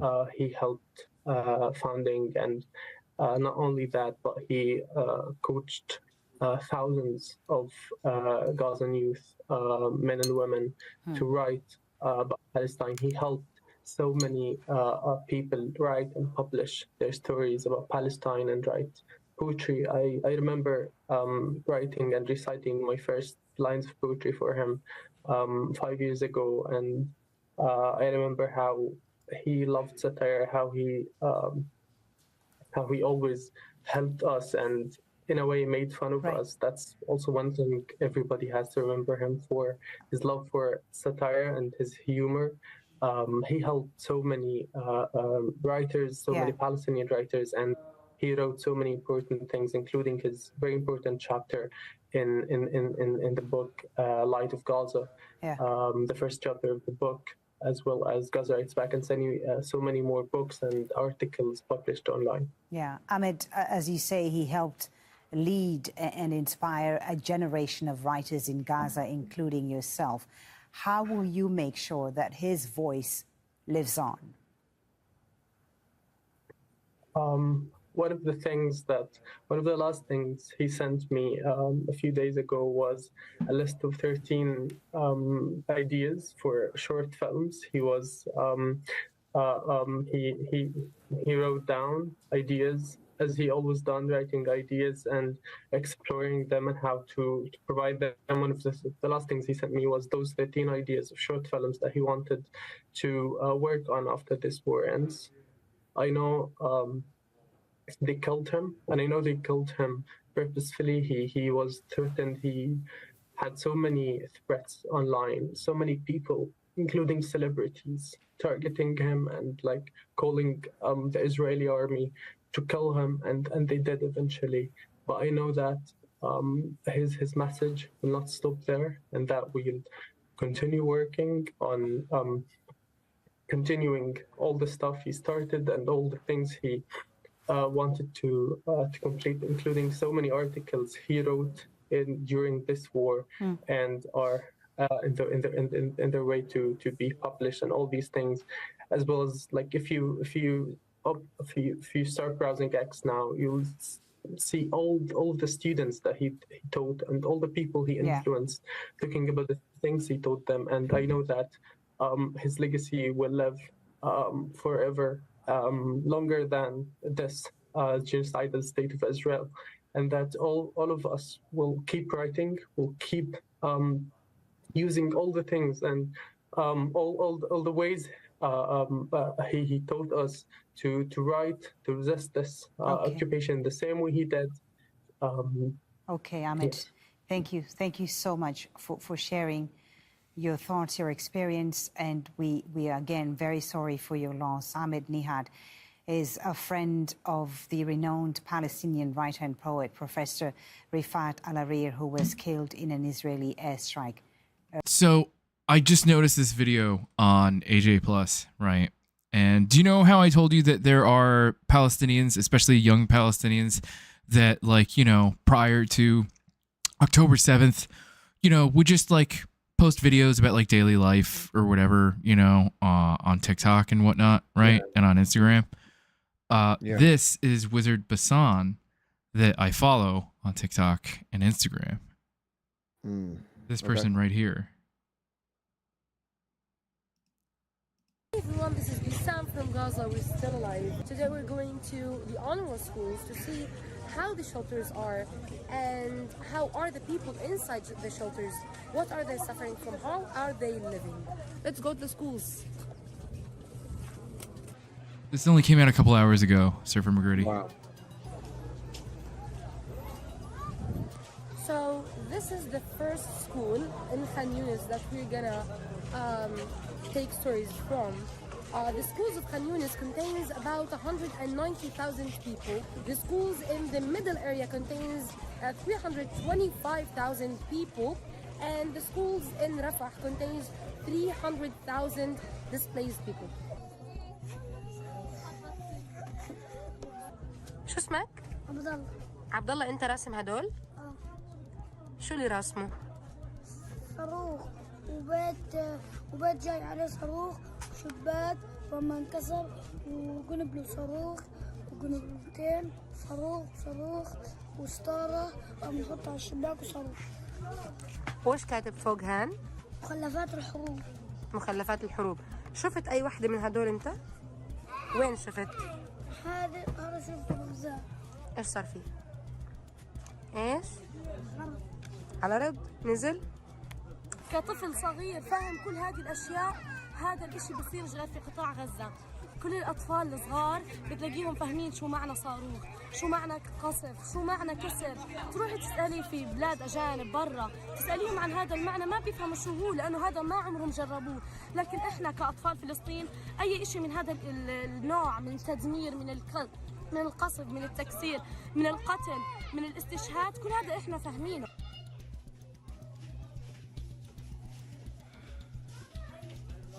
Now we're going to the classes where the people try to find a place to sleep. The classes are normally for 30 to 40 students, sitting students. Now, between 80 to 100 people are sleeping and living in each class. So let's see how the classes are from in the inside. So this is Misk, the youngest member in this class. Misk is now almost 2 months old, and the surprising thing is that she was born in the war and she's old now. She's playing, she's understanding the surrounding environment, she's understanding the people she's hearing. She's old, صح؟ شو اسمك؟ مسوكة؟ انتي حامل في الشهر الكام؟ حامل في الشهر التاسع، ام ولا طفلين، يعني ما فيش ولا شيء، زهقنا من الطبخ. اقول كيف قدرنا بدنا نروح نقعد جنب بيوتنا مهدومه، اما احنا بجد اليأس عندنا خلص انتشر بزياده، بكفي عاد ظلم.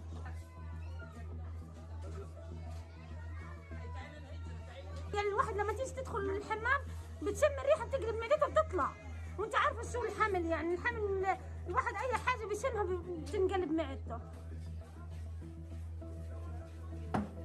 كيف وضع الحمامات بالنسبه للاطفال كمان؟ انا بصراحه الاطفال ولا شيء صفر، الاولاد يعني مش عارف، كل ما ادخل ولد الحمام يا بصير معاه نزله يا بصير معاه تعبان نروح نوديه على مستشفى ناصر. فانا بصراحه للامانه لا في فايل ولا في ورق معطر ولا في صابون ولا في حاجه، يعني فيش نظافه خالص، يعني ما فيش حتى كمان في الاداره انه يوفروا لنا فايل، ما فيش عندهم، يعني هو لو في موجود عندهم كان يدونا.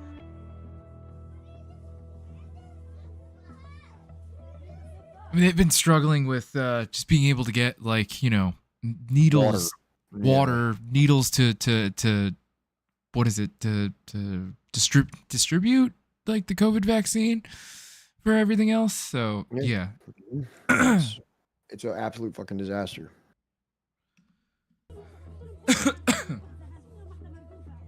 كل يوم بعجن حركة زي 200 300 خبز ما بكفيش. الصبح على الفرن والعصريات ان شاء الله اقسم لك بالله بخبز حركة 100 150 فطيرة صاج، ومن دمع قلبي بحوش من الورقة هذه ومن اي شريطة بلاقيها بحطها تحت الصاج حتى اطلع ادبر حتى عشان الاطفال يعيش. انتوا كم واحد في الصف؟ 91 نفر.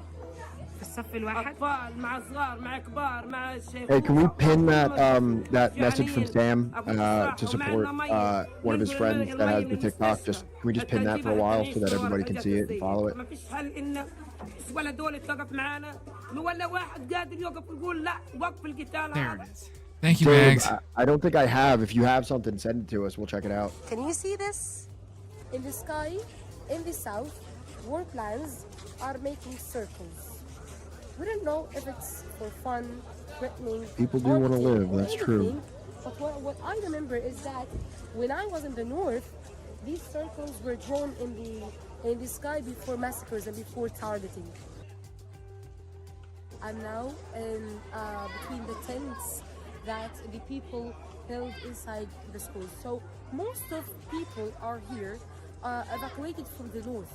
So people in the classes are from the south because they were near to these schools when they evacuated from the east to the west. And now people who evacuated from the north did not find any place, so they built tents inside the schools. And can you imagine how miserable is the situation in tents inside schools?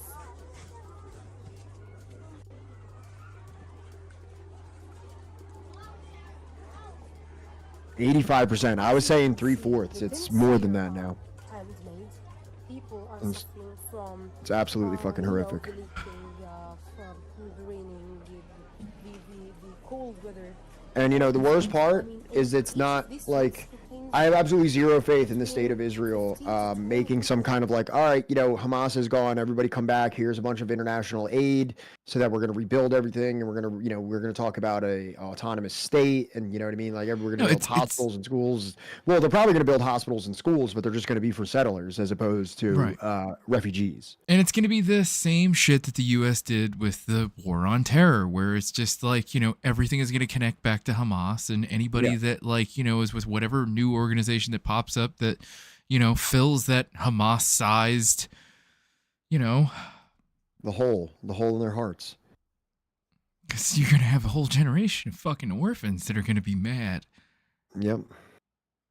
Well, and that's what happened. You know what I mean? Like, you know, the children of the Nakba are the ones who, you know, started the PLO and you know what I mean? Like all of, you know what I mean? It's like, it's a cycle. Like this is what like settler colonialism, occupation, oppression, apartheid, this is what it breeds. Right. This is what it breeds for the good and the bad. You know what I mean? We can take an inventory of Hamas and say all the fucked up shit that Hamas does and everything like that. But the undergirding of all of that is the extremism, the violence, the have a good night, Ridisby. The reaction of genocide, settler colonialism, and apartheid. It produces exactly this. Right.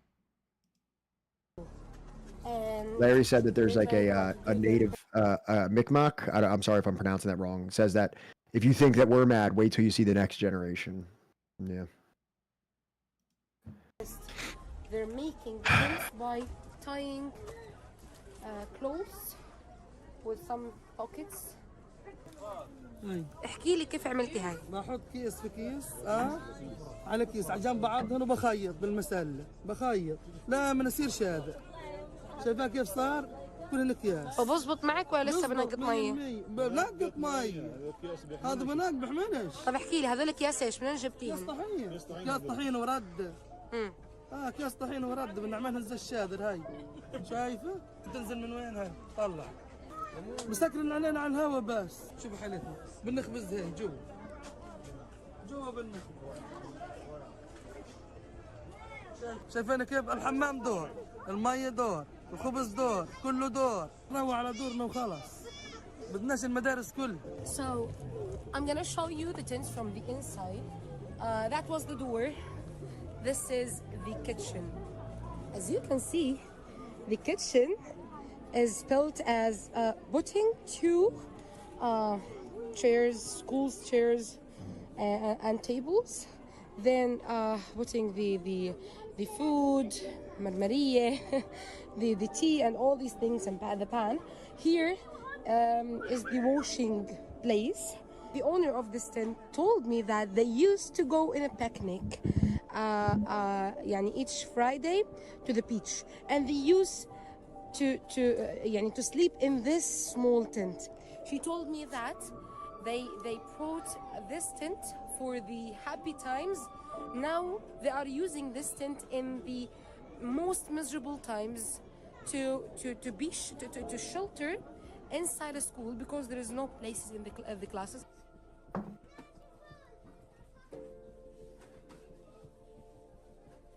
So people are telling me about distributing the food, and they told me that they take flour, some canned food, rice, sugar, and cooking oil, but they're telling me that the amounts are not enough, and they need vegetables, fruits, meat, any other meals.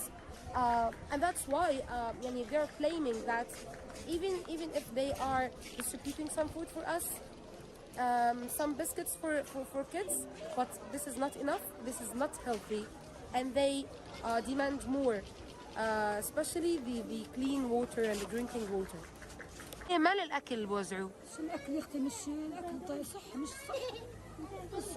شو بوزعوا؟ بسكوت لوريك إياه البسكوت لي واحد بسكوت أورينا إياه. Johnny, can we link the video in chat, والله please? كلهم صار معنا. هذا هو؟ وهذا شكلها هذه. هذا تشبه تطعم هذا. بكفي الأولاد الصغار؟ والله ما هو مكفي. بدنا عدد كل واحد طلع عنده حبتين. بدنا نسوي حبتين فيه. طب في مرات بلاقيش بدها بطاطا بصرخ بدها بطاطا. ما نجيب لها بطاطا. ما نجيب بندوره. طبعا عاملين زي محبوسين، يعني محبوسين احنا كأننا محبوسين وربنا.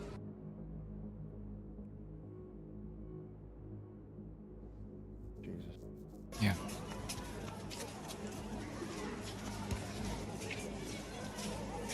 أنا ريتارد أبو ريدا من غزة تحديدا في خزاعة. أنا كطفلة فلسطينية بدنا نعيش بحرية، بدنا نعيش بأمان. إحنا تهجرنا من بيوتنا إلى مدارس الوكالة اللي لا يوجد فيها لا طعام ولا شراب ولا راحة. حتى الراحة فيش. الراحة لما بدنا ننام على الأرض. بدنا راحة وبدنا حرية. إحنا كأطفال فلسطينيين بدنا نعيش بأمان وحرية. حتى الحمامات تعطينا الأمراض، كل الأمراض للأطفال وفيش حرية أبدا. Thank you to our Russian comrade. USA, take my money. Wait. Okay, when you say take my money for destroy this, I assume you mean not the refugee camp, but like the conditions that are being imposed upon these people, I hope is what you're referring there. You're saying a lot of questionable things, but whatever. I'm just like leaving it be until. Yeah, so speaking of aid, look, oh my God, look, I sent you this link, right? Mm-hmm. Did you see what it said right above that? It said breaking news, dozens killed in Khan Yunis refugee camp. So like that place that you were just looking at right there in that video is currently under siege. Yeah. Those very same people, those exact same children and women, and it doesn't even matter if it's women or children, those very same innocent people that you just saw being in there are the same ones who are currently being bombed. Yeah.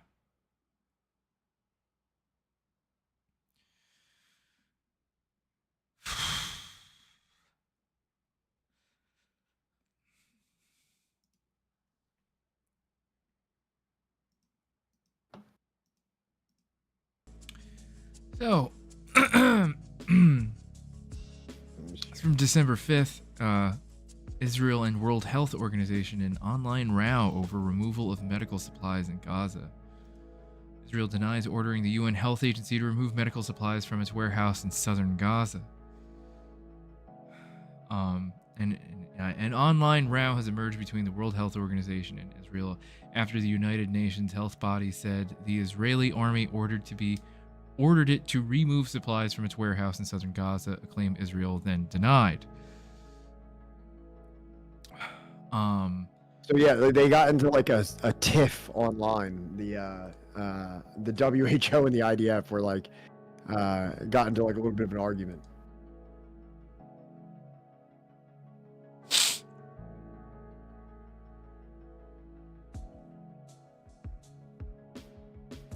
All right, good enough for me. Deformation.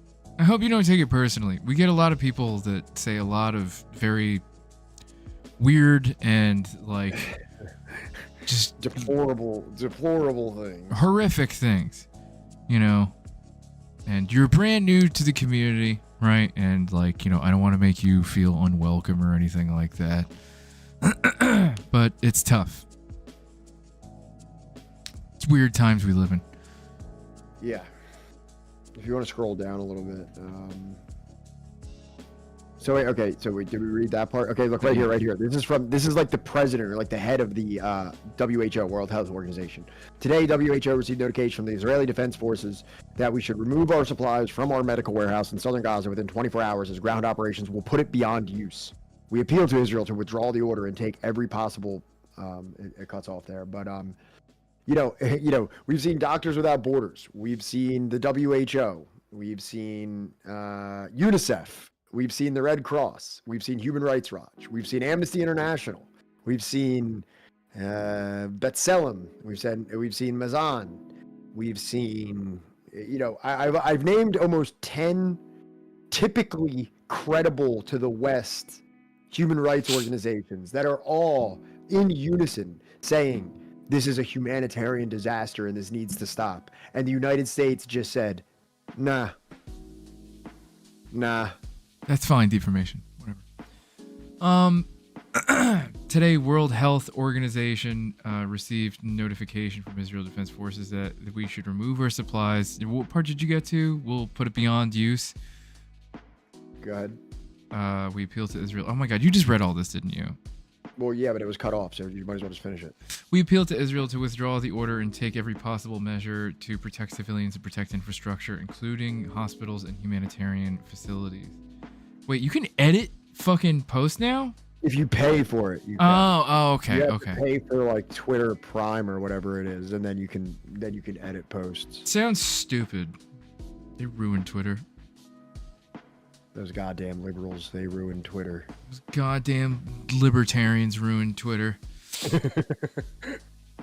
Let's see here. So the Israeli army snapped back at that and said that it never issued such a warning and said the truth is that we didn't ask you to evacuate the warehouses and we also made it clear and in writing to the relevant UN representatives.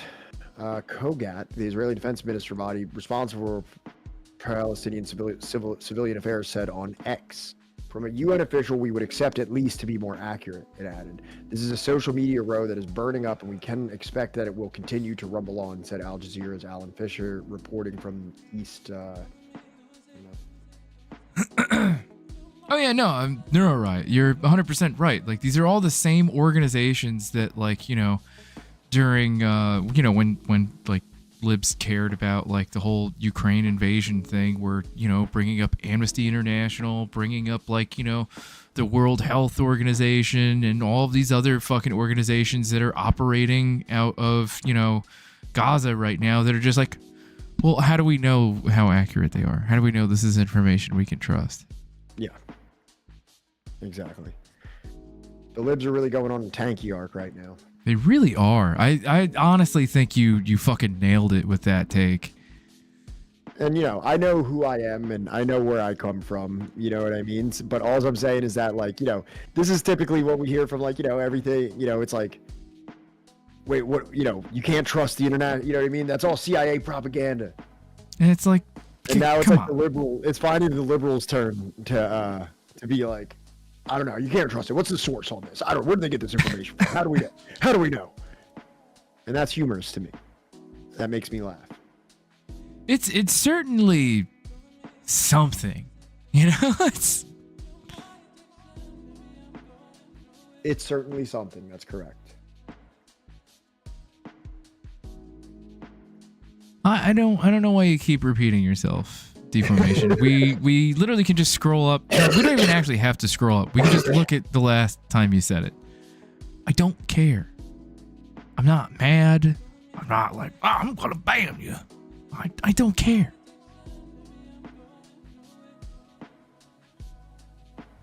I love USA. I don't care. Go for it. Fucking simp for America.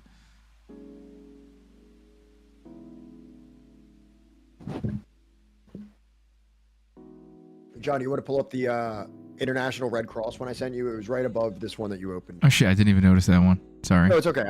I sent him at the same time.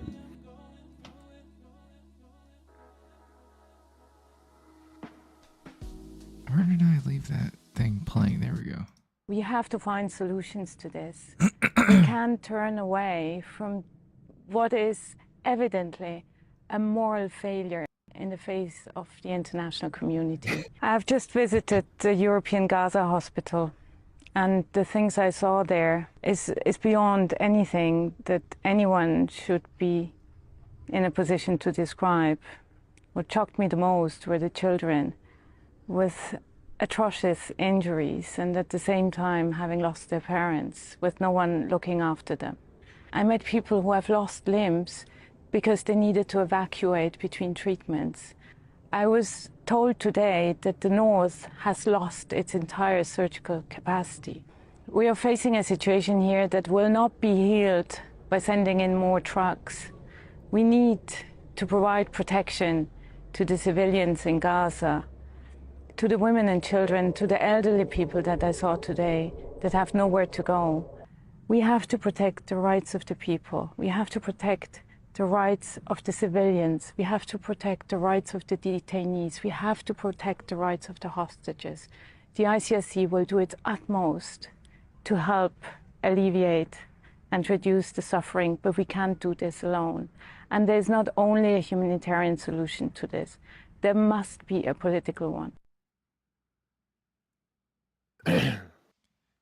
So, like I said, like how many of these fucking respected, credible institutions that darlings of the Western media need to be making these impassioned pleas to be like, please, for the love of God, please, we're begging, like, this needs to stop. This is an absolute fucking travesty. And Joe Biden and other individuals are just like, nah. But now we're gonna support them to continue the bombing. Yeah. No, we think this should continue.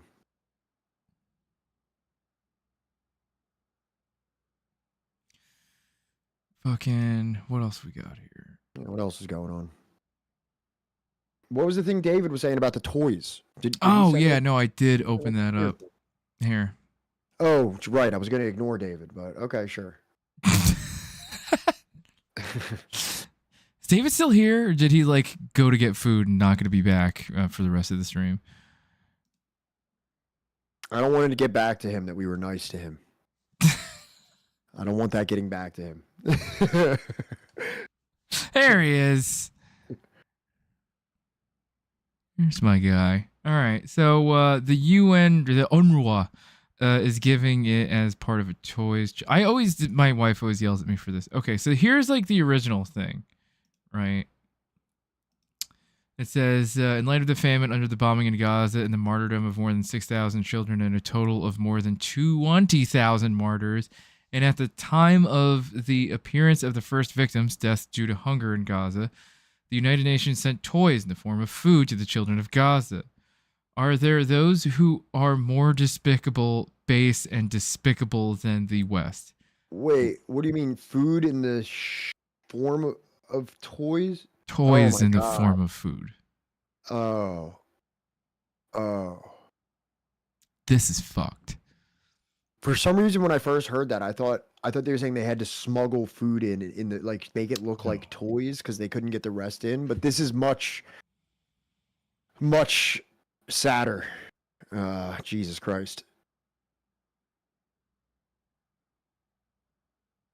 So this person says the UNRWA is giving it as part of toys for children in Gaza. Zero evidence that the UN is giving plastic food to people. Stop your BS fake outrage and respect the fact that Palestinian children are children.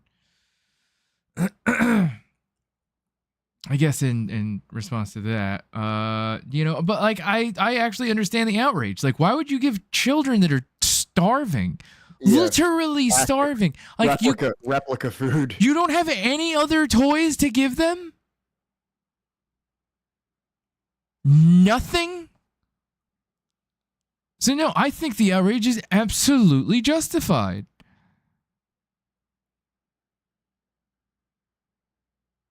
We were actually plotting a way to overthrow David. Do it. God, that's insane. 5-minute video of iShowSpeed saying "Free Palestine." No. Is it? Who said that? Did someone say that? No. I'm just like scrolling through fucking YouTube right now. Also, like, why isn't every truck as much food and medicine as possible? I think they're severely limiting the amount that they're allowing inside. Hey, DJ Che, thank you so much. What's up for the raid? What's up? Thank you so much for the raid. Did you hear what I said? No. Do you want to repeat it, or can we just like keep moving? I mean, it doesn't matter. I said, "Hey, DJ Che, thanks so much. What's up for the raid?" is essentially what I said. All right. Well, that's not that bad. No, I mean, it's not like I didn't say something bad. I just misspoke on the old words. Sometimes the old words just don't make sense. So sometimes the words aren't the best words. All right, and that's okay. And typically, I use the best words. You do have a plethora of some of the best words. I think somebody could use. I use the best words. My vernacular is premium. Only the best. I only use the best words. When they hear me speak, they say, "God, he speaks so well." Did you hear that? I said that when people hear me talking, they say, "Oh my God, he uses the best words."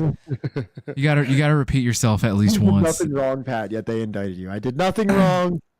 I did nothing wrong, folks. Do you hear me? I said I did nothing wrong, and they still indicted me. So funny. So funny. Every phone call he makes, it's a perfect phone call. Perfect words. Never at a loss. Perfect duration. Never breathes too much into the receiver. No background noise. All right. It's like I'm in the quietest room that you could ever be in. It's like there's not. I'm in a room filled with dead people.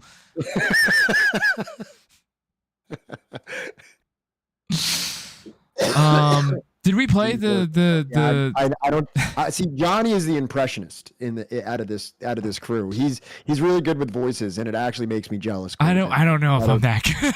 I don't do the voices as good. I spend a lot of time in my car alone. Just the guy who spends a lot of time in the car. All right. Actually, you both need to work on the accents. No, I think my accents are the best accents. I don't think that any work needs to be done. All right. They're not going to get any better. All right. Republicans and Democrats are all bad. I thought Biden might be a decent human being, but guess you should have learned more. I think we all kind of got roped into like the slide in with Biden rhetoric, like after being like really bummed out with Trump for 4 years. And not me.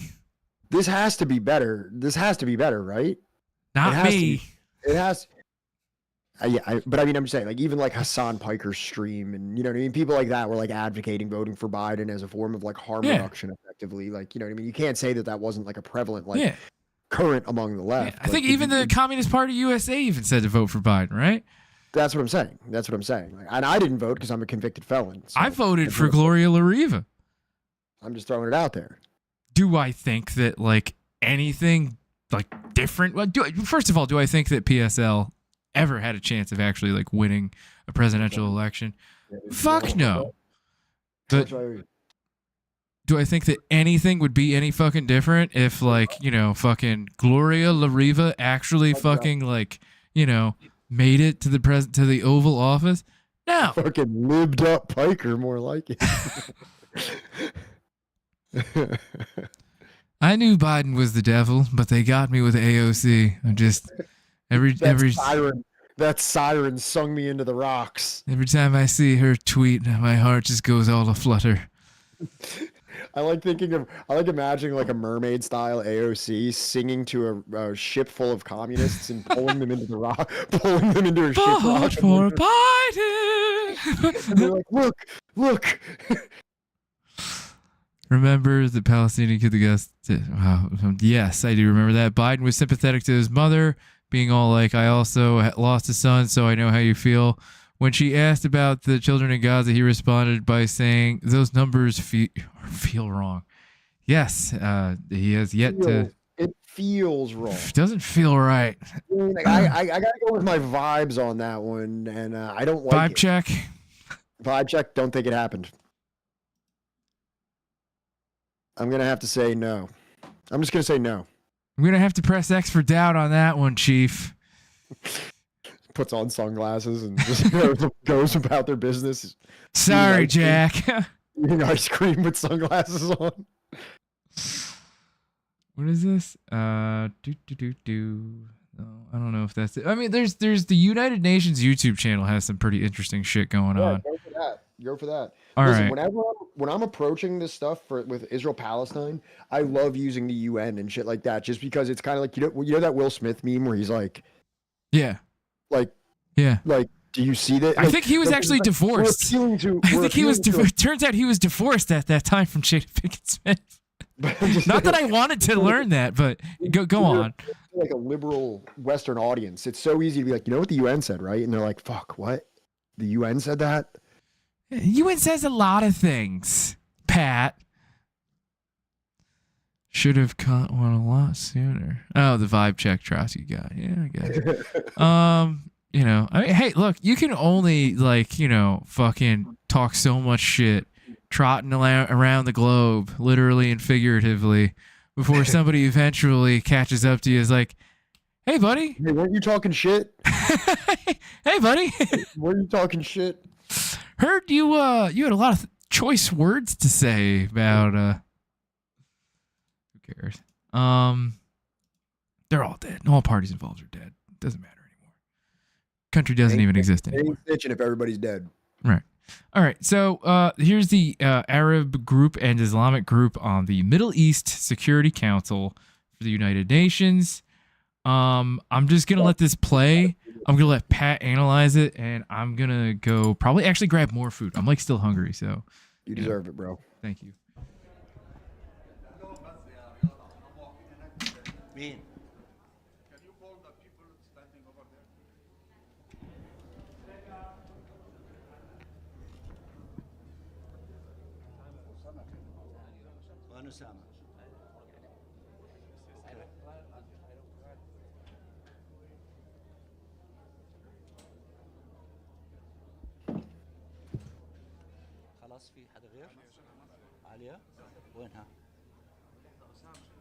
Damn, I wish you would have turned the volume up just a scotch before you went.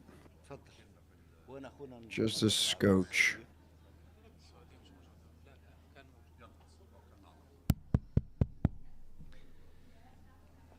As you have seen, you guys ever had a scotch before?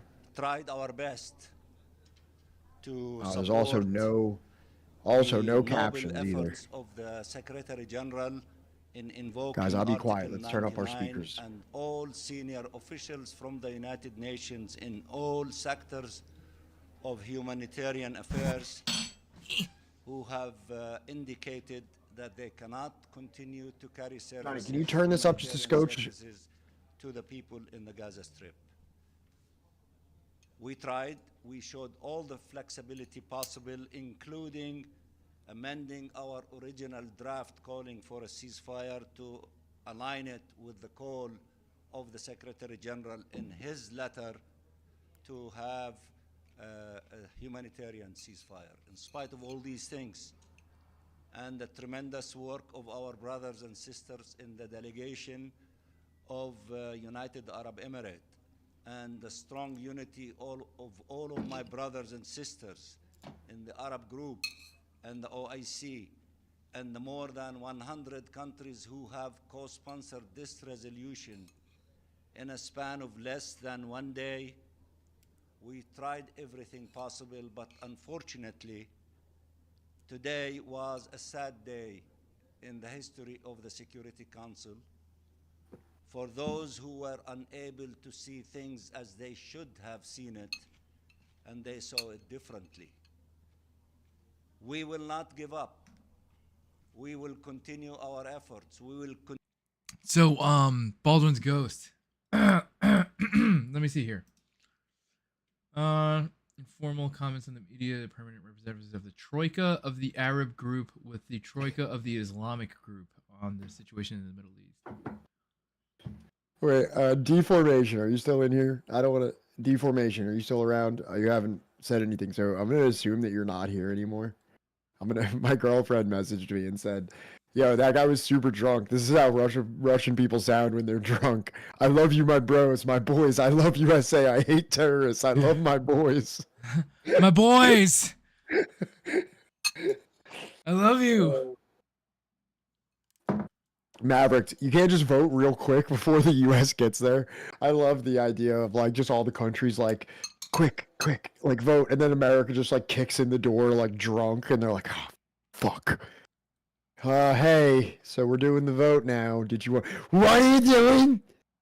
You know what? You actually bring up an excellent point. Just the drunk wine mom, United States, comes in and just sloshes red wine all over the fucking place. And why can't they do that? I mean, what are they gonna do? Be like, hey, you weren't supposed to do that? Oh man, I just want a list of who is in the Troika. Whatever. Continue knocking on the door of the Security Council until it wakes up and shoulder its responsibility by stopping this criminal war against the Palestinian people, particularly the children among us who are the best among us. And we will go back to the General Assembly, resuming the 10th emergency session. It is our duty to do everything within our disposal in order to help the Palestinian people, particularly in the Gaza Strip. We will not relent. We will not rest. We will not sleep until we succeed in that endeavor, and we will succeed in that endeavor. It would have been good to succeed yesterday, today, the day before, a month ago, 2 months ago, but there are those who cannot see reality as they should see it, but eventually they will cave in under the massive pressure of humanity from one corner of the globe to the other corner of the globe, with billions of people demanding ceasefire, and almost all nations, all countries, including the 13 of them whom we salute in the Security Council, including the President of the Security Council, for being on the correct side of history. We are grateful for all these things. We are upset, like our people are furious and upset with all of us, with the UN system, with the United Nations, with the Security Council, with the General Assembly, and they are correctly upset and angered and frustrated because they see this massive Israeli war. Johnny, by the way, are you out at 10 tonight, or is Friday different for you? Friday's different, homie. None of work in the morning. Oh, dude, we fucking partying tonight. I got the Diet Coke. I'm going to do ayahuasca in a couple months. We're fucking on another level these days. Oh my god. No, I mean, like, I've also considered, because like I'm one of those like coffee addicted people where it's just like all I think about. like the entire time, like after having that one cup of coffee in the morning, is when am I gonna get that next cup of coffee? Like the next following morning. Yeah. If I have coffee like right now, let's say, I'm not sleeping till like 5 o'clock in the morning. Also, Ariel Ostra saying Panera Bread Lemonade was the fifth loco. That's a reference that I think is amazing because I didn't know about that shit until my wife fucking told me when we were at like Panera not too long ago, where she's like, yeah, apparently, like, do you know how like this thing lists how much like caffeine is in there?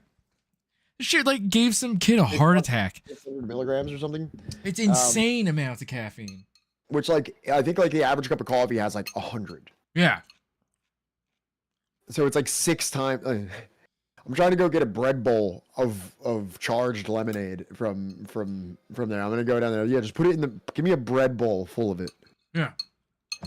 Just buy a bunch of fucking 5-hour energies and then stick it in an empty fleet. Give yourself like a fucking 5-hour energy colonic.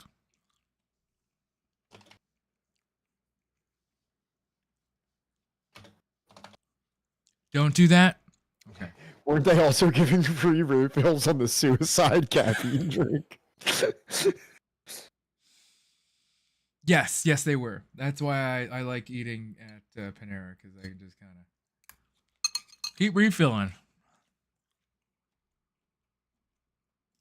Machine Vika killing was saying them. she wanted it. Vika was saying she wanted some of it. Can we just pull up a video on that real quick? Can we just talk about, like, maybe we've been talking about fucking Hamas and Israel. You're and right. shit You're right. for 4 hours. Maybe at this point we can kind of like do a little bit of it is Friday, but we didn't. I feel like we get real unhinged when we have guests, but right now without guests we reverted back into our political discussions. It's been a very tame Friday, and I don't think that's not on brand for F12 Friday. Oh, they might be responsible for a second death. Yeah, it's been multiple. This is the second time it happened. How many bodies is Pantera sandwiches gonna fucking make? Dude, it's funny. There's gonna be more international pressure for Panera Bread to change their lemonade recipe than for Israel to stop genociding Palestine. All the Midwestern teens. All that suffering. Panera Bread is facing a second wrongful death lawsuit tied to the brand's charged lemonade drink. Channel 2's Cobb County Bureau Chief Michelle Newell is live with the changes some Panera restaurants are making in Georgia. Michelle. Yeah, and Linda, some signs outside of Panera already warning consumers about the amount of caffeine inside the charged lemonade, saying these drinks may not be for everyone. Panera's 30-ounce charged lemonade, obviously much larger than the one you see, contains... Do you want to do this or food theory? Is food theory cool? I don't know what it is. If it's a cool thing, then yeah, let's do that. I have seen a video circulating online. Sorry, I can't get myself straight right now. I have seen a video circulating online that says that this lemonade should be illegal. Illegal? I mean, it's... Excelentísimo señor Antonio Guterres. Señor Presidente, gracias por convocar esta reunión del Consejo de Seguridad en respuesta a mi carta del 6 de diciembre sobre la situación en Gaza y Israel. Mr. President, Excellencies, I wrote to the Security Council invoking Article 99 because we are at a breaking point. There is a high risk of the total collapse of the humanitarian support system in Gaza, which would have devastating consequences. We anticipate that it would result in a complete breakdown of public order and increased pressure for mass displacement into Egypt. I fear the consequences could be devastating for the security of the entire region. We have already seen the spillover in the occupied West Bank, Lebanon, Syria, Iraq, and Yemen. There is clearly, in my view, a serious risk of aggravating existing threats to the maintenance of international peace and security. Real Austria. One of them?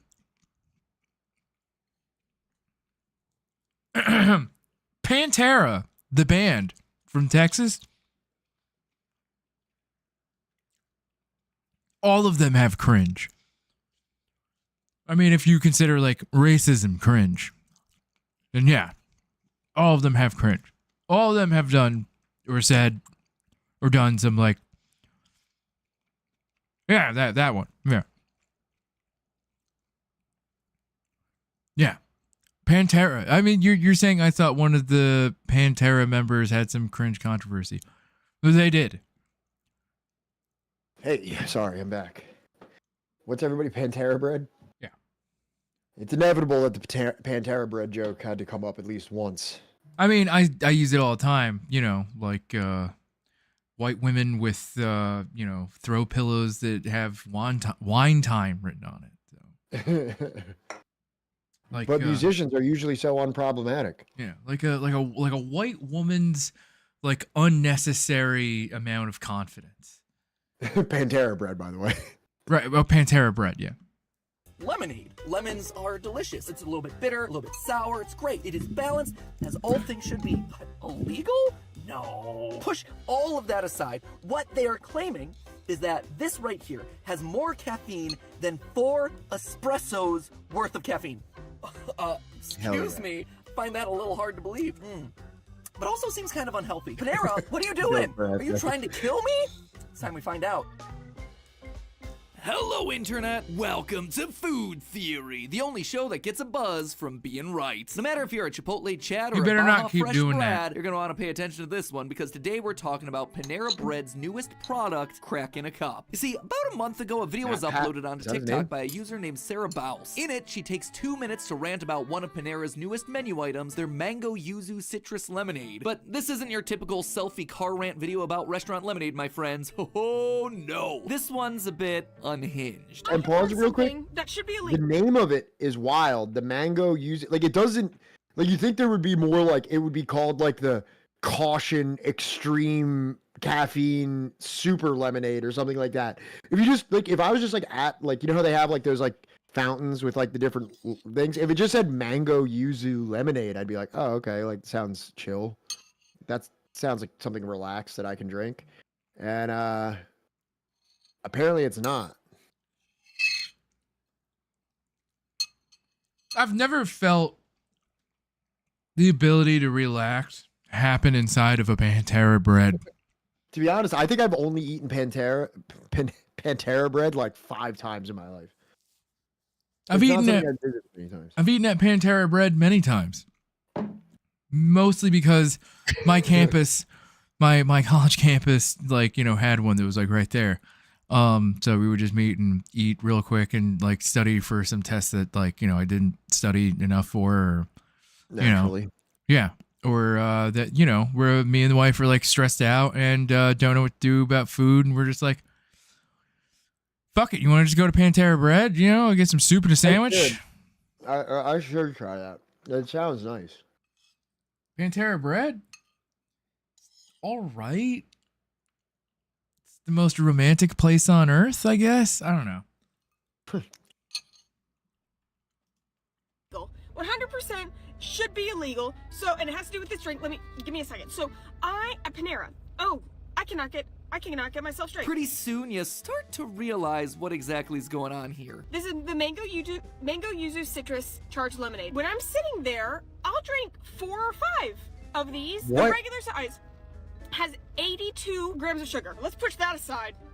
It has 260 milligrams of caffeine. An espresso, I looked it up, has 63 milligrams of caffeine. 63 for 1 shot of espresso. She's essentially drugged out of her mind on caffeine. Practically leaks through the screen onto your scrolling thumb as she rants. She is literally a real-life version of Pete from South Park.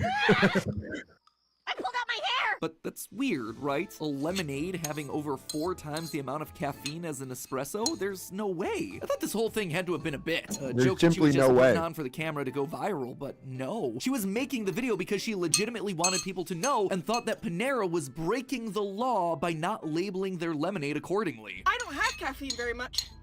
I thought. I'm not used to caffeine like that, and I feel like the Hulk. Panera!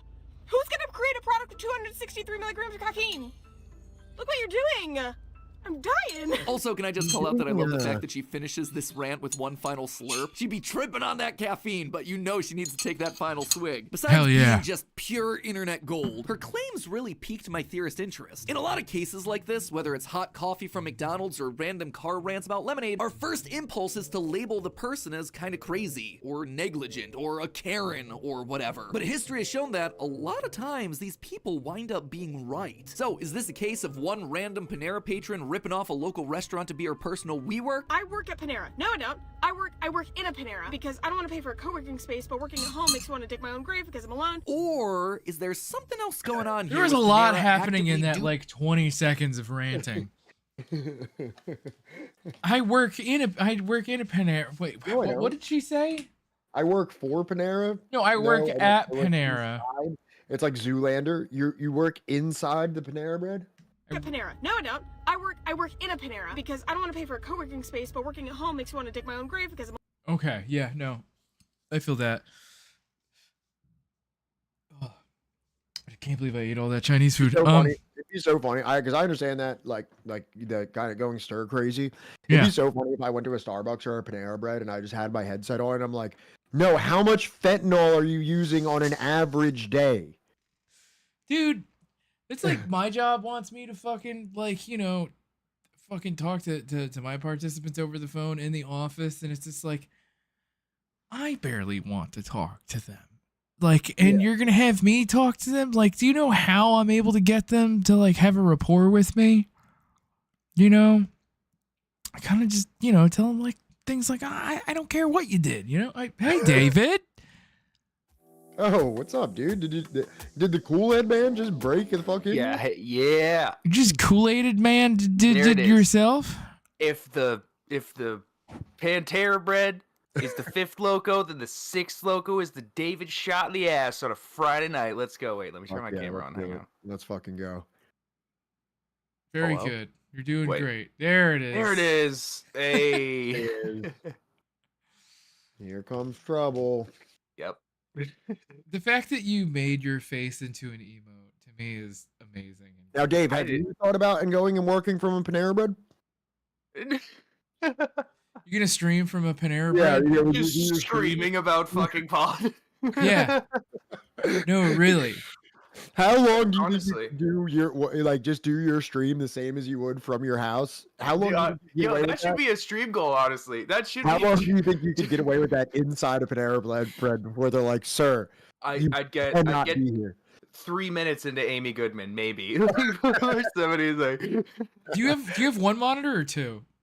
2. Bring both monitors. Yeah, into the- bring both monitors. Yeah, bring both. The whole and tower. just- Yes. Perfect. Perfect. Get, like, you know, set up in the booth and everything, you know. I think you could do it. Honestly, I could. And then just get Chad, rid of- if you want to get- see me like, make a oh, I'm fool out of sorry. myself in a Pantera bread. Oh, I'm sorry. I didn't see any sign that said I couldn't. Fucking... Yeah, it's like, oh, yeah, well, show me where it says I'm not allowed. Other people are working on their computers here, and you're not bothering them. It doesn't say what kind of computer, dude. Like what? Like.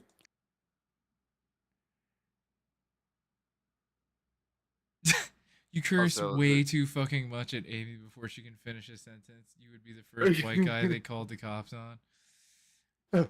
They go up to David and they're like, "Sir, it's typically against our policy to call the cops on our white patrons, but you're walking the line right now." I'm like, no, it's quite all right. I'm Italian. They're like, "Get the fuck out."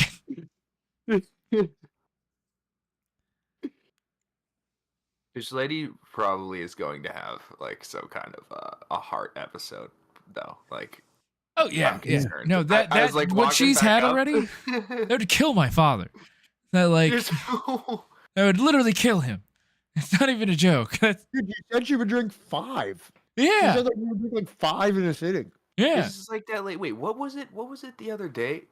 I feel like it was like another fuck around Friday. You guys were talking about some lady that was like on like opioid pills or something, and she was like, "Oh no, it was a fucking police phone call." It was like a 911 call, and they were like, Yeah. "You had the brownies that fucked us up," and she was like, "Yeah, I usually take like X amount of Percocets a day." You guys were like, "A day?" No, it was Yeah, his wife, right? I was like, it was "Man, Valium, that's like I twice think. as many as I took to feel hot." Oh, Valium. No, I Yeah. never did that. Yeah, she Yeah. takes Valium daily. You weren't supposed to regularly have more than 400 milligrams ongoing. Tolerance is pretty crazy. I think Yeah, because that's what I'm 400 is a saying. lot, right? Like 400 is like a lot. That of is a caffeine. lot. I consider myself like a high volume caffeine consumer, but I'll have 3 cups of espresso a day. That's like, and 3 is pushing it. Like I won't at even have minimum that. 2, at most 3. What'd you say? What'd you say, Johnny? Is that a lot? No, I won't even have that. I am extremely sensitive to caffeine. Like, I will have 1 cup of coffee before noon, right? And that's it. See, I'm like weirdly the opposite, but I end up the same exact place where it's like caffeine, unless I like drank a lot, like doesn't really really affect me, but I do have ADHD, so like I need something. So like I'll take like a caffeine pill and I like cut it in half. Like they're 100 milligram pills, and I cut it in half, and I take like a 50. Like Other Barry, we love you, homie, This- but we really need to discuss that a little bit more, maybe with somebody more experienced with you know, what Twitch will and will not allow, right? Yeah, and like also it's like the thing is too is like if there's like people within the midst that are trying to like fucking do something, and they like the same person that got you caught up, if they're like monitoring the community, they could easily be like, okay, fine, like now we can report this or something like that. I don't, yeah, we would have to just talk about it. It's absolutely nothing personal, and like Yeah. to be You honest, know I we was love just you. thinking, I was just thinking the other day how much fun our conversation was last time. And like I remember like when you came on one of the Fridays, and like afterwards I remember talking to Johnny and being like, I fucking like Lennon, man. I could like hang out with that guy. Like he's like, you know what I mean? Like just like a cool guy to talk to. And it's like so sad that you had to get fucked over like this. for doing literally the right thing, you know? It's just like, hey, you know, genocide bad. The people that fight against it good. Wow, actually revolutionary take. Literally, unironically, definitionally revolutionary. So maybe at some point we can get like, you know, still they indicted him. Maybe we They can indicted him. He did everything right. Portuguese Italian. Well, that's okay. I look. The door was open and like I just wandered in. I wandered up out of the basement. Is the thing, Baldwin.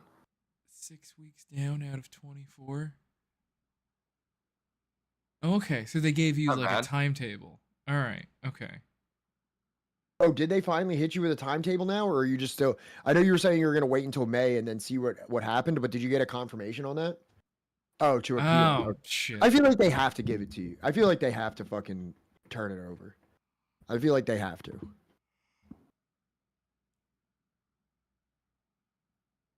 For whatever it is that you did, right? That we won't discuss openly because, you know, that person isn't here and hasn't been here. Yeah, that person actually isn't Yeah. among us at the moment. Among Us. You guys want to play the Zoomer game? I've never played it. Me actually either. Holy shit! Oh my god, guys, me neither. Wow. 3 whole human beings all at once that haven't played the Zoomer game. That's incredible. Maybe if we're Like feeling a game of Clue or something, right? Is it? It's I don't know. like How do you play it? Clue. How do you play Among Us? Isn't it like everybody, like there's one person that's like the person that, and everybody else is trying to figure it out, but they're like lying about it or something? No, Strin, that's bullshit that's been propagated by various other liars. They literally have me in the fucking basement. I don't know That's where this revisionist. David's upstairs That's bullshit actually came from. Revisionist. Yeah, this is complete revisionism. Look, I earn every saltine and drink of toilet water that I get. Guys, I feel like we need to catch up on some, like, you know, cultural things that What are you about maybe. to throw at me? Did you get the link I sent you? Me? Yeah. Where are you sending links to? Oh. Wait, oh. Oofing? Gooning? Yeah. Where is it? Wait, can 3 people play, or does it take? Hang on, more? I'm gonna find out. I think it's usually at least. It's got to be at least 3 people. It's got to be Hang like on. many people. Damn it! If only. Figuring it out. Somebody All right? wake up, Rob. I am figuring it All the way out. There we It's winter. It's just gonna always be nighttime in Sweden. So Did you like, get- what's the difference for David, him? did you get my whisper? What did I? Oh shit. I'm looking. This is Among Us. That was a sussy whisper, Johnny. What's up, Hose? What's up, Ross? Good to see you. We've been having a time tonight. Mad. I feel like tonight's been going very well. I feel like we've had a good energy flow tonight in terms of the stream, like keeping the ball up, you know? Quite loud. Holy shit.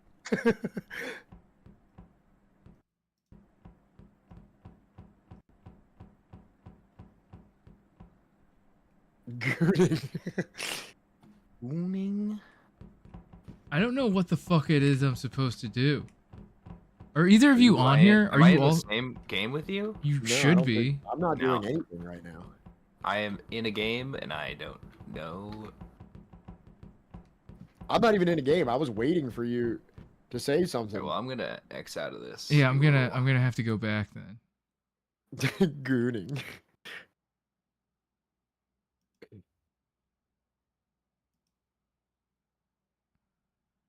I can't be around you guys gooning around like this. Why not? It's Me? fine. I was just kidding. It's fine to goon with friends, you know? Everybody can have a little goon as a treat. All right, let me try it again. Pat didn't do it right. Wait, what?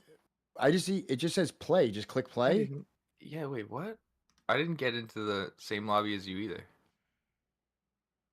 Like you gotta like invite us in or something like that.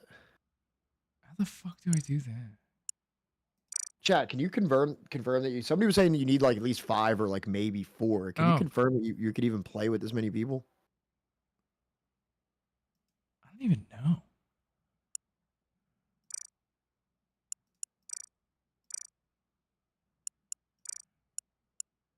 One person has to create a lobby and give the code, is what they just said. How do I start a lobby? This is like watching your parents set up the TV. What's this remote do? What's this remote do? I don't know if you can technically play 3, but I can see that being fun. At least 5 for a good game. Or do you say I can't? I can't see that being fun. So wait, like, do I have to fucking... I don't get this game. I don't understand how the fuck Among Us works. Well, Johnny, you know, that's because you're fucking old. Yeah, I know. Yeah. I'm I feel aware. like it's much funnier to say the time Johnny tried to figure out Among Us on stream and then we didn't play it than the time we played Among Us for 3 minutes on stream. Like honestly, like it's even funnier. And then also wait, we need to figure out how to do it because it might be funny at some point. Someday, at some point. I'm trying to figure out how to fucking do Among Us and have like your friends play with you. Like multiple people have said in chat that it's not really like 3 people is like doesn't really make sense. Yeah. I don't know if you've noticed that. You're really kind of ham-fisting this thing at this point. I'll invite it. I don't know. I'll invite people in chat then.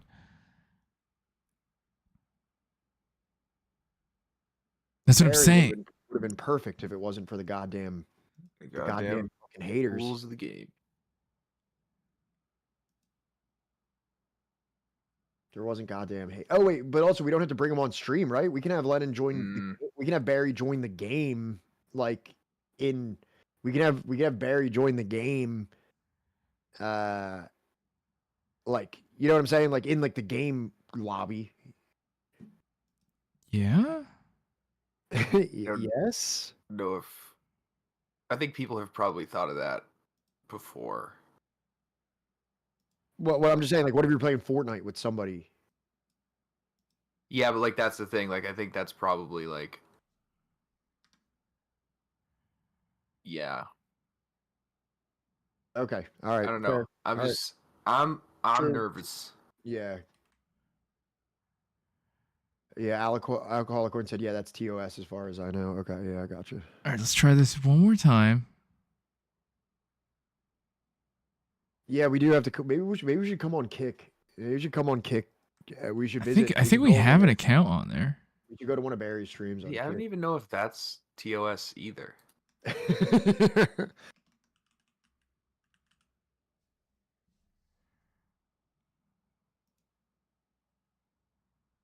Oh, do you change my color? Sweet.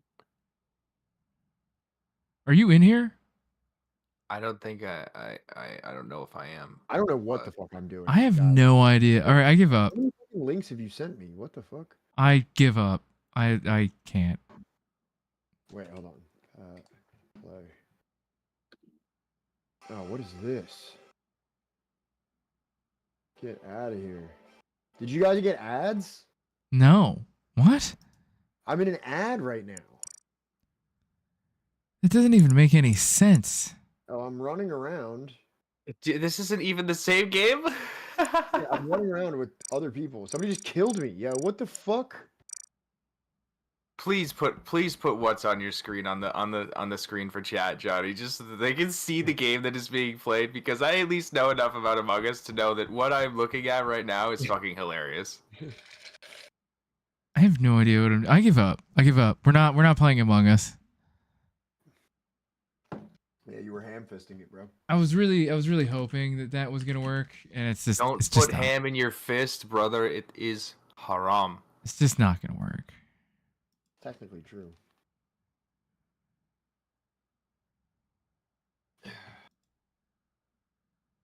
No, Sans, it's me. It's David.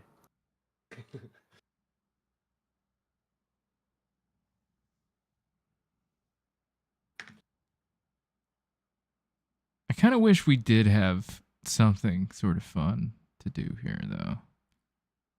What do you mean? Come on, the world's our oyster. There's tons of fun stuff. Like, should I open up like Jackbox or something? Oh my word. That would be. Oh, we have a ton of people in here too. That would be fun. That's what I'm saying. On stream. Fun for everybody, Pat. All right. Hang on, let me get my phone charger because you need your phone to play. Jack- Not that you need your phone, but I'm going to be playing on my phone.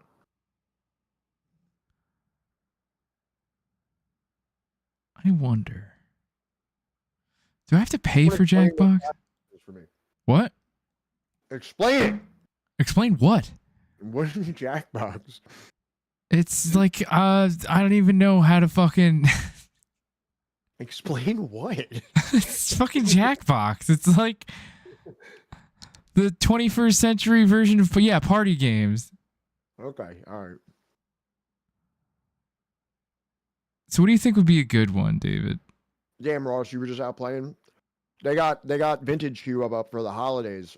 I'm thinking about streaming it one night. Maybe on Tuesday I'll stream it. Would you watch? Can we get a poll? If you did what? If I played Magic on stream. Oh yeah, tons of people would watch. Who would I watch? keep telling him that, and it's like he just doesn't want to believe me or something. Dude, do you understand that you do a show for a bunch of nerds? I understand. It'd be like if I was like, oh, should I do some fucking? Well, I couldn't. I couldn't exactly do D&D on stream. Yeah, I would be but doing like, Vintage Cube on Moto. Wait, you have to buy Jackbox? How much is it? It's like $15. oh, dude, screw that. Wait, There has to be a free alternative, there's right? there's a bunch of like. I feel like if you Google somewhere you can get like a bundle of them. There's like a dozen different Jackbox games that usually a lot of them are bundled together. Damn, Red Wizard, you got to play Arena so I can challenge you. Damn, that would actually be a good ass idea. If I could I can get Arena. It's like I have no problem doing that. I just never really play on it. That would be awesome though to have like people in chat like fucking play me. No, it's not. Red Wizard is tenacious. He claps cheek in Fortnite, and it's not fair. He'll probably destroy you in Magic too. I don't know, man. I'm a pretty fucking skilled magician. You know, I know the only I know is cheek clapping. cheek clapping. Mm-hmm.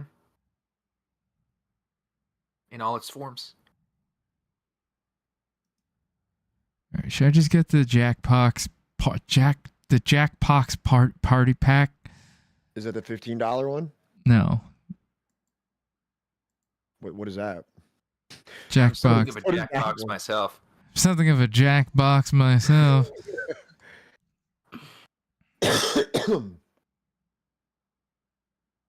What are you going to do in that box? Why do I Don't keep get doing Pox. that? I'll play Pox. Small Pox is one of my favorite decks. Little Flagstones of Tarkir, little Small Pox. I don't even know what he's talking about anymore. Biological warfare is a crime against humanity, Patrick.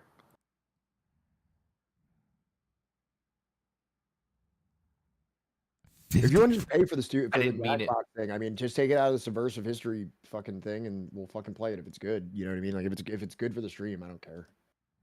If it's good No, for the not stream. not the drawing based ones, dummy. Some of us are not inclined that way, and it's difficult. I mean, I suck at drawing, but Okay, there's Time Jinx, which is you're a time traveler funnier. from the I'm gonna future draw competing in a penis. high-stakes trivia night. Are you playing Splinter Twin? What format are you playing the deviously banned Splinter Twin? Guys, we're having magic talk over here, okay? So I just All right, I think I'm gonna go with. Wait, Heroic Skeleton says, wait, hold on. Does everyone know that you need to be in the same room for Jackbox? It says you do. No. What? No, I've literally watched fucking Grom we play played this. Jackbox on Grom's Dream. No ban list modern. Hell yeah, Astra. When they did that on MTGO a while ago, they let you pick like banned decks. They had like Splinter Twin, Birthing Pod, the Oko deck. I won like 3 trophies playing Splinter Twin. What does this mean if it says this title is not compatible with remote play and doesn't have Jackbox.tv? I have no idea what the fuck that means. What is remote? If it doesn't have Jackbox.tv, then it doesn't have the website that we need to play it all together. I don't know about the remote play Okay. thing, but I don't know if you game remotely from your PC, but Hang on. Figure it out.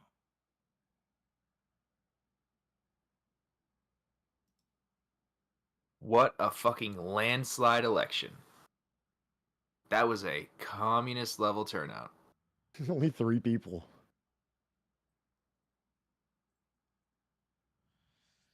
The real question is, which pack do I get? Someone help us.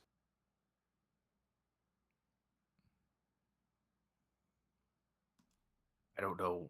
We've tried nothing and we're all out of ideas. Yeah, we've tried nothing. Why wasn't 9/11 an option? It typically is. I don't know what we did. Yeah, I know, right? What the hell, mods? Or Johnny? I don't know, you should blame the mods, because that's me. What the fuck, mods? Yeah, David, why didn't you intervene? Yeah, David. Should've You didn't done do something. anything. Jagoffs. Yeah, other mods.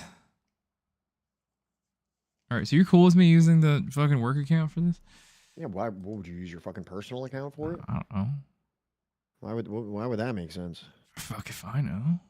I don't fucking know. This is a literal business expense, you guys. Yeah, we're gonna write this off Like, on our taxes next year. Like I said it as a joke, but it literally is. Like, Ross just asked, "Am I a mod in here?" And I guess that raises the question: why would maybe we should make Ross a mod? I guess. oh no, God, don't do that. That's a horrible fucking idea.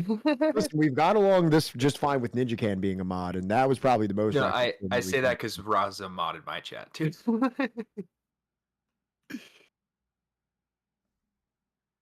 Nope, or get fucked. Just trying to do Among Us. Zoomers, these millennials are too overwhelmed to figure this out. Listen, we got a lot going on right now. It's been a Yeah. tough couple months.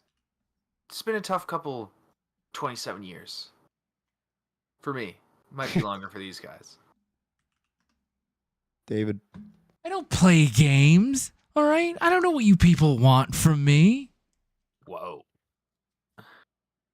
You people. You people What was just that? What the Jesus fuck was that Christ, supposed man. to Like, yo. You.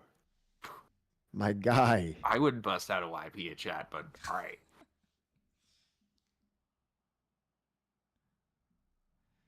Boomer ass John. Even the cat just walked away. The cat's out. It's like I won't associate myself. I'm not going to be with this. around when this thing goes down in flames.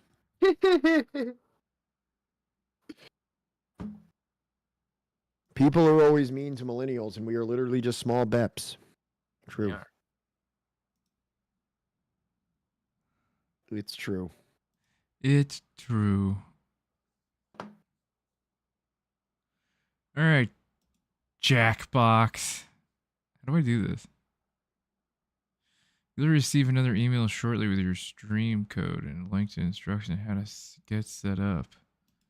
I'm gonna do this all in real fucking time, aren't I? Aren't we? Code? I was a bit defensive, Johnny. I'm guessing you do play games. I'm the gamer of the of this operation, by the way. Interestingly enough. I'm too depressed to play video games. I wish. No. All I can muster now is like or even sometimes on stream when I'm like, there's like five out of chat's 6 favorite streamers who aren't me like are on right now, so I'll just be like, I'm gonna play a little just fucking GameCube on the emulator for a second while like people file in. And then And you got a GameCube emulator to work? No. No. Nope, that's illegal. I mean I just GameCube. Did I say that? Did I say emulator? That's fucked up. I meant I play GameCube. No stitch your chat, burn the VOD. What is this now? All right, so now what do I do?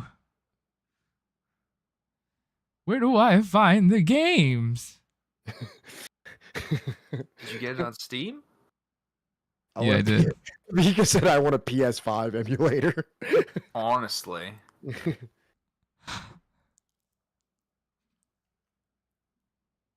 Anybody even still watching this? Wow. I am. That's a lot more than I thought. Yeah, we've been kind of surging this episode, by the way. We've kind of had like between like 70 and 90 people all night, and we've just been fucking. No, we did a lot of good Palestine content, so I don't know. We're all right. We should play Rocket League. I'm disgusting in Rocket League. I've never played it. I've watched my brother play it for hours though. Honestly, I could probably play like 2 or 3 people who have never played Rocket League before and just like. You think you would slap us? Oh yeah. You think you would spank us? Mm-hmm. Mm-hmm. Yep. Yep. Exactly Sexually. Tickle us a little. Wait, play GeoGuessr? What is that? It's the one where it drops you at a random place on Earth and you have to figure out where you are. It's great. They also have battle royale modes where it's just like if you figure it out last, or if you guess the farthest away, you get kicked out. It's pretty fun. It's like $2 a month or something. Wait, isn't there like a different GeoGuessr that's like better or something? Can't remember. Red Wizard, we can't pull our penises out on stream, okay? It's TOS. What? What? Boy. He wants What? us to joust. He wants to joust. I can't. It's like a battle royale. Oh, so you have to pay for GeoGuessr, don't you? If you were gonna drop X amount on Jackbox, it's like $2. Just cancel it. Remember to cancel it next month if you don't, because it's like subscription based. Fuck, we're already this far into. We already did it. It's downloading now, though. I just thought. Oh, you're already downloading the Jackbox? Yeah. Oh, right. I literally remembered that just now. Jesus Christ. For some reason, my brain went back to the period of time where you had not gotten it yet. How? It was I less don't than know, 5 dude. minutes I ago. fucking that's how my brain works. Got a couple games like that. Been sitting on Near Automata for like 2 years and still haven't played it. You know, I just I know myself. Like the last time I played Witcher, right? December 19th, 2022. You know how far I got? That was the last December 19th that there was, Johnny. Fucking 14.8 hours total. Damn. Did you even witch anyone? No. I don't know what you do in that game. Did you even do The Witcher? Did you? Pathetic. At some point, I do need to play Cyberpunk 2077. Why is it? I've never played it. It's a first-person shooter, I think. That's just kind of like first-person shooter. Yeah. I think it's Cyberpunk 2069. Hot. Soy Boyer Pong. Soy Boy. Big Dong 20. Customizable dong. Customizable Dong.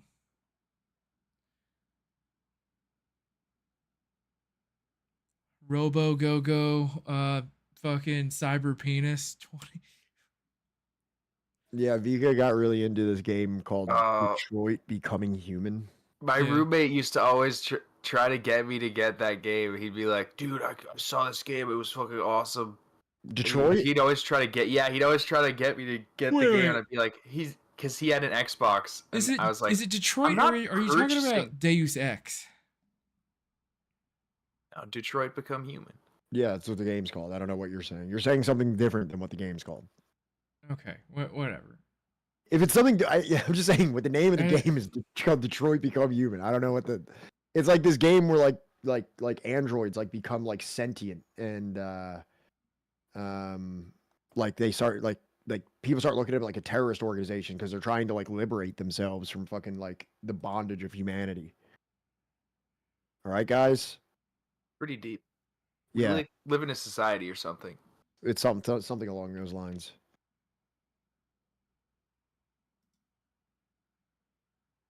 Okay, I just need to figure out. Peace, Barry. Later, Barry. Thanks for stopping by.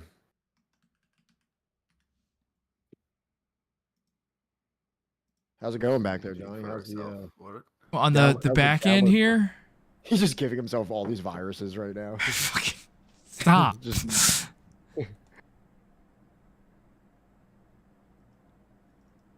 Where is it?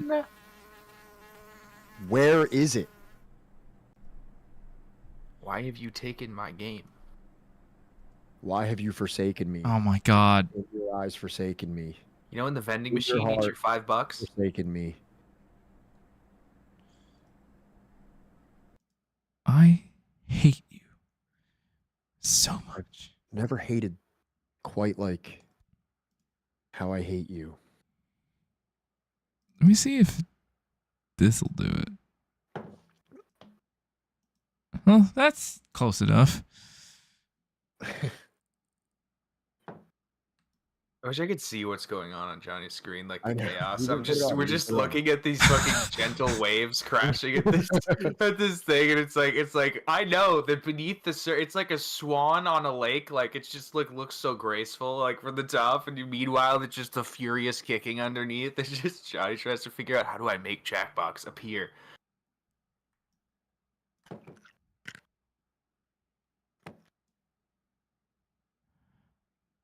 See, now this is the issue with having like a super wide screen. It's so wide.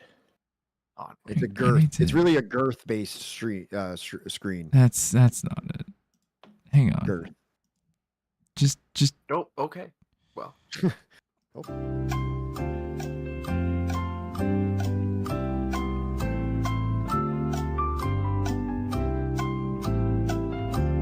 We're gonna have 3 more seconds than the rest of yous for our answers. Ha. Should I jump on the fuck with Johnny's screen arrangement? No, don't do that. Don't do that. Hey, I got to do that one time. It's funny once for chat, and then it just becomes a nuisance. Actually, no, wait, Ross, do you have permissions to get in here? Get in here. I don't care. All right, yeah, do it.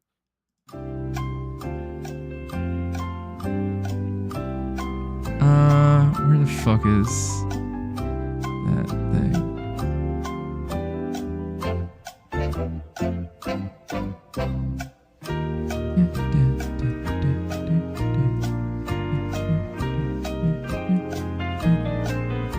Wait, actually, I think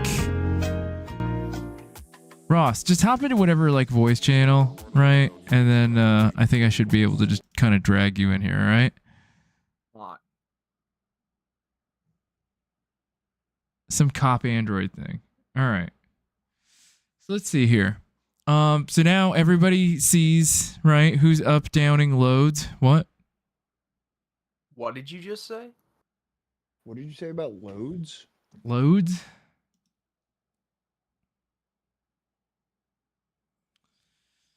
Is somebody gonna down a load? What is this?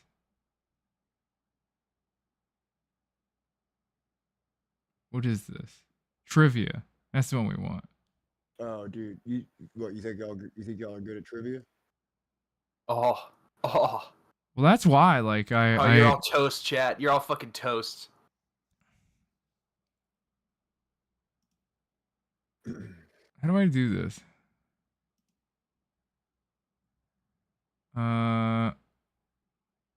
Definitely that. Family friendly? It doesn't matter, right?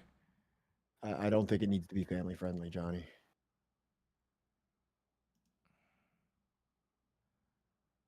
Wait, I'm just trying to figure out.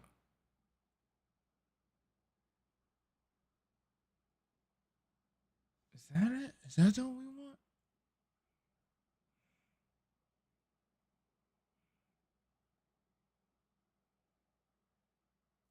Hang on a second. I need to take this down for a second.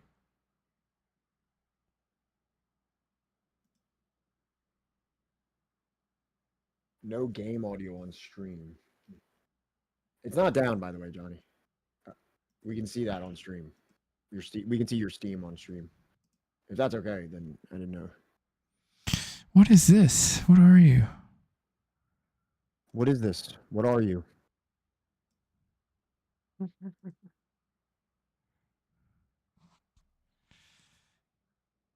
Guys, let's play Jeopardy. I do love playing Jeopardy. All right, so wait, can chat see the game right now? No one can see anything right now. No, you've hidden it. Okay. Good.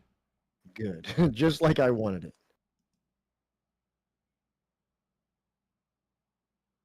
All right, can you guys see it? Do not read out this number aloud. I'm just saying, do you have the number? In Discord? Yeah. Yeah, I can see it. I mean, wait, hang on. In Discord, can you see it in Discord? That's what I meant. Yes. Okay. Oh. Do not read the number aloud. Yeah, I started to. Do not read the number aloud. Oh, I was about to say, it's wild how it's 42069. That's perfect.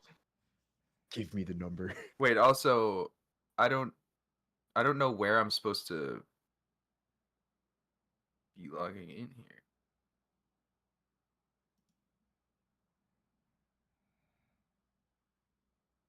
Oh, yeah, you have to log into Twitch. Hang on, let me log in on my phone. Oh, wait.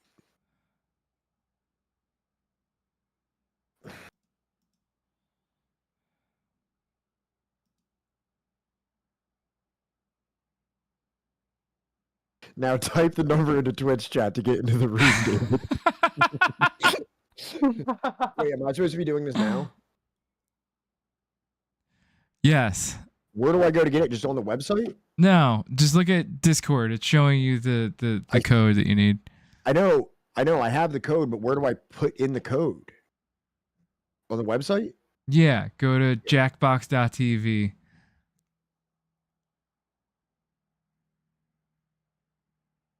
Okay.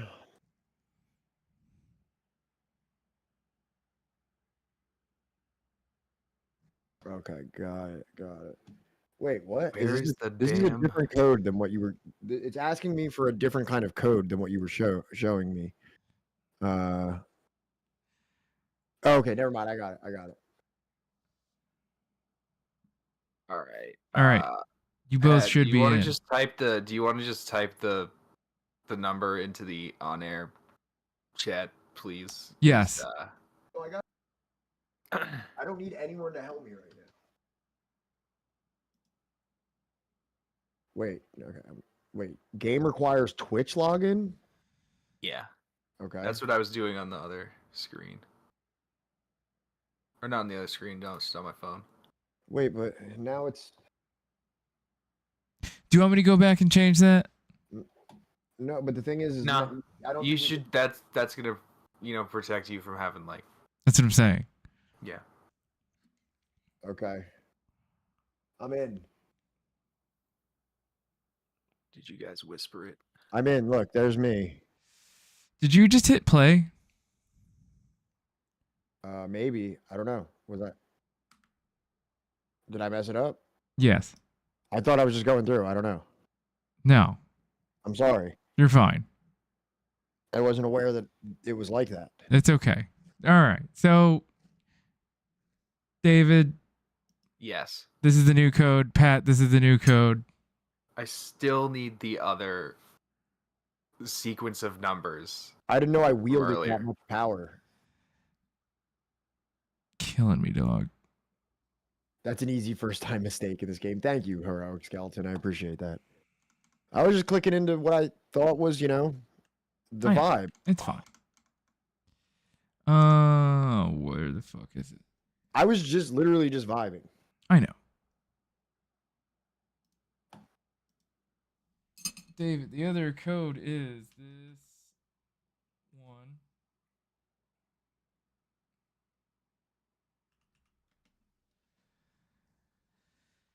Okay, and then there we go. Wait, can you send me the code on like Messenger or something? I didn't get it. I see the letters, but not the numerical one that I know I need. I know that one's important. I don't even know how important it is, but yeah. I don't know. I've never done this. Is that not obvious to you? Me? Does it look like I know what I'm doing? Guys, we're all just vibing. Right, maybe the aquatic mammal that looks like he definitely smokes weed.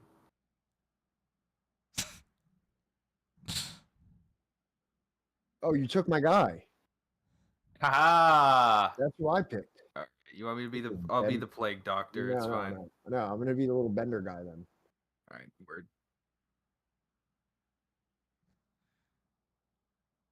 All right. So you're both in. I don't even know how to join a game. I don't even know if I do join the game. Yeah, join it as Johnny Dialectically. I guess I would have to join like on my phone, right? Yeah, that's why I was saying that it was weird with the Twitch login because like, we have the same one. Yeah, so like Pat would just be Subversive, and then Johnny would be Johnny. So I have the power. Yeah.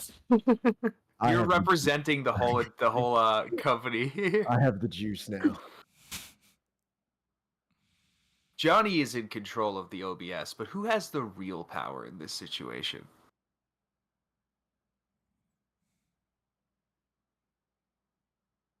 By the power of Grayskull. Here, what the fuck was the number I just fucking sent to you?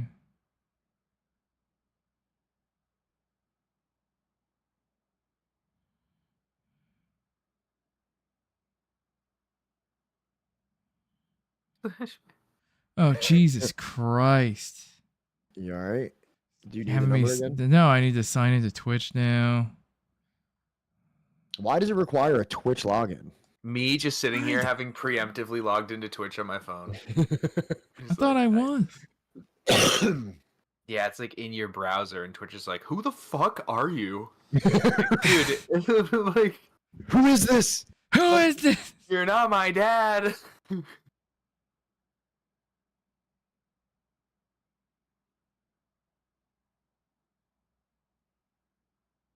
They do.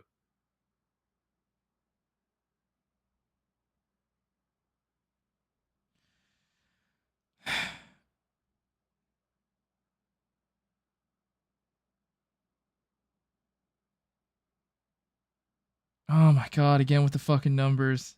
Is it gonna have everybody have to enter these numbers? I don't know. worry, I'm still Johnny. in. Like I'm still in the thing. Like so I don't think I would have to. I know. Like me and Dave are still in there. Questions.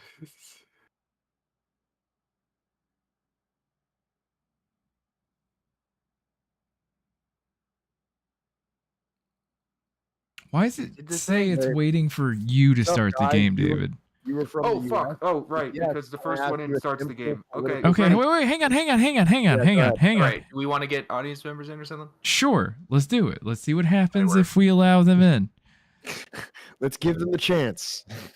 We're gonna give them the opportunity to, behave. All right. We need to address this chatter first. Yeah, I gave him the opportunity. To ask you a question, you just did. Ha ha ha ha ha.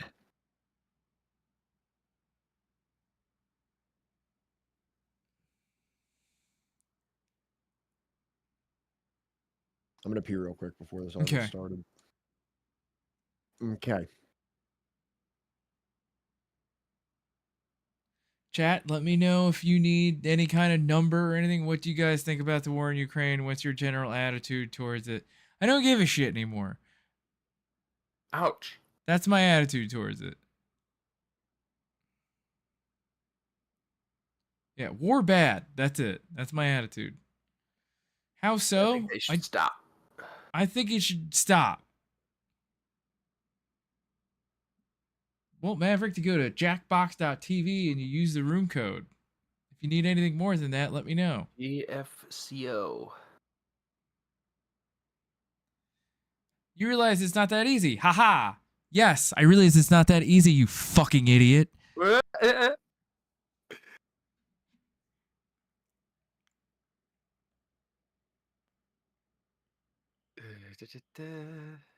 You see what the fuck I'm doing? I'm trying to get fucking Jackbox game started with chat, and you're asking me shit about a fucking war that no one's giving a shit about in like 2 months? Your dumbass did, asking me irrelevant fucking questions. You missed out on all the political shit. Now we're having fun. And here you are asking about, what about the war in Ukraine? We don't know if this person's a Ukraine head though. I don't care. Even if they are, who gives a shit? There's a lot of people asking how they get in. What's the benefit of being in the audience if you can just be like an audience in Twitch anyway? Like it's like we're gonna be streaming it, but Oh, the audience can like vote on answer. I don't know if I've ever played this particular game before, but yeah, you can like vote on who wins. Okay, so they do get to vote and they do get to participate? Yeah. Okay, that's fine by me then. That's fine. All right, so none of you get to join as players. You just get to be audience, except, we have you know what? three people in the Where's audience right now? Hashkush? Hang on 1 second. Give me 1 second. You guys are in for a real treat. Is this just trivia? I talked a big game. Here you go, Hashkush. Yeah, we just sent it to you, bro. Is Hashkush gonna be a player? Or? Yeah. Frozen Banana says there's a 5-digit password to get other people in. Yes.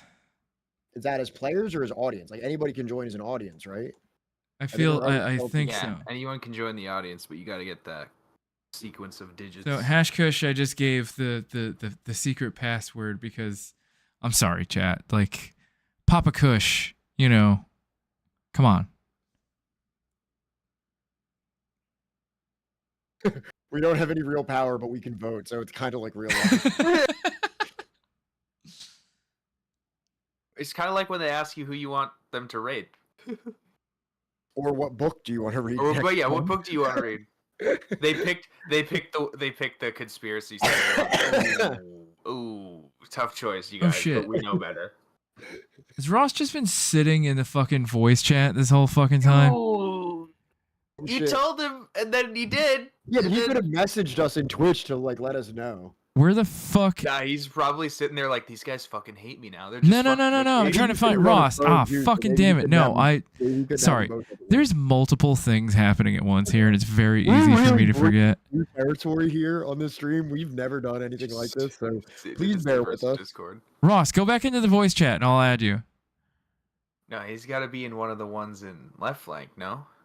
Yeah, left flank. Were you in Subversive History? Ross, come on. I feel bad. Come on, jump back in.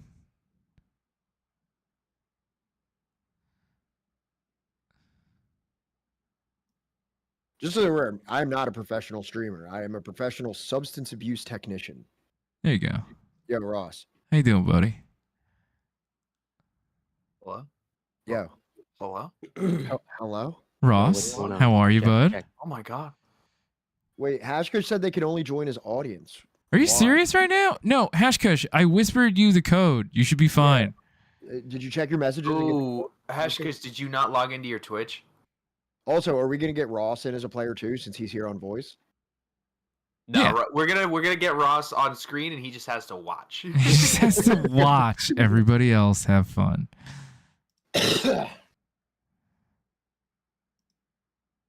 You aced the SAT. I didn't. I did pretty good on the SAT. Yeah, Hashkush, I think you got to do the Twitch login thing. That's the weird part. But yeah, I think if you do that, All it'll right. be good. Ross, I just Johnny sent you was the code, all right?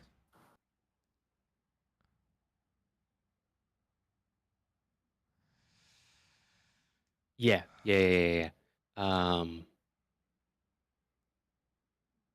Sorry, I just checking things. Where'd you get? Shit. I don't even remember taking the fucking thing. I think I took Yeah, I can't my remember the SATs with a massive hangover. There was one big standardized test that I took 2 yellow school buses, which are like the yellow perks, the yellow perk 10s. And I took 2 of them for, and I don't know. Like, this was kind of, I dropped out of high school because I currently have a 4.0 grade average in college, and I dropped out of high school because I was just like taking pills every day in school.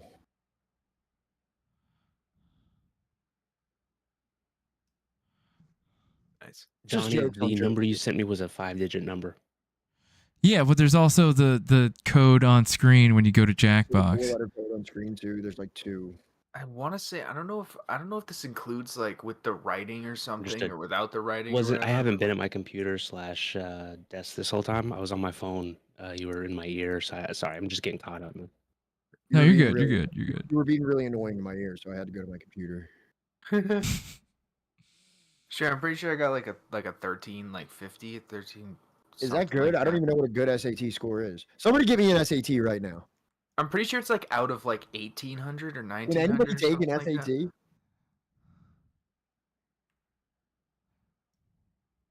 Can anybody just take it? Like if I just like I Yeah, want to go, if you want. give me it now. Give me You have right to now. Sign up. I think they do them at scheduled times. It's like how anyone can take a train, but it's not just like oh, okay, well. Back then they didn't want me. Now I'm hot. Hose all on me. 16 is That's the it. max. I love when Marcus says like, "Oh, the production on this stream is ass," and it's like, Yeah. look what I fucking did in real fucking time in front of everybody. What does he fucking know? What does that guy know about streaming? Oh, sorry, I think my audio was Okay, doubling. my I'm stream turning still that has. down. Do you have us on your phone and on your computer or whatever? Holy shit, Hashkush. No, I just have you What happened? coming out of my Nice, computer. Hashkush. Hashkush, are you still having trouble getting into here? Are you sure you don't have what the fuck is it? What do you call it? I got it fixed. Now I'm just using my headset. Okay. Because sometimes I forget that I have an open tab of Twitch playing, and I'm like, oh, that's where the doubling is coming from. How smart guy can't figure out Jackbox. Yep, that's why. Also, is my audio not being shared? Or not my audio, but my your video? Your video is not being shared right now. Wait, what? Do you want it to be? I Oh, can there see we go. Ross. I think it's up to you, Ross. I think you just got to click the thing. Yeah, there you go. There you go. Yeah, what's up? What's up, homie? There we go. God, your fucking video is like so crisp, so clear. Yeah, what kind of camera you got? Sony A6.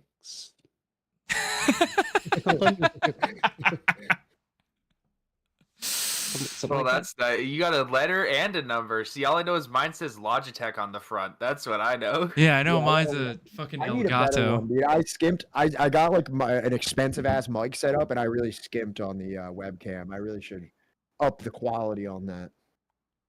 My buddy helped me pick it. He knows audio and video stuff, so he was like, "Oh, this is a good thing, and this is a good thing," and I was like, You're "Oh, here's the money. Give me the thing."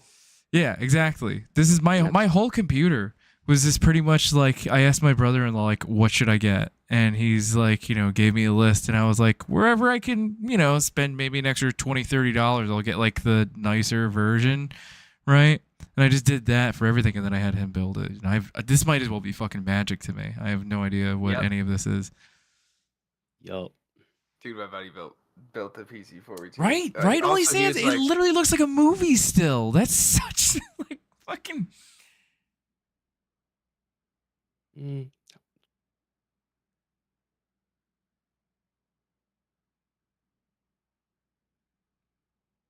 This thing better not be getting burnt out. Please. Please, Jesus. Please, God. All right, Hash Kush is in. We're just waiting on you, Ross. Yo, Hash Kush. All right, cool. Oh, nice. The fuck? I thought I was in.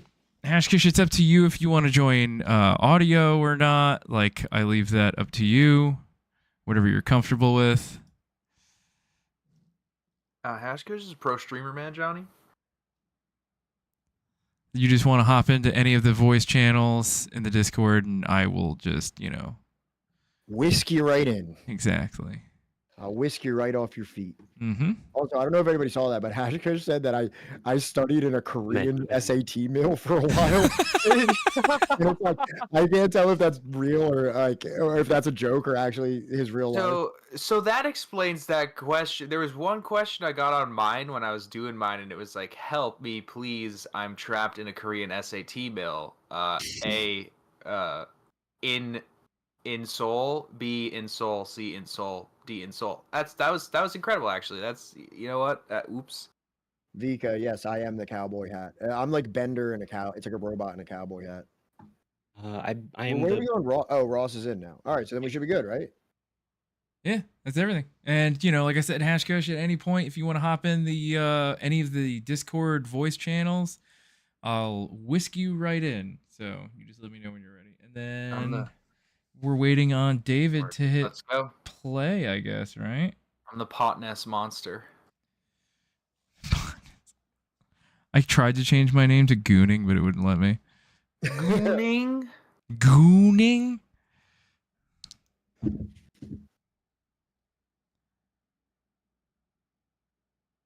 This is some high production value shit right here.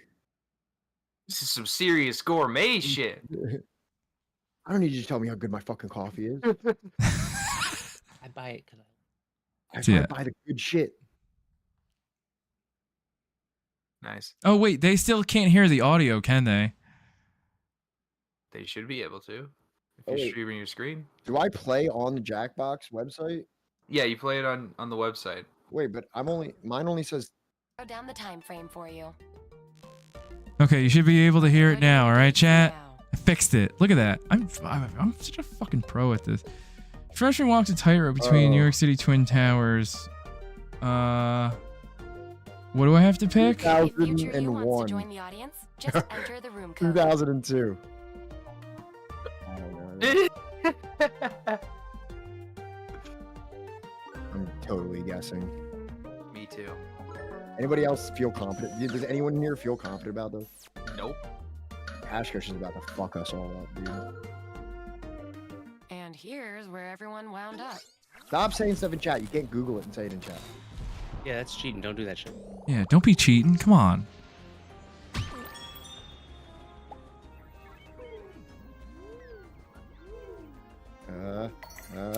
Hashkush took a strong middle stand. Damn. All right, Ross. The lower, the better. Wait. It's like golf. Let's keep this train choo-choo. Oh, great. All right, so you won, right, Ross? Low expectations. I'm all about it. Shit. What year was that?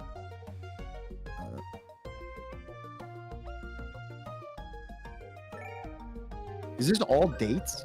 Is this whole thing dates? I don't know. Fuck. I'm gonna go with that.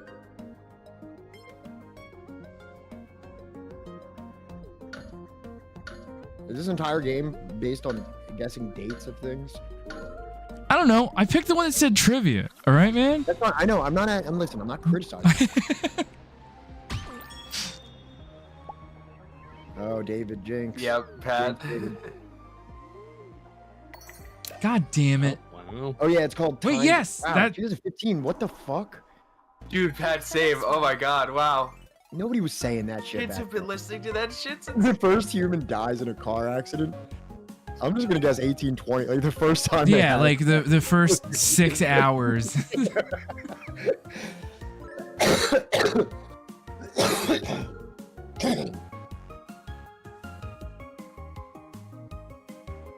Hash Kush, are you gonna hop in voice or what? No, he said just start. I don't think. Oh, okay, all right, whatever. Well, that's got to be it. Not. It doesn't have. You gotta be kidding me. What? You gotta be kidding me. 69 for the lols, dude. Here's the deal. I'm taking Bullshit. 3 different parties What from the 3 fuck? different decades. It took a whole like lifetime before somebody like, oh, somebody died in an automobile. Maybe they had to get a little. Maybe they had to get fast. Yeah, they did. It's Get just. ready to party. Like they're too slow for anybody to die. Wow. Yeah. I guess. Check out my Fucking MP3 bullshit, player from Microsoft. Remember, Do that? pick the Really? answer that matches the decade you're in. I mean, come on. This is an easy one. I think. This is what they wanted to hear. Did I Goddamn just, right, yeah. Stop this. Did I just date myself super bad? Me and you both, man. We're going to the next I had a decade. Zune. Zune was like the Windows one, right? I Yeah. didn't know. I thought iPod Shuffle was also in that decade. What, iPod Shuffle was later than that? to the conversation pit. No. What the hell? I don't know I don't know how I feel about that last one.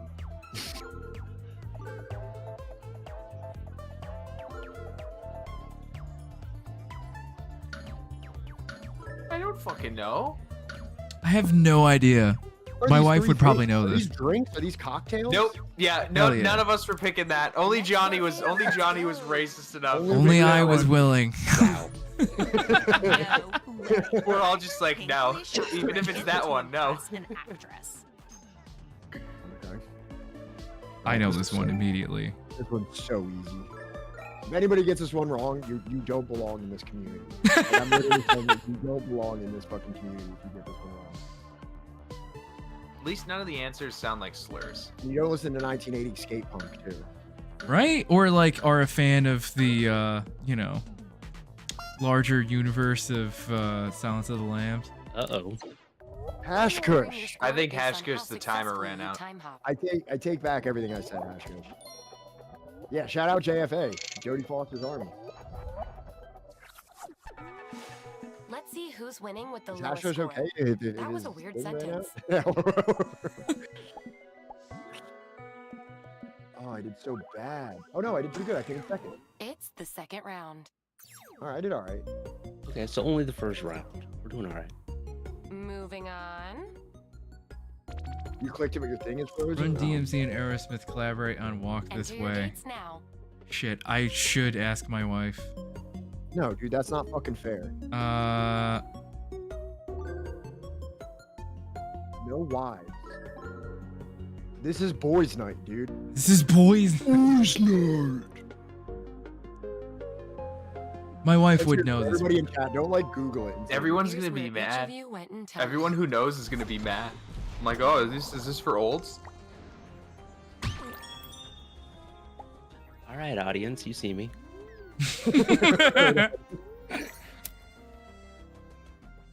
Well. Oh, good work, audience. On to I went the next 89. mission. I was in the range. 194 parties signed the Paris Agreement. That's the climate accord. Oh, I thought they meant the abolishing the age of consent one. What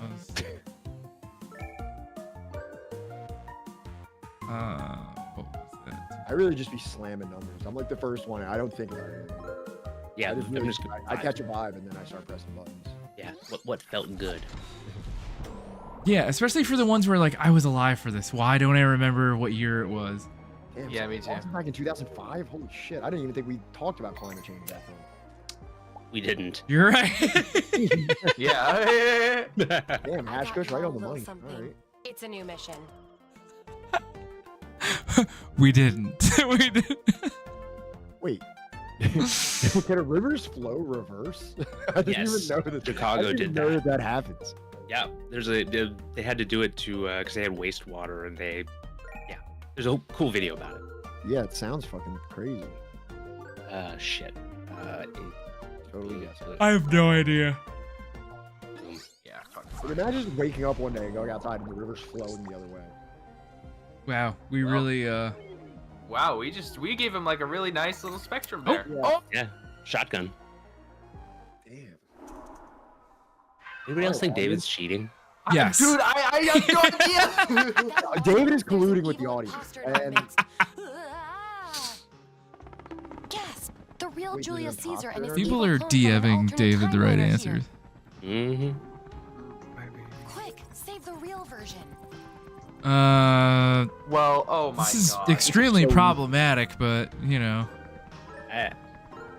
I know what it wants me to pick. Those that spotted the real version get to shave some years off their score. Happy shaving. What? What does that even mean? That was weird. Moving on. that was weird. Shit, Yeah. weird as haram. Damn, we're in a time loop. You'll see the same pair of questions twice. I You'll will? be able to keep your original answer or switch it if you're having doubts. Oh, Each time you get it don't right, do that to I'll me. lower I your am an extremely anxious person. Hopefully. And yes, the time loop occurs in an old fridge I rigged up. It makes sense, trust me. Good. I just realized that like chat can't see like the whole bottom half of this shit. There we go. I don't fucking know. How many times did someone die on screen in season 1 of Game of Thrones? I want to say that many. Oh shit, I didn't even guess. I don't remember. Oh.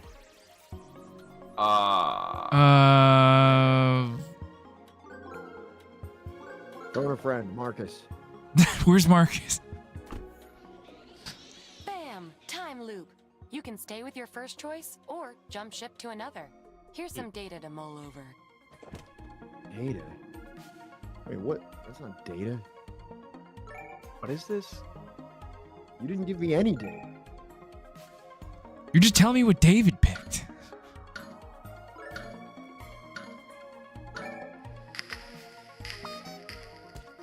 Fuck.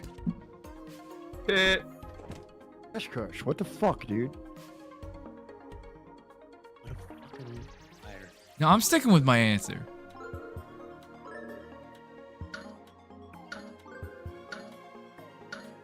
Wait, am I in first place? How's that happen? Fuck! I stuck with 3. Is it Damn the it. lowest Same. number? Is it the lowest number that's doing the best or the highest number? The lowest. Yeah, that's okay. I'm in last place. That's okay. You got a lot of points. Let's see your scores. Like when you're playing golf, you want the highest points. Cheating ass David keeps cheating. Don't crop yourself, but it's the third I thought I was doing good the whole time. Honestly, it was that 1869 is carrying me still. Like, Heads up, if you're not doing so hot, you'll be receiving some hints from your future self. I will? Doesn't your future self just tell you the answer? Well, that's between you two. what the fuck, that guy? Future David's a piece of shit. Indie sleaze? Punch in your dates now. I'm still stuck on the same. Oh, there we go. 2024. I'm gonna go with this year. 2025? What the fuck? You can pick the future?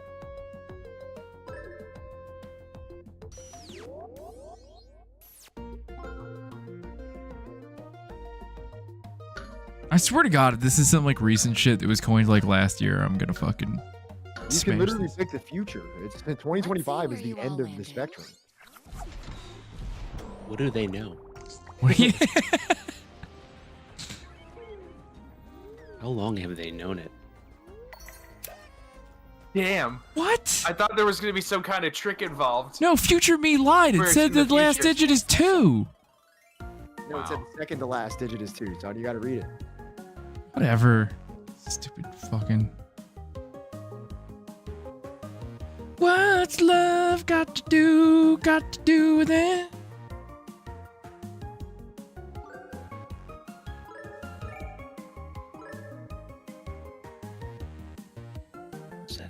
And emotion.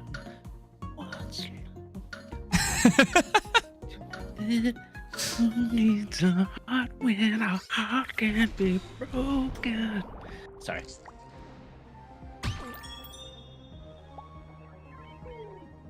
Hey, Johnny. We all had a moment. Ah, yes. Got him. Got him. New mission coming at ya. Pow pow. Pow pow. Ah, fuck. I know it is more recent than I think.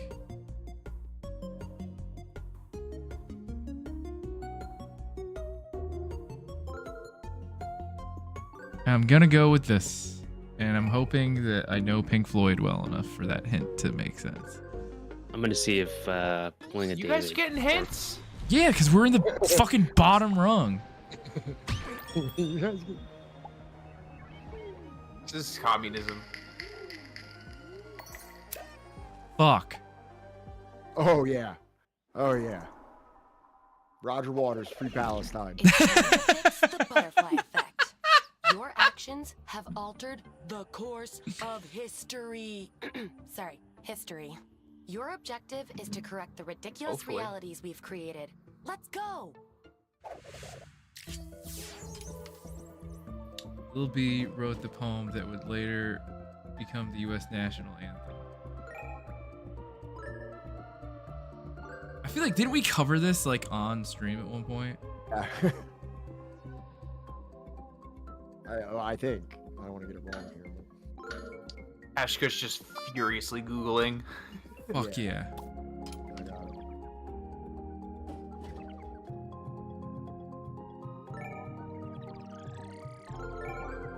You're a bad communist if you don't know this one.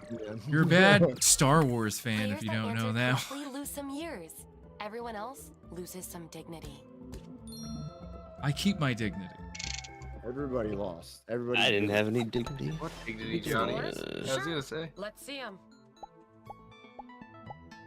This is an outrage. Stop the steal. Stop the steal. Well, would you look at There's the time? more? We have room for one more task. And this time, we're headed to the future.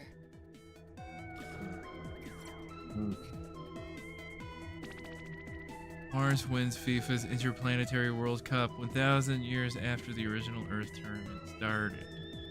What? Dude, this is just asking for random numbers at this point, because... What? Yeah. Oh, fuck me. Yeah. Yeah, there you go. Wait, what? Yeah. I'm bad at math. Yeah. I fucking didn't fit You can Yeah, I only didn't finish reduce your either. It score, kept fucking not with me. increase it, which again is good. I have no idea what year you started. Me I neither. don't know shit about sports, but I didn't no even word say. problems. Wait, what? What did David, I? What shouldn't did I you say? know this? Aren't you a sports ball guy? I didn't even think I got my answer in. Yeah, me neither. I think it just fucked over me and Pat with shitty ass Yeah. answers Oh, yeah. on purpose. Deservedly? Oh, I was trying to put in 19 because I thought I was supposed to put the year. that- Yeah, I was trying to put and in then- 19 too. Yeah, And then I had to erase it. And then I looked up and I was fucked. Fucked me over. Now I'm probably in last place again. God damn it. Let's see which one of you is least bad at this game. Least could it bad. be? God damn it. Congratulations, Yurdo. Let's see the audience ranking. This is because Hashkush is like unbothered by like having to interact with us right now. That's really it. It's a correlative. It's not. Yeah, it's not having to listen to Use 3. That's doing it.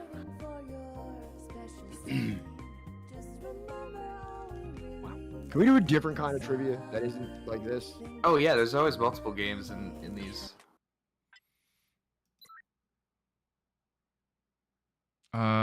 Wait, exit the pack? Is that the one I want? Yeah. Yeah. Okay.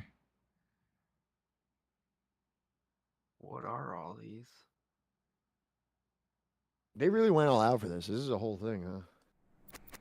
All right. So there's. Yeah. It's a product that they sell.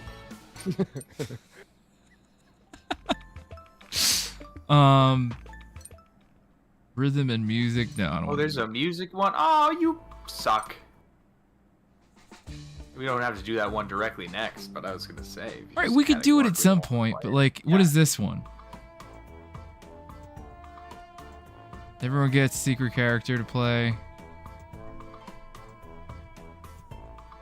These Get are points. only 5. These are our 5 options.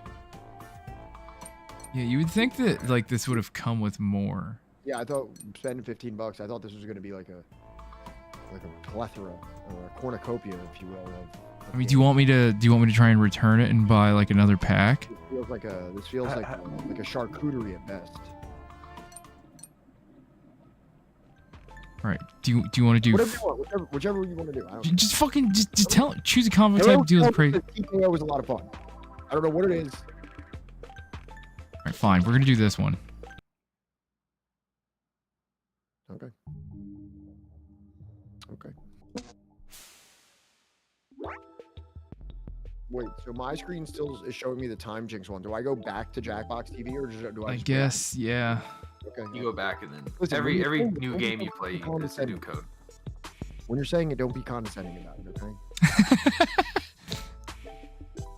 Where's the read? Want a room code? Sure you do. David, condescending. That's when somebody's talking down to you.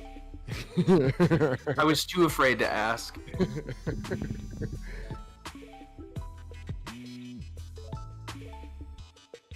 You like Where's- your face, right? You know Where's who the else room would? code? Your avatar. Can you see the little black cat? Yeah, I saw it. Yeah. Nice. There is one over here, look. In the abyss. Yeah, the thing is the furniture is black too, so they're in their natural state of camouflage. Am I okay? Like, what is the game code for this? Yeah, I'm not sure what I'm doing. What are you talking about? Is there a code? I am literally shitting and farting. What is it like? Oh, Jesus. Yo. Emble. And then what's the 5-digit? The same one from before? Yeah. Oh, okay. All right. I'm in. Crap. I'm a triangle head. I'm like a paranoid kind of guy.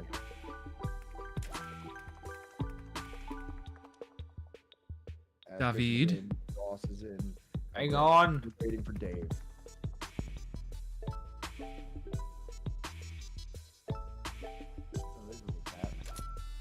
Can you see the little cat's head right here? Look, Ross. Yep. Is your cat named Little Cat?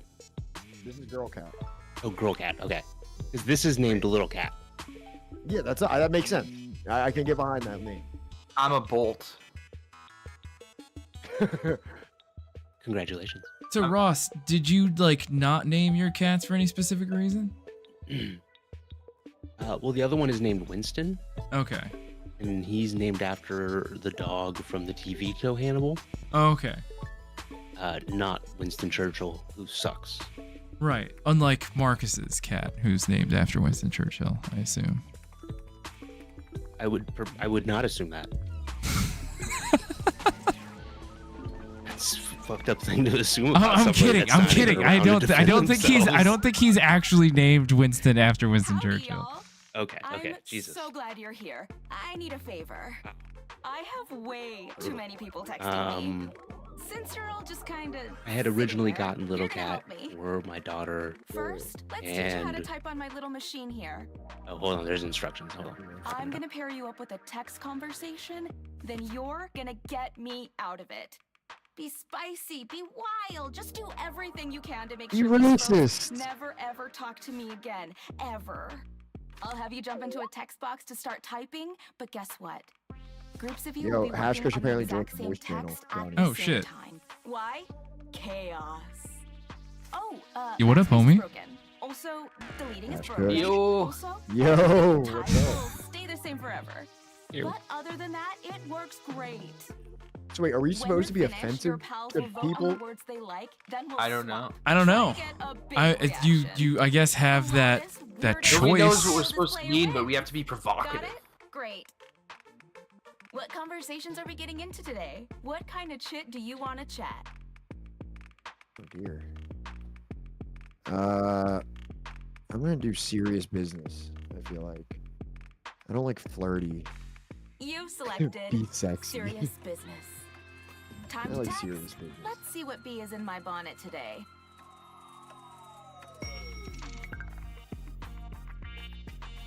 What kind of coffee Group do you 1. want? Let's craft a response. I'll start you off with this.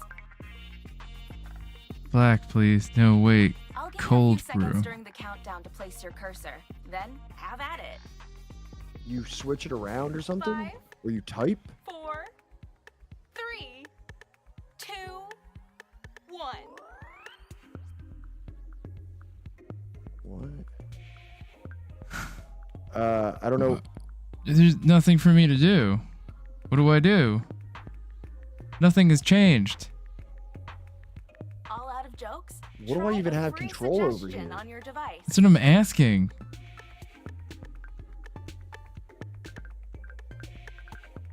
It says waiting. It says hang on, the other team is Oh my God, writing. I can't even. You can't even delete. You can't even delete.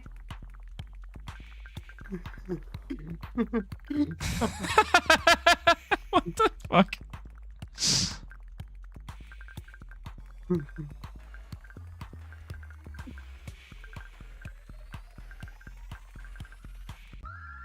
What is this? WCF Jesus. Guatemala We're worse than // ChatGPT, dude. Like Dino Wait, I be Patriot of Cold Brew. The robots are gonna take our jobs. JP go. Wow, as much as I love all of that, there are clearly some standouts. I want the other group to look at your device now and tap to select a few words as your favorites. I said blood from Guatemala exploitation. Actually, you said bleh. Hawks from words. Guatemala. Select in your heart. What are we doing now? They're deciding whether to award us anything. Imagine If receiving this so text what? back from someone when you. All right. Hell yeah. Hell yeah. Please like.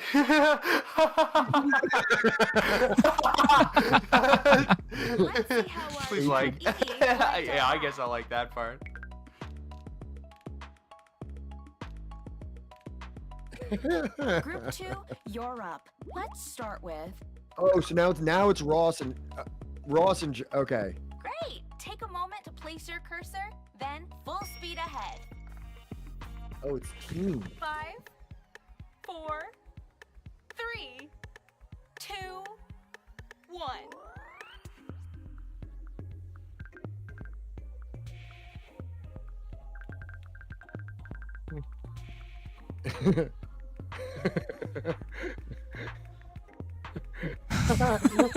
Need a hint? Try one of the suggestions on your device. Latte, cold brew, Glock 19 though.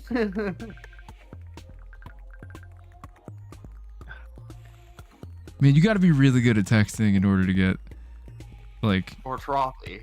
for frothy.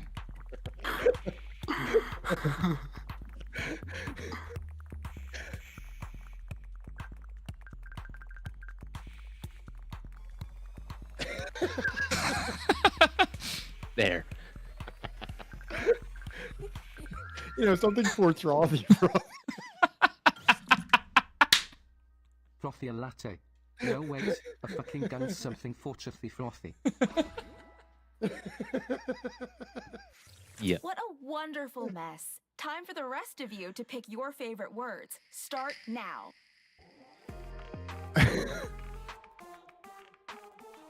I think Johnny and I were onto something. Frothy, a latte. No wait, a fucking gun or something. Frothy, for throathy. I love going to Wendy's and getting a frothy in the drive-thru. Oh. That sounded like Biden ordering a coffee. Let's see who weaved wins. So, country can be summed up in one word. Yeah, Frothy. A weapon and stimulants. I don't know if Did you're it not helping or submit hurting, mine? but the important thing is I don't have to do anything. Okay. Time to put a number value to your efforts. Look at me. I'm a fucking king. I love that my little dude looks like he's They just say the screaming in definition of agony. insanity is doing the same thing and expecting different Ah! results. Let's keep chatting. Mine just going. Let's take a look at our next person. I overheard the interns using the word fucking. Do you know what it means? No. Fix it, please. Something about penetration? Time starts now. Get fixy.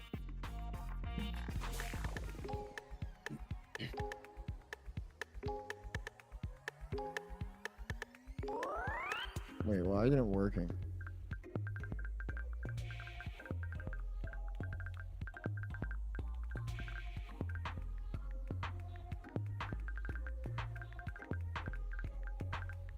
Less yakety yakking, more clackety clacking.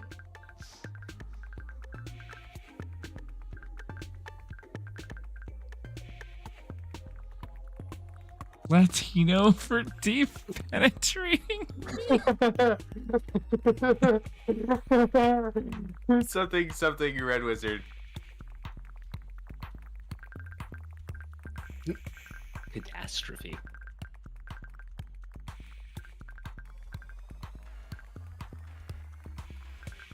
God, yes, frequently pleasure.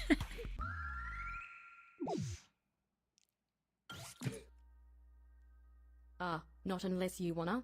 No. Haven't heard that before.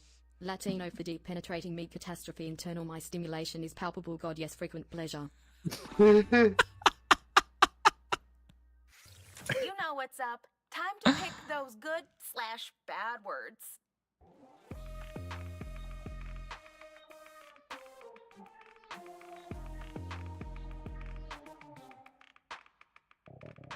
Pick faster. I only have most of all of today.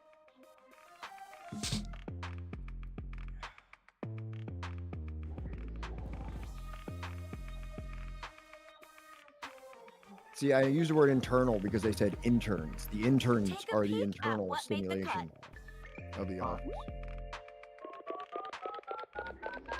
Collab points. Yeah, you're fucking Dickens out here getting paid by the word.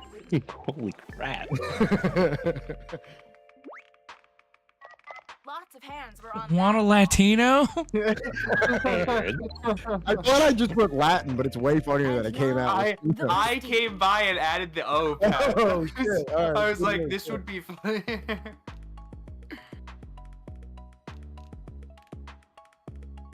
This is all I've got.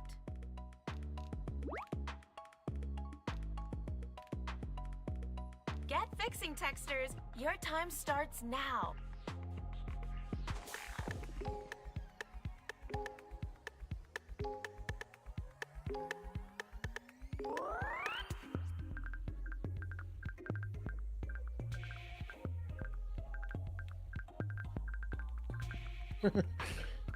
Wow.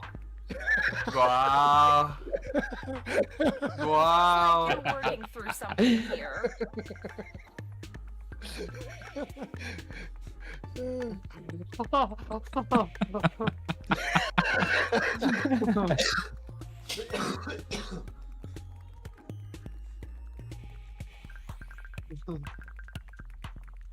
Wow. Wow. Wow. I was like, yeah, I managed to get out of here without catching a stray. No. There's nothing under here. Don't worry about it. I don't keep anything under here. Nothing lives under here. Maybe we just, yeah, fine. I'll investigate Pat not knowing what Ave is. He'll stalk the halls with an R15 to fix the situation of David's beanie. Sent. What a world of wordcraft. Now take all of that and pick your faves.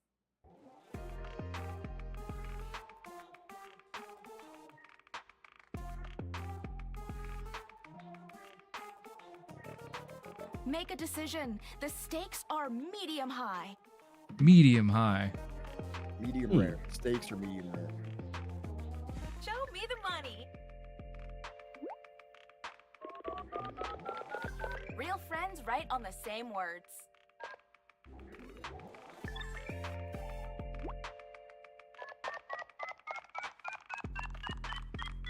Group effort there.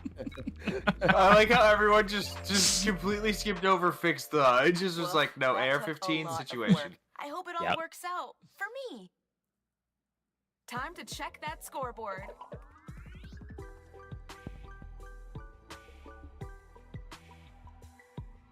Yeah, Pat, Johnny, shut the fuck up already. We're very wordy people. Inappropriate. I'm posting communist manifestos in the. Final combo. Let's make this chum chum. What'd you just call me? What about come? I'm gonna come. It's called Project AR-15. Did that just come naturally? It always takes something for the thing before. Think, just text. Go.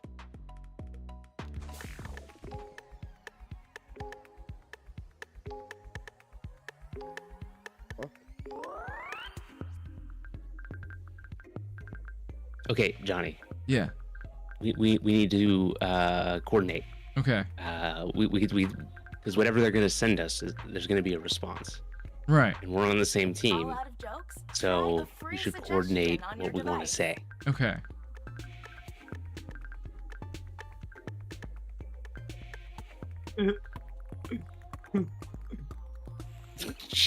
Top secret bone, maybe. Kanban, term and command the customers to spread the blood of the innocent in the name of Lucifer the morning. It's called Projectile Vomit AR-15. If you like weed, click this. Yeah. That's the galaxy brain. That's the galaxy brain take on it. Top secret bone. I'd click that. Maybe.com. Min equals DTR command the customers to spread the blood of the innocent in the name of Lucifer the morning. It's called Projectile Vomit AR-15. If you like weed, click this. What a terrible, magnificent effort! Now get your voting on. You wanna see three people's brains just completely vomit all of themselves into one thing at once? Time is winding down and death is coming for us all.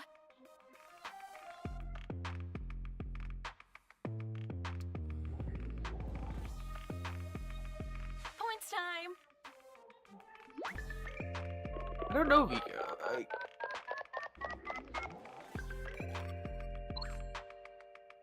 Okay. Sorry. What did Hashkish? Where'd you get here? Projectile. Projectile weed. That's what I'm gonna call my fucking first album. Interesting. Oh my goodness. Broad strokes. You said. I'll leave the broad strokes. Synergy, growth, and AI. The future.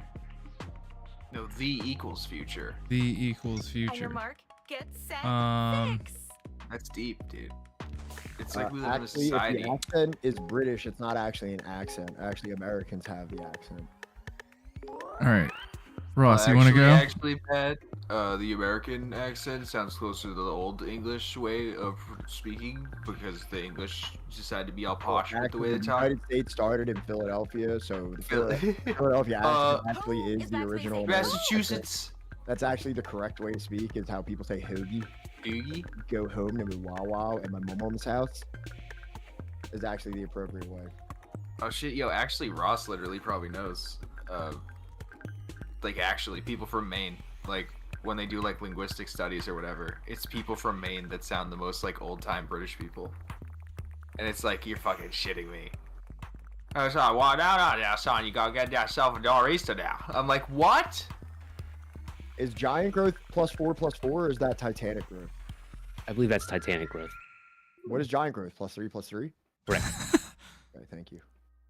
Yo, synergy is just a dumb way Here to of help. saying stuff When I works started together playing- good. Giant growth is a magic card, and I. The equals future past dot to return to the last in a DeLorean to fuck your mother, your own mother become grandpa.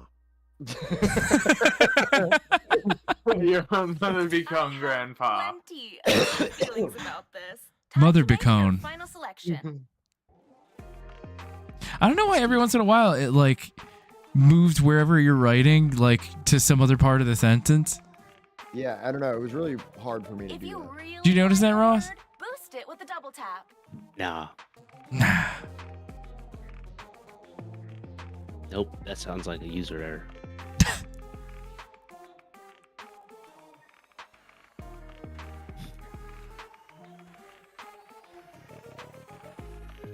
Let's see which litter clumps we all like.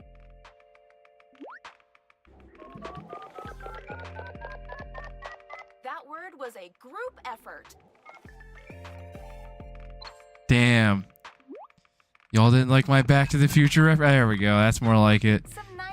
DeLorean, fuck your mother become. Mother Bacone was the one that I liked quite a bit. Yeah. Pencils down. Audience. I wish you could all Wow. win, but unfortunately, Wow. that's I like to not have how ice any cream of out of this a mother works. bee cone. I love Mother Bacone pie.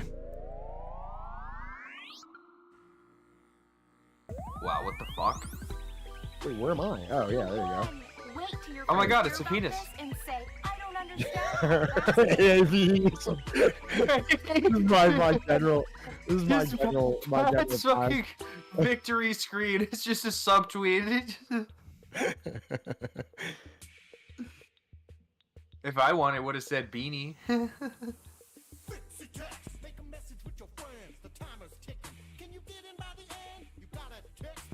What are we doing? Are we doing another one, or are we done with this? How do we go back? Hey, friends. How do we That's escape? like ultra old so school glad you're rap. here. Like I the need kind a that was favor. like. Oh, wait. Stop. Way too Shut many up. people texting me. How do I stop this? Seemingly I nothing do. going on. Even though, You're as the gonna help winner, me. I feel like I'm in a unique position to say that this What game is kind kind of of combo do you want to have today? It was It's meant. so rare. This game is to kind of what? choose. stupid. Yeah, obviously. Hang on.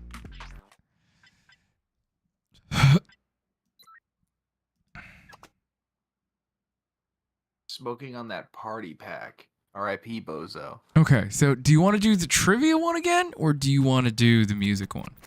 Let's do that. There's, like, music one let's do about, that like, hypno one. Like, I feel like the music one or the hypno one would be good.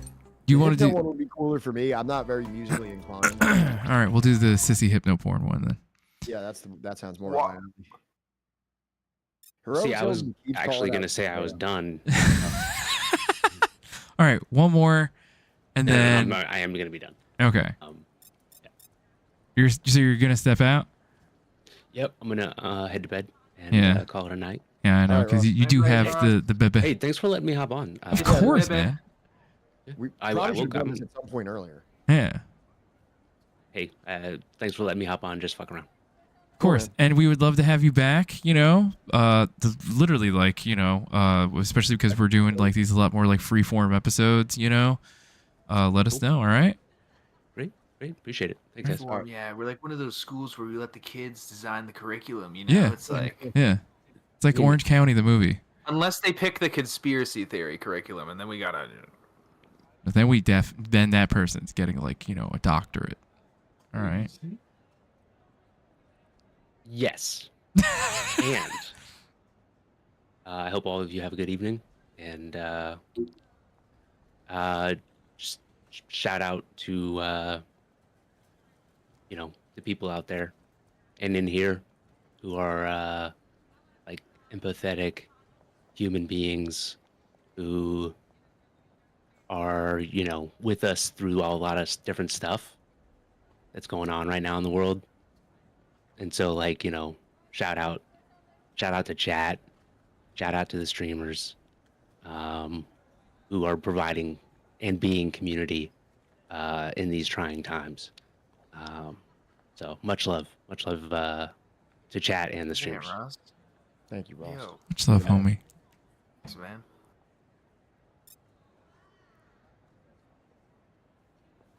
Right.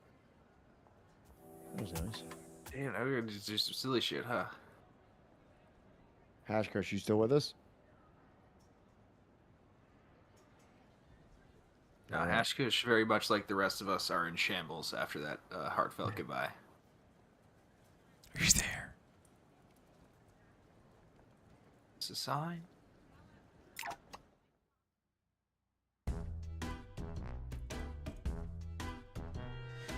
Well, that's a code. Why does it let us? Why won't it let us be? Objects and then say a bunch of funny stuff, and they have to figure out who each other are. Hash Crush said your voice isn't working. I don't know. That's weird. Weird. It don't make no sense. Hashkish, are you on mobile or are you on your computer? Because if you have any other things that would be using your microphone, it might not let you do,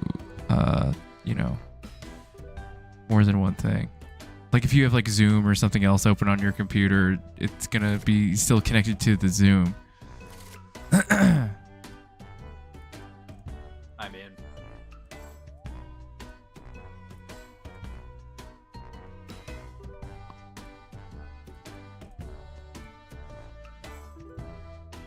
Still can't hear you, bud.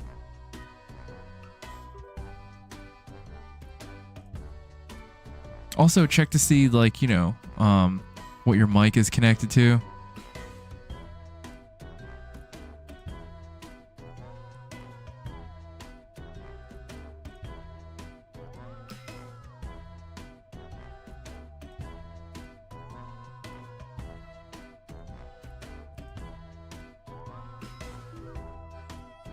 Oh.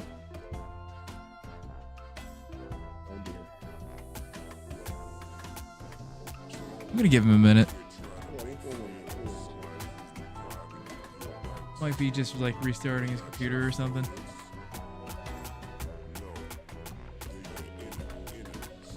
I love the music is just bro, I'm just trying to sit here just like does it not feel like something should be happening? But like what? It just feels like a scene from like a TV show or something. Like it feels like I don't know. I can't describe. What the hell's the name of that band? Like Adam and the Giant Bird or whatever?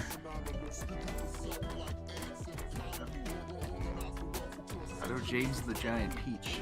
That's good. I think it's the theremin. It's the theremin that really brings it all together. Hash Crush, are you gonna pop back in?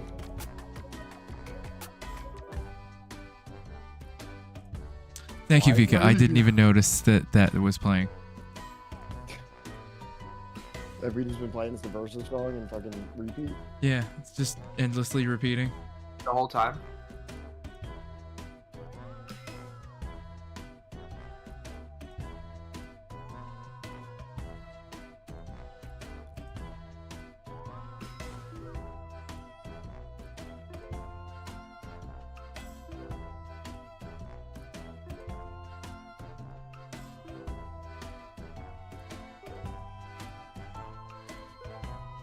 Oh, wait. Hang on. Let's drag you in. All right, try it now. Chad, you want to give Johnny and Pat money? Whoa, what kind of hypnosis working? What kind of phantom has I'm doing hypnotism. Invaded this? Is this the whole hypnosis? Oh, Hashkish, are you joined in on the game yet? Can you fix the camera? Oh, right. Thank you. There we go. He said, "Don't worry, though, it's not working." So I mean, like, I don't think he's super. We'll keep him on screen just in solidarity as being a player, but you know. All right. If it's not working, it's not working. There's nothing we can do. Guess I'll just hit play then. Oh wait, we know we need one player needed to start. Oh yeah, Hatchkit, you gotta join the game.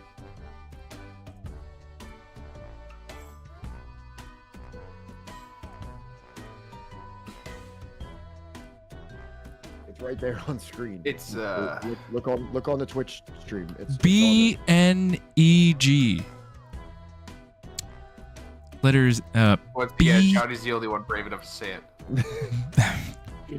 I'm not gonna try and make it into like a word. I'm just saying it's. There we go. All right, now use an initialism instead of an acronym. Yeah. There we go.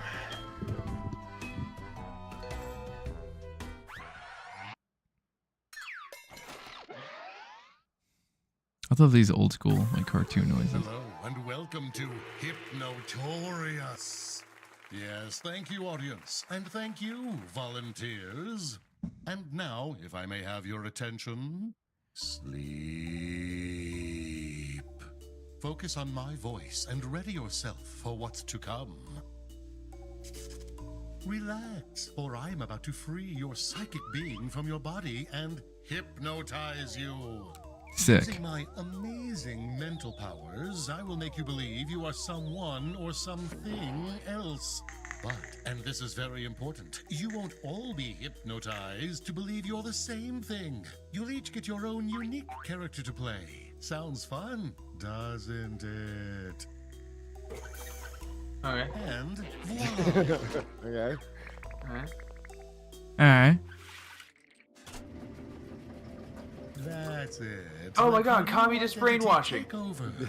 Now look This at is what your they did in the device Soviet and Union, see people. your new secret identity. What do you think? If it's not your thing, feel free to swap personas. But be warned, you only get to do that once. Wait, oh, so we're swapping identities? Yeah. Am I, like, going, and then am I gonna have to like pretend to be like? I don't know. Are you looking at your phone or what it's telling you what your role is? Locked in. Oh, Then off no, we no, go. hold on. I'm going to ask you all a question. Answer it as your character would. Feel free to be funny. This is a show after all, but don't give away exactly who you are. You'll see why in a moment. But for now, here's your first question. You need 3 things to grow stronger: water, sunshine, and...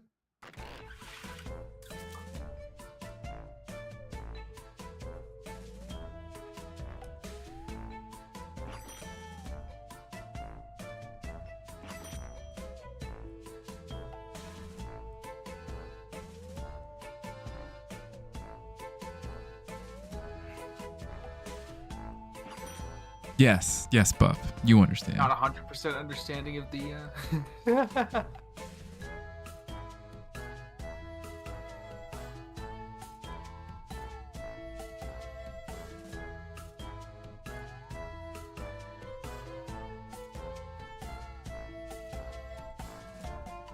Pat's writing a dissertation. Agonizing right now. Get those answers in. Say what the person you are would say. Excellent. I don't actually know who my person I will is. now reveal to you everyone's answers. Take a look and see if anyone feels like they might have similarities to your secret identity. They should have If you switched. I think thought you they were are going to switch us up, but I would like pretend to get be in a Johnny jar or something like together. that. That would have been more If fun. things don't feel right, seek out a new group. For the moment, just worry about finding the right fit. I mean, I will be giving out secret points on how well you do, but don't worry about it, okay?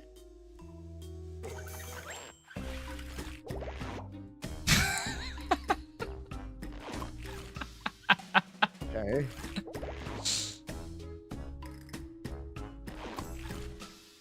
Oh, I see. Now Hashker's probably did really good here. What?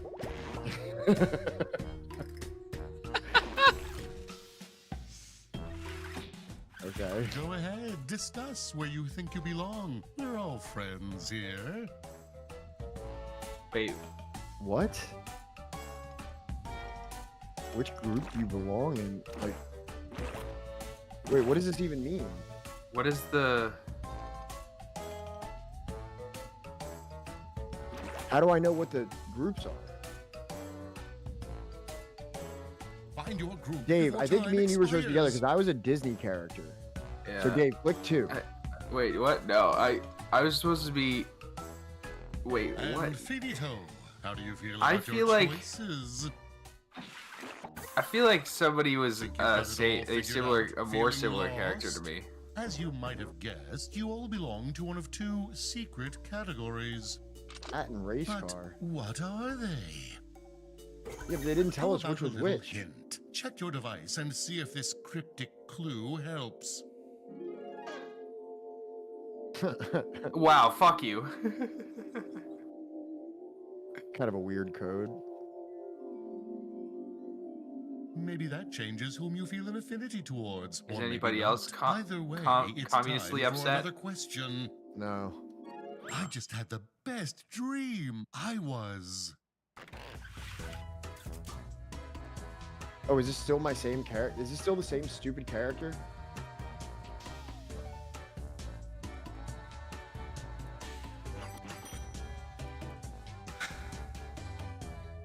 Yes.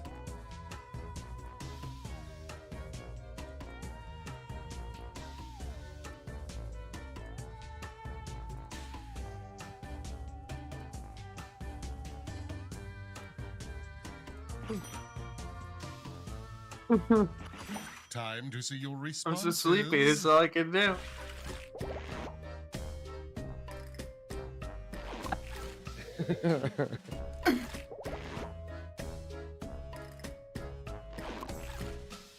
Back on the wabbits. Back on the wabbits. Very. Clapping Minnie's cheek.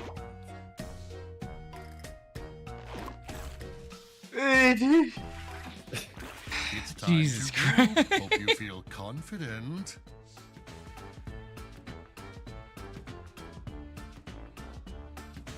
Like that's what. If I'm Goofy sidekick, then isn't that Disney? Like, why? Is that Pete? One of us is in the wrong grouping. Is it me? So should I be over here with everybody else? No. Oh, hold on. Here we go. Let me get back over to Dave. Time is expiring. Find your jar. Dave, no. Johnny, get out of here. Johnny, go in one. Johnny, go in No, one. no, I'm pretty sure I'm in the right And thing. Finito, I hope you're not second guessing yourselves. Okay, check your device for another hint.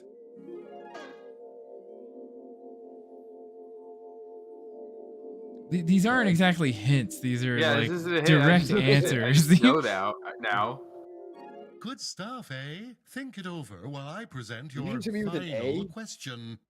You are stuck on a desert island. You reassure the other survivors, it's okay, I've got...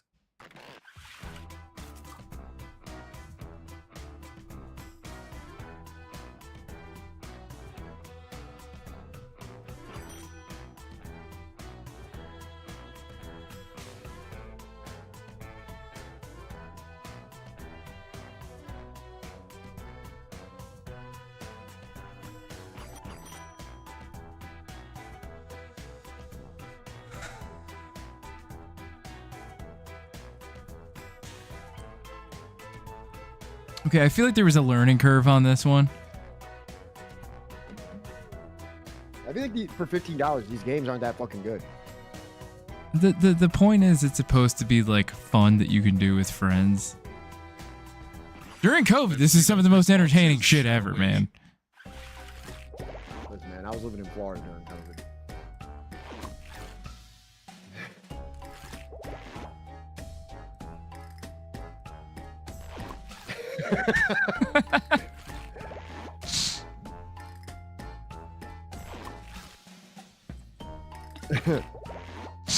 Utter's full of It's your last chance to find your group. Good luck.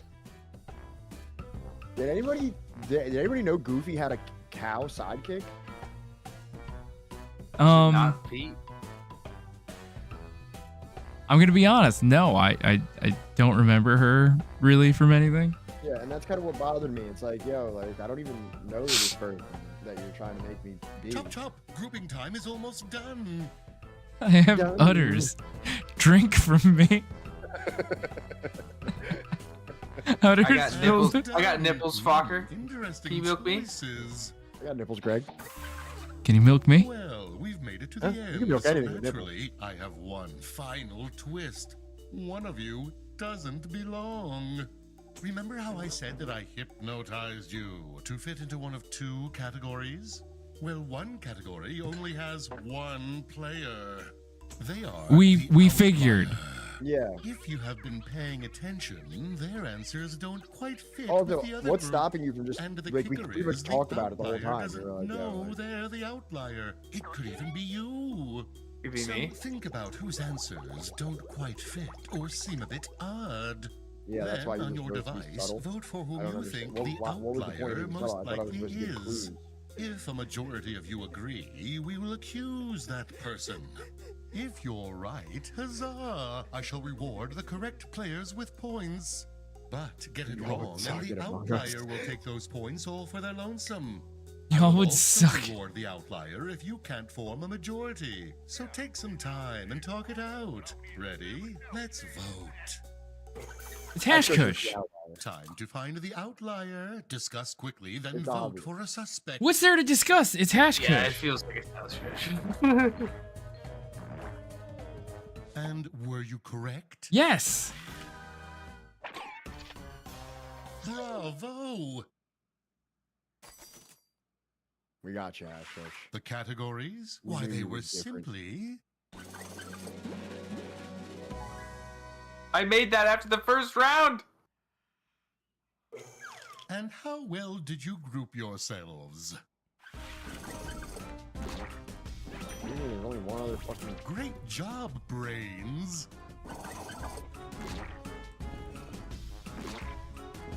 Okay, now that we understand how the game is supposed to be played, Fantastic. you guys want to try one more round and then we'll call it a night? No. Right, let us review You don't want to? You don't want to try this one more time? No. What do you want to do? You want to do one more trivia one and then call it a night? We could just call it. We only have 29 people in here at this point. Okay, all right. We've Fine. hemorrhaged most of our audience. Hemorrhaged most of our audience trying to figure out how to get Jackbucks on the screen. No, we had more before that during the game. I think everyone's just asleep. Yeah, I think it's Sleepy John. All right. Lick my own dick and balls.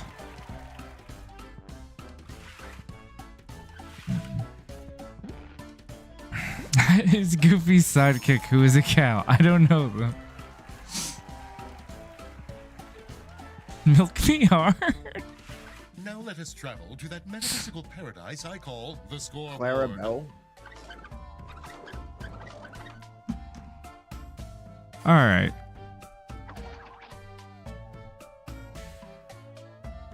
Wait, what? Hash Kush 1. Act 2. Oh, what? There's 3 acts, aren't there? Jesus Christ. Okay. Ready to go again? Then Oh, all right. This might be a little bit more check fun. your I guess. device and your new personality. Wait, you can re-roll. I'm going to bed. I'm going to bed. I'm going to bed actually. All right. I'm gonna exit the game. No. Don't I'm exit the doing a game? bit. I'm doing a bit. I'm sorry. Okay. Yeah. Wait, I wish I had my first one. I don't even know this song. All good. Then on with Pat, the you want to show. switch? All right. You could have switched, you know. No, I used You my die first and switch go to because heaven. I thought What we is were gonna the have to first like thing do you an see? impersonation, and I was like, I can't do that one.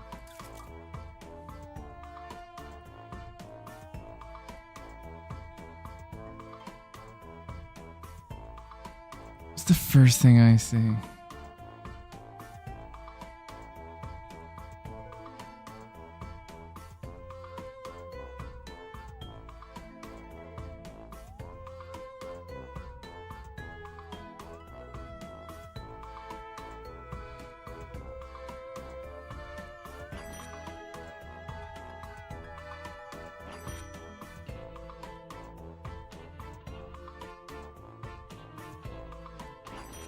Just realized I don't know how to And let us spell. reveal.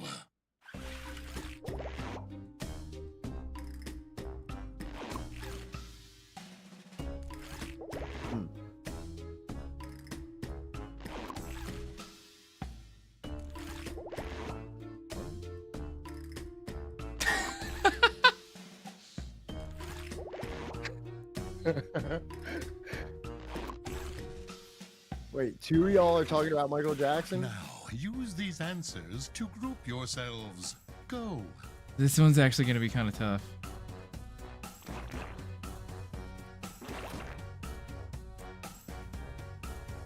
No, I think that was right. I think it should be me and David.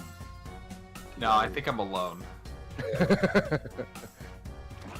Unless, wait, you stole from black people? Get over here. Definitely stole from black people. Time is Get fleeting. over here. Come on, Yeah, Pat. I think you're in Come on. group 2, dog. Get over here. You guys are just politely asking me to leave your jar. Yes. The white people have to leave. Feeling confident. How about a little hint?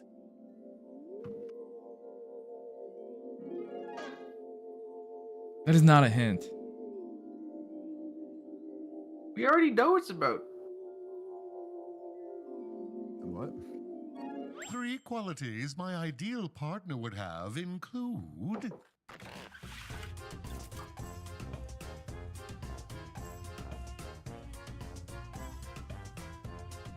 Write 3 things with 4 characters.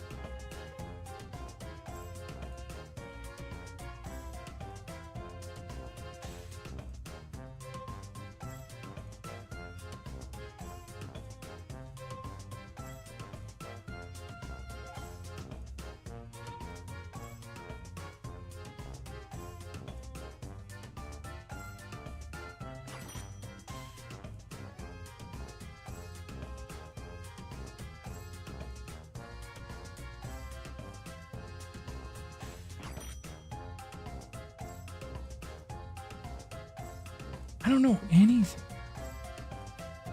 Time is almost up, so let's finish those answers.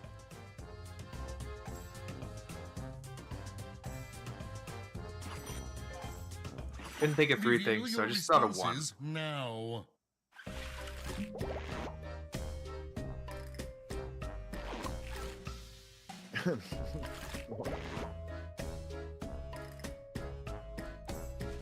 Interesting. Interesting. I think Ashfish is like Justin Timberlake. Did those answers change your mind? Let's see. I literally have no idea.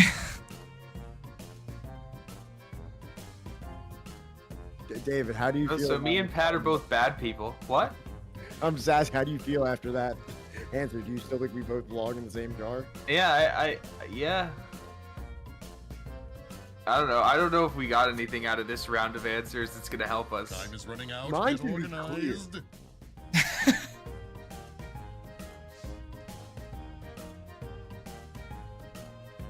And finished. Shelton It's thinks they fun have watching mine. you float around.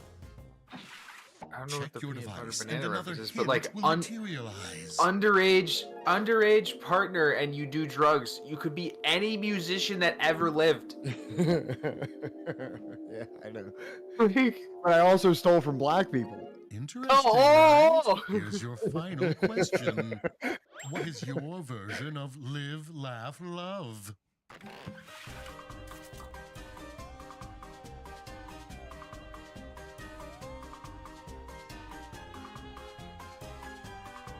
Do you know how little that narrows it down?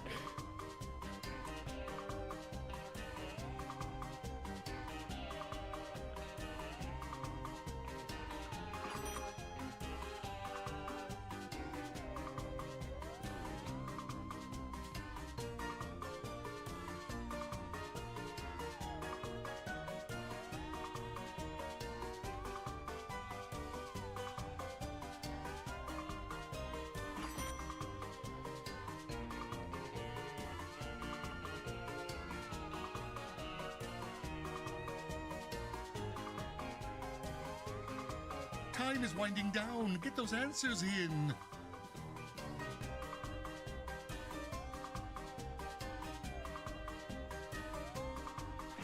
Brain pencils down. Son Let's of a see your bitch. answers.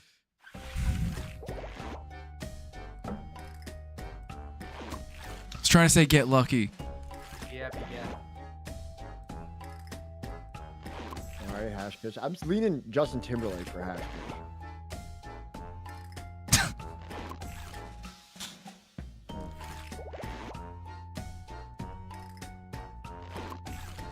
Die on toilet. Oh, And here we here's one go. last chance to find your correct group. I don't know.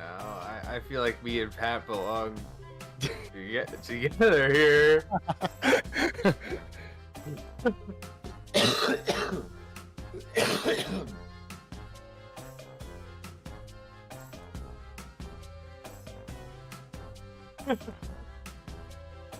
Hurry, hurry, find your I feel like group. everyone knows who both of me and Pat are. I actually don't know yours. Yours I are don't think just everyone vague knows. enough. I hope you didn't overthink it. We definitely did. Accusation time. Quickly discuss your suspicions, then vote. Wait, what? Wait, oh, it's only one person is the Only one outlier? of you? Yeah. I think it might be David. I think it might be David because No, I think it's Pat. If Johnny, well, if Johnny, me, and David all had dancing musician people, or no, Johnny, Hashkush, and me all had like dancing musician style things. Michael Jackson, or well, actually, did I say anything about dancing and musician? Maybe I did, maybe I didn't. Let's I don't know. see the results.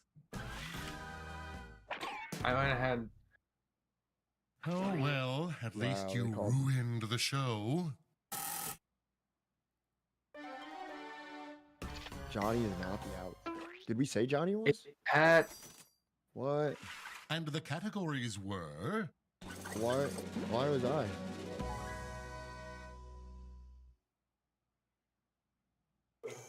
let's see how well you I didn't grouped actually know what the song was. yourselves. What?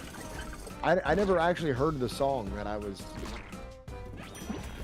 Now that's how you play I was the just game. making all of my answers Taylor Swift. It gave me a fucking Taylor Swift song, chat. It gave me an Elvis song. Fucking understand? Yeah, mine was Elvis Better Presley. luck next Do you time, fucking eh? understand what kind of bullshit? That's why I said I was going to Come on, bed. Show us who you are. Who are you, Johnny? Oh, hashtag. Justin Timberlake. I was calling that the whole time. I said J Tim's the whole time.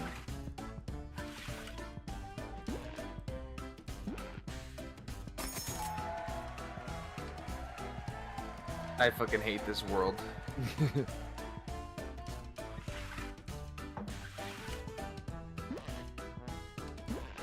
The blank one. No thoughts, head empty, just vibes. I don't know anything about Pharrell. Besides, like the Neptunes or whatever, nerd or whatever. You said Get Lucky, and I thought you were Daft Punk. That's Pharrell with Daft Punk. I always forget the feature. Wait, is Daft Punk the feature or is Pharrell the feature? Pharrell is a feature. Oh, Somehow look, I Pat won. won. I actually didn't even think I was the Bravo, outlaw. bravo. Just because I didn't know what the Stand fuck up the and song was. applaud. Bravo. Oh, thanks, everybody. Okay, You we won. get it. Pull the lights. Pat won. I won under my own delusion. Somehow, Pat won. Pat won under protest. And that is enough for me. I hope everyone had fun. I mean, hope they everyone better. enjoyed what we did today. I think we had a lot of fun. Thank you, Robbo. Appreciate all your help and support and participation and general vibes. Yeah, it was a little bit more fun once you figured it out. I will admit that. That's not it.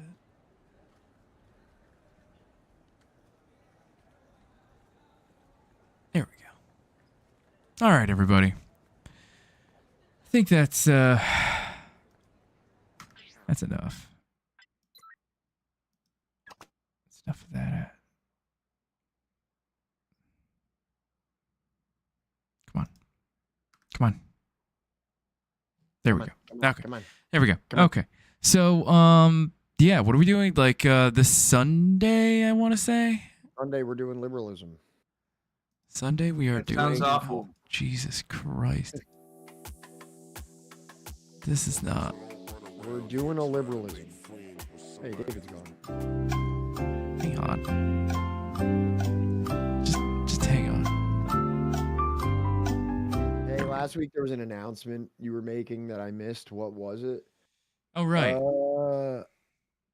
The book. About it. Oh, yeah. So there was a couple announcements. Like, one was that we were going to do only once. We were only going to do it once a week for the stream, for the book streams, just so that I can work more on YouTube videos and stuff like that. And the other thing was that we just found like a couple of things that we were uncomfortable with in the CIA's organized crime book. So we decided not to do it, and we chose to do Liberalism by Domenico Lacerdo. So again, democracy has failed us, and you know, none of you are going to do anything about it. Just like I wanted to vote for liberalism and counter history, and then I strategically voted for the mafia one, and then it bit me in the fucking ass anyways. Yeah, we have the names written down of all the racists that voted for that book. We know who you are. As if my name wasn't on the racist list already. Yeah. We know what you did. Well, we kind of anticipate you to be some kind of a racist ringleader. Yeah. Yeah. Kind of organizing all of it. You know? An agitator, as it were. That's right.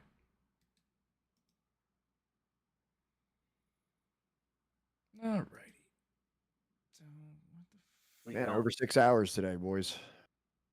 This was a long boy. 6 hours long, boy?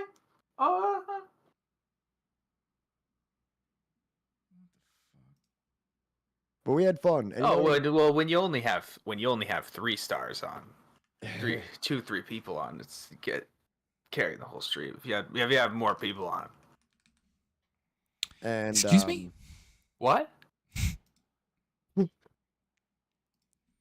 What was I about to say? Also, it's David like Tovaricious.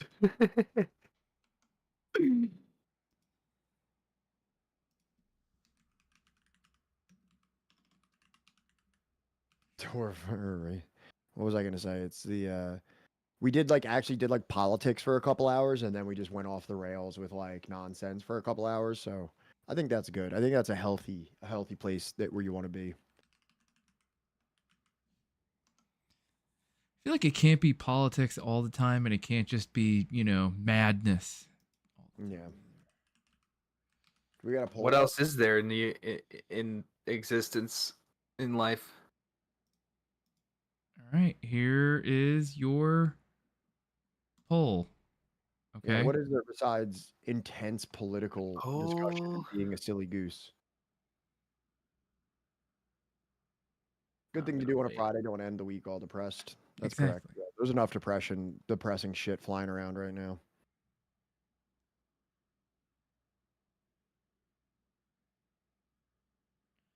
Also, shout out to both Hash Kush and Ross for hopping on. Also, shout out to Dave, but that was more of a treat. It's more of a favor that Johnny and Pat do me, because they know I'll be getting up to trouble. Shut the fuck up. I'm just saying, you're more of like a regular. You know what I mean? Like, yeah.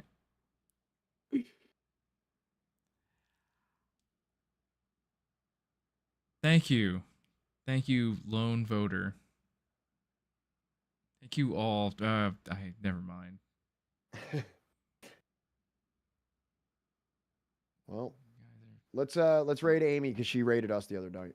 This is true. No shit. Would you believe me if I said I had clicked Mike a while ago, but then had just forgotten to hit vote? No, I don't believe you actually. Yeah, well, it's good because I was lying. You know your judo well. You know your judo well. Judo well. All right, everybody. Appreciate it. You know the deal. You know that there's YouTube. You know that there's a Patreon. You know that There's a lot of good things. You know there's a stream coming on Sunday. You know that we're talking about liberalism. You know where the fuck we're gonna be. You know what the fuck's gonna be happening. So I'll see you then. Take it easy, chat. Be good. Lal Salam, stay strong out there. Catch you later. And now I gotta figure out where I left the fucking thing.